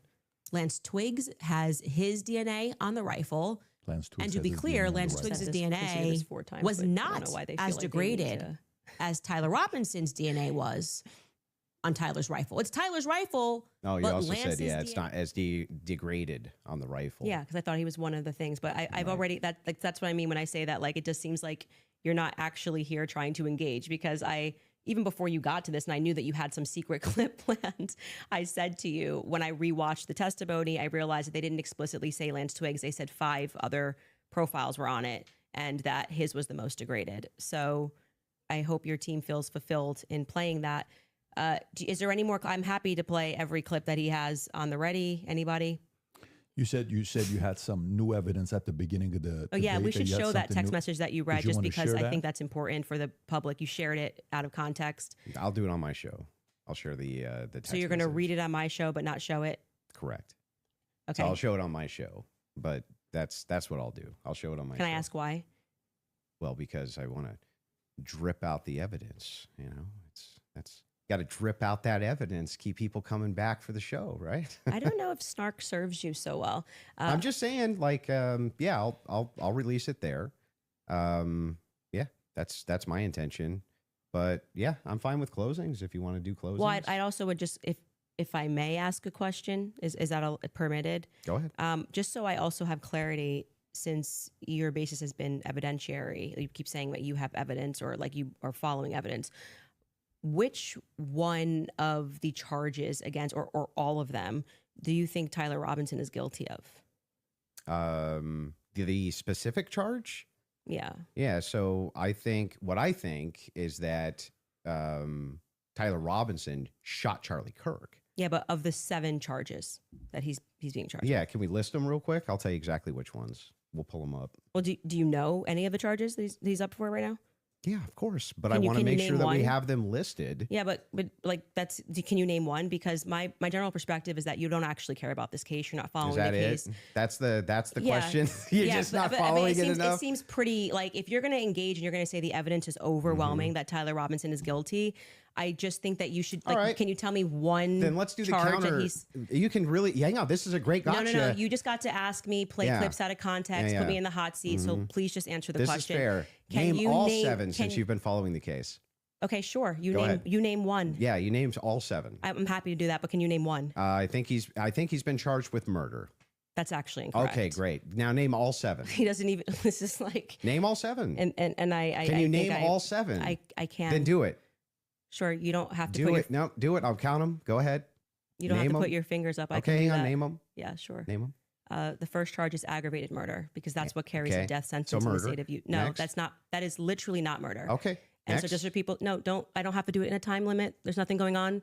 And just to explain to people the difference of why that really matters and shows that he doesn't actually care about this at all is because aggravated murder, it's narrowly defined, Just and because avoiding it the carries question. a death sentence. I'm going to answer the question. Okay, You're I'm just going to waiting. recognize that your strategy of thinking that people are intimidated when you try to put a time constraint doesn't work, Yeah. and you'll be better the next time you debate I got someone. it. I got it. Give me the other ones. The more you cut me off, the longer I'll take. Do you want to just wait for me to finish of why that's a big difference so that No, people I just don't walk want away? you to list the charges. Yeah, I'm going to do that. You just don't get to pretend that there's a time constraint for me to do that. Well, how long does it take you to list 7 charges? Because I'm speaking. You just got to. It sounds like you're just delaying it because you don't know them. I know all 7 of them, Then and I'm tell going to me say them. again because you're going to get embarrassed. You don't have to rush this. I'm also showing an example of a very flawed debate strategy. I Okay, actually well, am I under got no one. time constraint. I got one. Great. The second charge is the felony discharge of a weapon. The next 2 charges are for obstruction of justice. Okay. The next 2 charges are for witness tampering. And the And what's final the specific charges, though? that is them. Obstruction of justice, Both of obstruction those- of justice, witness tampering, witness tampering. Okay, and there's no other specifics to them.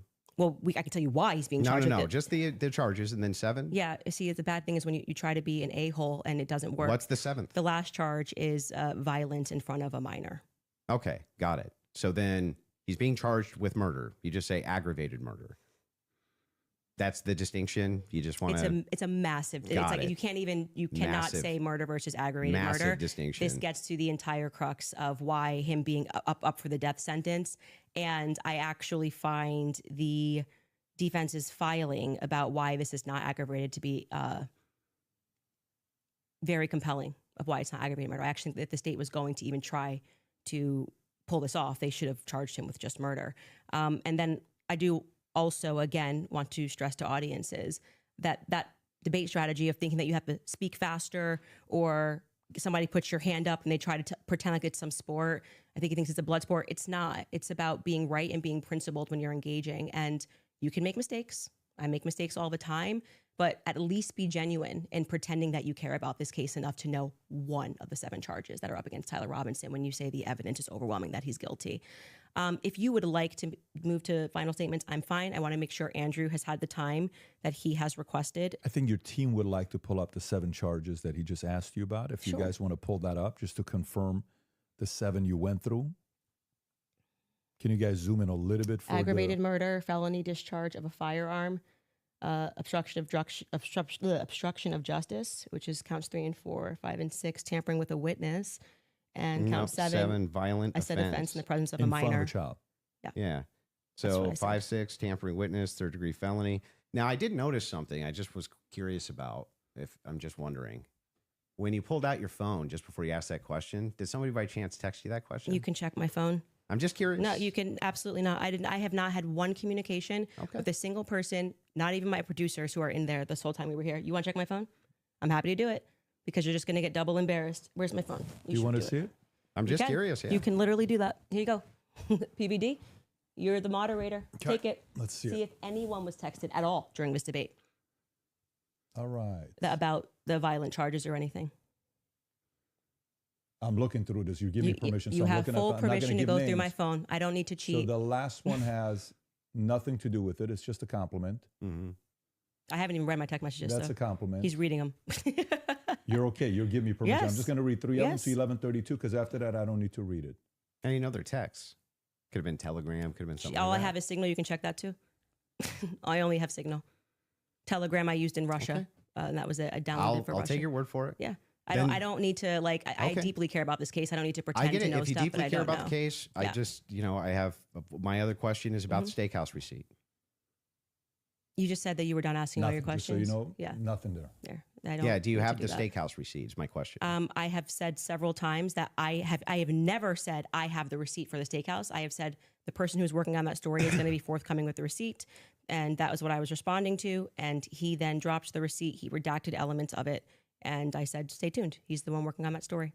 Okay. So you haven't actually confirmed that Robinson was at that steakhouse.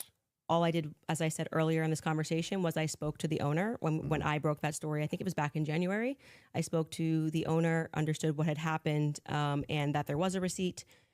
That's it. That's the extent of what I shared is what happened. Okay. So to be clear, there's no receipt.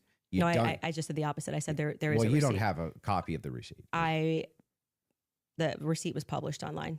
Yeah, right. With blurred out. The person working on this story that blurred that out is what I was referring to when I said stay tuned and keep following his stuff because he went to go do what I hadn't done, which was he interviewed the actual server. So there's no evidence that Tyler was at that steakhouse. I would say the receipt with his debit card number, it would be some hard evidence if that I agree with that, Yeah, but- so that's it. But you're questioning me. But is there, as of right now, He paid, if you're asking me, did he pay with a credit or debit card? The answer is yes. No. Is there proof that that was actually his debit card that he paid with? I think you should follow the person that is behind that story. Well, It's the more reason I'm something that- asking you is because you always include it in your timeline that he traveled to the steakhouse. Yeah, we've been building a timeline with things that we feel are But is there any actual Utah 1102 evidence? approved. I think speaking to the owner, knowing that there's a receipt, seeing the receipt is good enough to put on our timeline. But the receipt itself, the question I always had about it is, couldn't you just call the merchant? Like if I've ever had a merchant account, I just call the merchant account processor and say, what's the name on this? Yeah, I would stay tuned. I feel that having spoken to the owner, that the evidence is compelling enough to put onto my personal timeline of what took place on that day. That's where it's going to stay. And if it gets debunked, I'm happy to take it off. If that's what you mean, that's how an investigation works. Like I said, I did more than enough. It would definitely pass the test by the Utah 1102 rule, for sure, for certain. To be submitted as hearsay. Yeah, beyond that, because they didn't even have receipts. They were like, Bob told me this. But the question is, the receipt itself, it has not been verified to have been Tyler Yeah, I just want to Robinson's, say you're right? holding me to a higher standard than you are. I'm not even holding it. in I'm the just prosecution. asking specifically. Yeah, I've been very forthcoming. I've told exactly what happened. I spoke to the owner. I got the tip, and So should that be chased it added in down. an official timeline that It's you in give? my timeline. It's my show, and we can add and subtract what we want, and we do. If You we can get do something what you wrong, want, sure. But cool, I'm I just wanted to asking, make sure. should you include a thing that you know hasn't actually been verified to be Tyler Robinson's? Yes, you should. If we're trying to build a timeline, you should. Yeah. You don't think that falls And then under... you should remove it if someone somehow debunks it. But I think that there is very strong evidence that is where he was, and that What's the is, strong evidence? Just the two people who said that they saw him? you know, I'm actually all good with being. I feel like Okay. I've sufficiently answered your question about how I got All the right, fair enough. information, what happened next, would the next stage of this investigation being somebody accessing knowing what his debit card was and confirming it? Yes, and I do believe that will happen. If it does not happen and it gets debunked, I'll remove it from my personal timeline that I share on my show. That officer, the first officer that was up on the roof, Mhm. do you remember his name? Officer Bagley. Yeah, what was his first name? Christopher. Christopher. When Christopher got up on the roof, you talk a lot about how his camera died. Well, he talked a lot about that during the About preliminary his camera hearing. died. Yeah. Do you think that he planted that screwdriver up there? No. No. Who do you think planted it? If we're just going on am I allowed to have an opinion? Of course. At this stage, I would say that I don't buy his assertion on the stand that he didn't check to see if anybody went onto the rooftop before he got up there. I do think that it's possible, it's at least plausible that the screwdriver was planted. I don't believe him. What I can say strongly is that his cam died at just the right time. His body cam died at just the right time. I think that, as you were just grilling me about whether or not I had got the merchant receipt for a debit card, that kind of makes it difficult that we just have to sort of trust that a screwdriver was found and we don't have any should be evidence of a police body cam. But like I said, you accept that stuff and then are like, did you call the merchant and get, like, it just seems like you Well, I'm not adding. hold, I'm like not I said, adding you this hold the to prosecution to Well, a wait the a state second. to a higher standard I'm than not you do to adding people. unconfirmed evidence to an official timeline that I'm putting out either. What do you mean an official timeline? This is my Well, this is timeline. I made it at home. So then it would be official to your show? Sure. Yeah. Okay, great. So then your official timeline, Candace Owens' official timeline, Yeah. includes a steakhouse stop Mhm. that has not actually been confirmed at all. Well, yeah, it hasn't even been discussed by the prosecution, so it's not like you're debunking that it happened. Well, there's no evidence for it. There's no good evidence for it at all. There's no camera there. And the steakhouse receipt itself has never been confirmed to be Tyler Robinson's. I'm assuming this is just like a talking point they gave you, and you got to like keep pushing this, or like I've been 'cause following it very closely on X. the receipt. You weren't even following the charges of Tyler Robinson, but you really You wanted think to know. that I've been because- following it do you very think that closely on because- X. Wait, you think I'm calling owners of do you know steakhouses that- and having a wait, conversation. You're following Congo on X. I literally followed the entire trial or the preliminary live. I was live with an attorney. We covered all of it. You think because I have a momentary or lapse where I'm like, oh, it's murder? No, it's aggravated murder. Come on. You didn't know any of the That's charges. splitting you didn't know. That's not hairs. splitting. It means you didn't follow the preliminary hearing at all. No, it doesn't Like mean you that don't at know all. any of the That's charges that are ridiculous. against him. When this is like getting literally to the crux, Oh, aggravated man, murder versus it's murder. It's a ridiculous. death sentence. And not only that, let's point this out. One of the major things here is that this is your official timeline. It's mine. Yes. Who else could it be? Who else? It would be Candace What's your Owens' issue? timeline. I just don't know What's what your his issue with issue is with my timeline. What's your issue with that? Well, so the issue is that the entirety of the evidence revolves around two people who claim that he was there and supposedly a receipt. There's supposedly a receipt where Tyler Robinson paid for his steak and his soft drink. No alcohol, right? No alcohol, right? You know nothing about the case. But anyway, this particular receipt, they could have called the merchant account, confirmed it, this type of thing. To date, this receipt has only the blurred information on it that would actually give you the information to confirm whose receipt it is. We have to date, nobody has confirmed that this was actually Tyler Robinson's receipt. And yet inside of Candace Owens' timeline, which she states over and over again, when she says, this is the longest 13 hours, this is 13 and a half hours, the requirement for about what, roughly 5.5 or 6 hours of that is that he went to the steakhouse. And that's not been confirmed at all. Not even a little bit. I feel like saying that I spoke to the owner of the steakhouse is me, like, not just being on X looking at opinions, but actually doing the legwork. And that's why like I said, if you think this builds up a rapport with your audience and makes you seem like a serious person, we don't have to keep belaboring the point here. I feel like I've demonstrated that I did as much as I could to confirm this when it came in. I spoke to the owner of the restaurant, obviously took down everything he said, noted that there was, in fact, a receipt that he pulled. That receipt that was published is real. A debit card and a credit card was used. if for some reason somebody misidentified something down the line, or we find out it's a different Tyler Robinson, I'm happy to remove it from my timeline. But for right now, I think that there's enough under the Utah 1102 rule for me to keep it there. I don't really think we need to keep going into circles about this receipt. It's my timeline. I don't know why the 1102 rule would apply here for your Because timeline. you will constantly cite things that are said in that courtroom that have less evidentiary support than me contacting and speaking with the owner of the restaurant. It's not like I dreamed it, as to use your expression. So it's in my timeline, and I'm going to keep it there if that's Sure, you can keep whatever you Great. want there. I'm Okay. just saying that there's no evidence he was ever there. Okay, thank you. I think No we hard covered the evidence point. anyway. Yeah, I'm fine with closing. Okay, so the last thing we're going to do before we go into ad break, right after this will be final thoughts. I'll be asking both of you if anything on your opinion, thoughts changed on the case, and then we'll finish it up from there. So with that being said, a 3.5 minute break, and then we'll come back for final thoughts. All right. All right, you guys, if someone followed you everywhere that you went, recorded what you searched, and studied your habits, you'd call the police. When your smartphone does it, we call it convenience. At Zero Ghost, they believe that you shouldn't have to trade your privacy for convenience. That's why they created the Ghost Phone, a smartphone built to give you more control over your personal information without giving up the things that you actually need a smartphone to do. The Ghost Phone has been professionally hardened to minimize unnecessary tracking and make your phone substantially more difficult to hack or compromise. And considering what some of you have been searching lately, such as what does it mean to be yanking and banking, maybe your smartphone doesn't need to know quite so much about you. The best part is that you don't have to become a cybersecurity expert to use it. You can keep your phone number, you can keep your carrier, you can use your normal apps, call, text, take pictures, you get a normal smartphone experience, but with the privacy and security at the center of it all. The difference is the phone is built around your privacy rather than building a business around your data. So yank and bank your way over to zeroghost.com/Candace and use code Candace at checkout for $50 off your Ghost phone. That's zeroghost.com/Candace. Installment plans are available at checkout.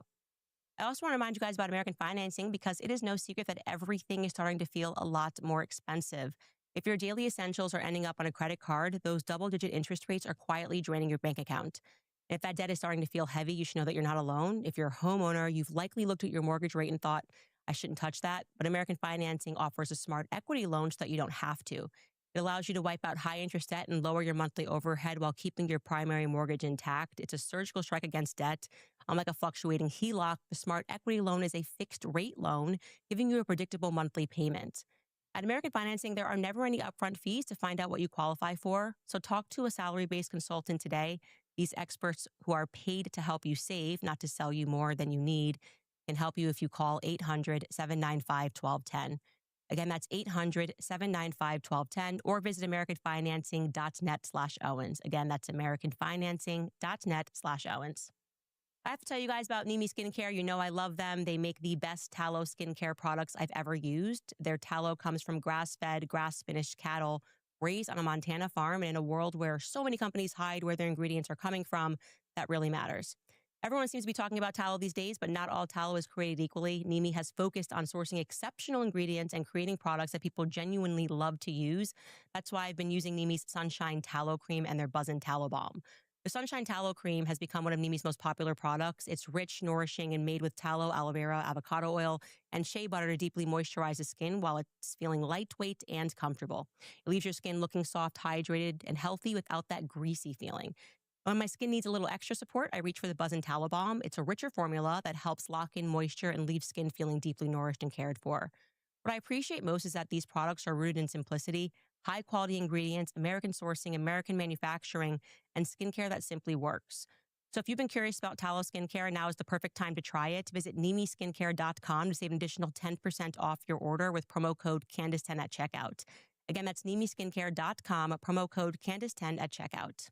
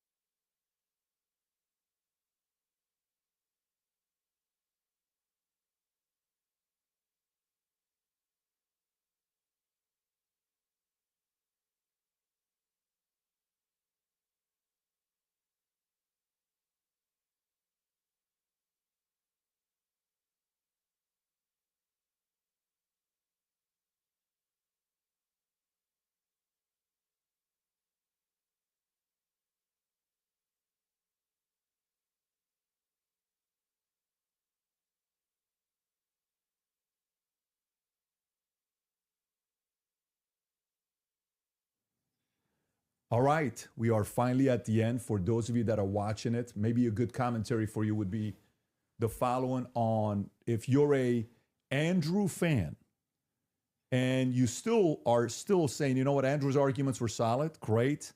Candace, great. But did anything change your mind? Did you watch and say, you know what, I had this position over here. This would be an interesting commentary to hear. And of course, for all the people that are watching, I was just whispering to them here before we wrap it up. I think whether you're a fan of Andrew or not, whether you're a fan of Candace or not, nobody can dispute the fact that these guys agreed to sit down and talk live.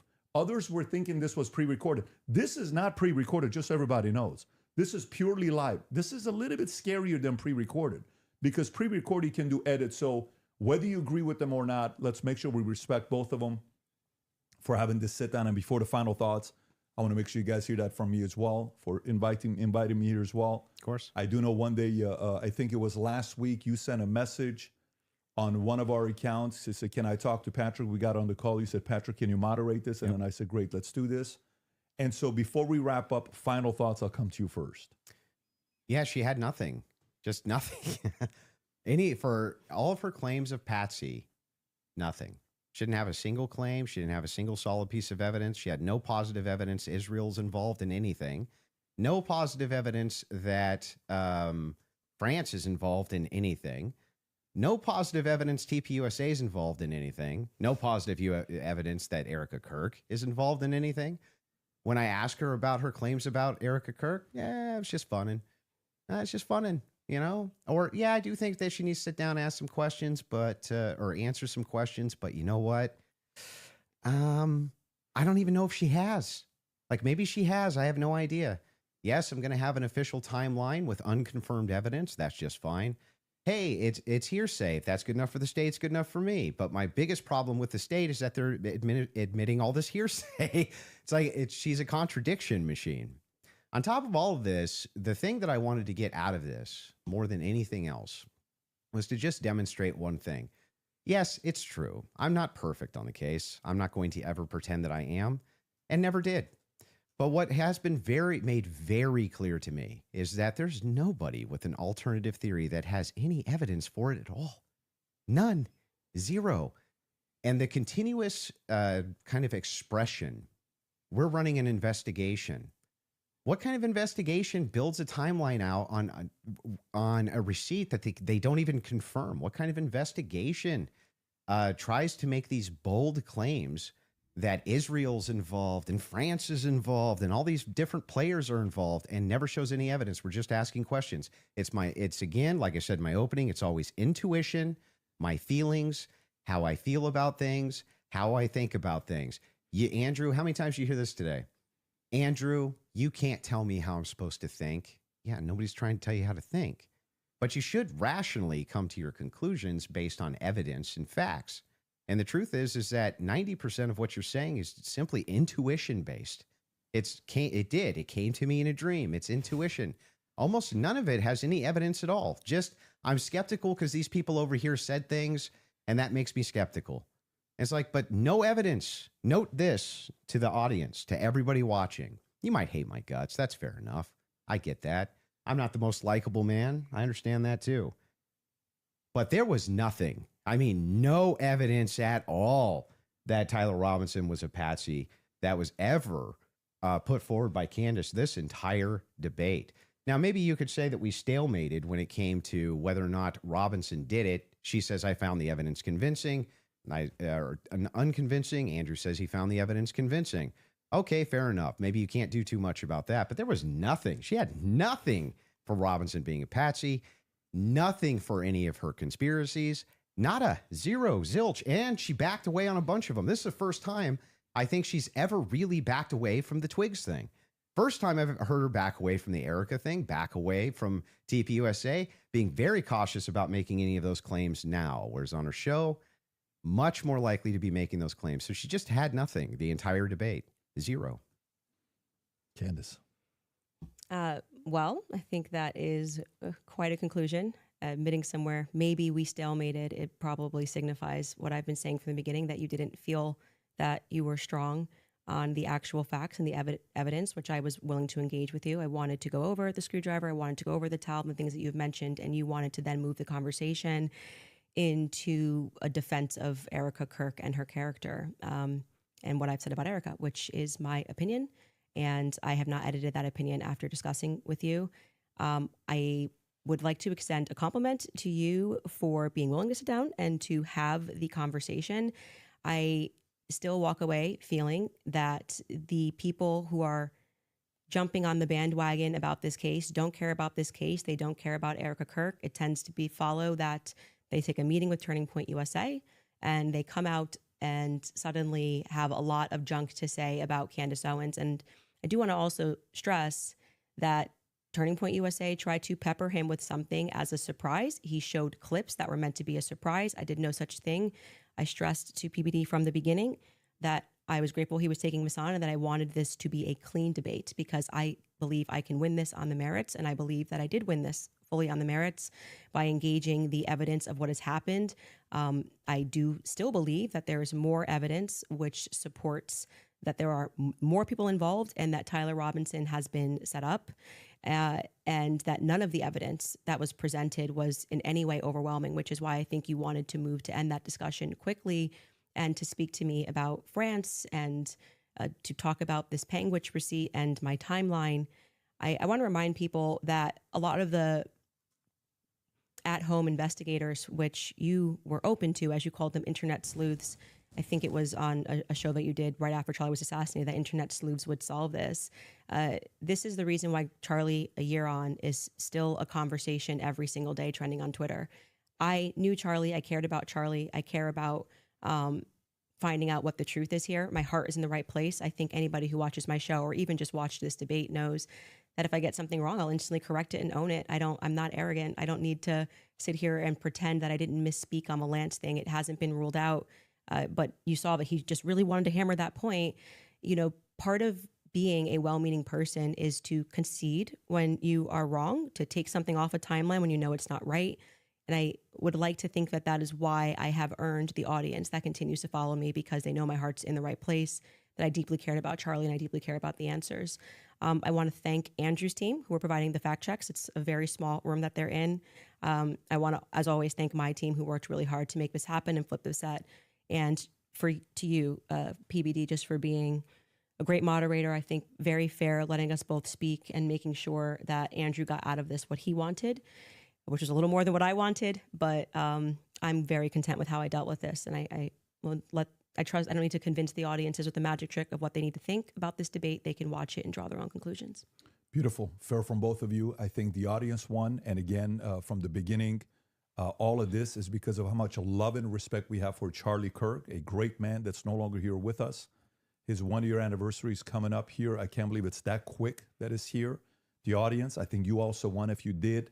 Support the Crucible, support the Candace Show, support the PBD Podcast, subscribe to the channel. This is how you help these voices get out even more, especially going into future when this happens. You want a lot of independent creators to have these types of discussions. And last but not least, the two of you, I respect you guys again for having this conversation. It is not easy to do so. Hopefully this will lead to more discussions. A lot of different things we talked about. I'm sure there will be a lot of follow-up. With that being said, take care, everybody. God bless. Have a great weekend. Bye.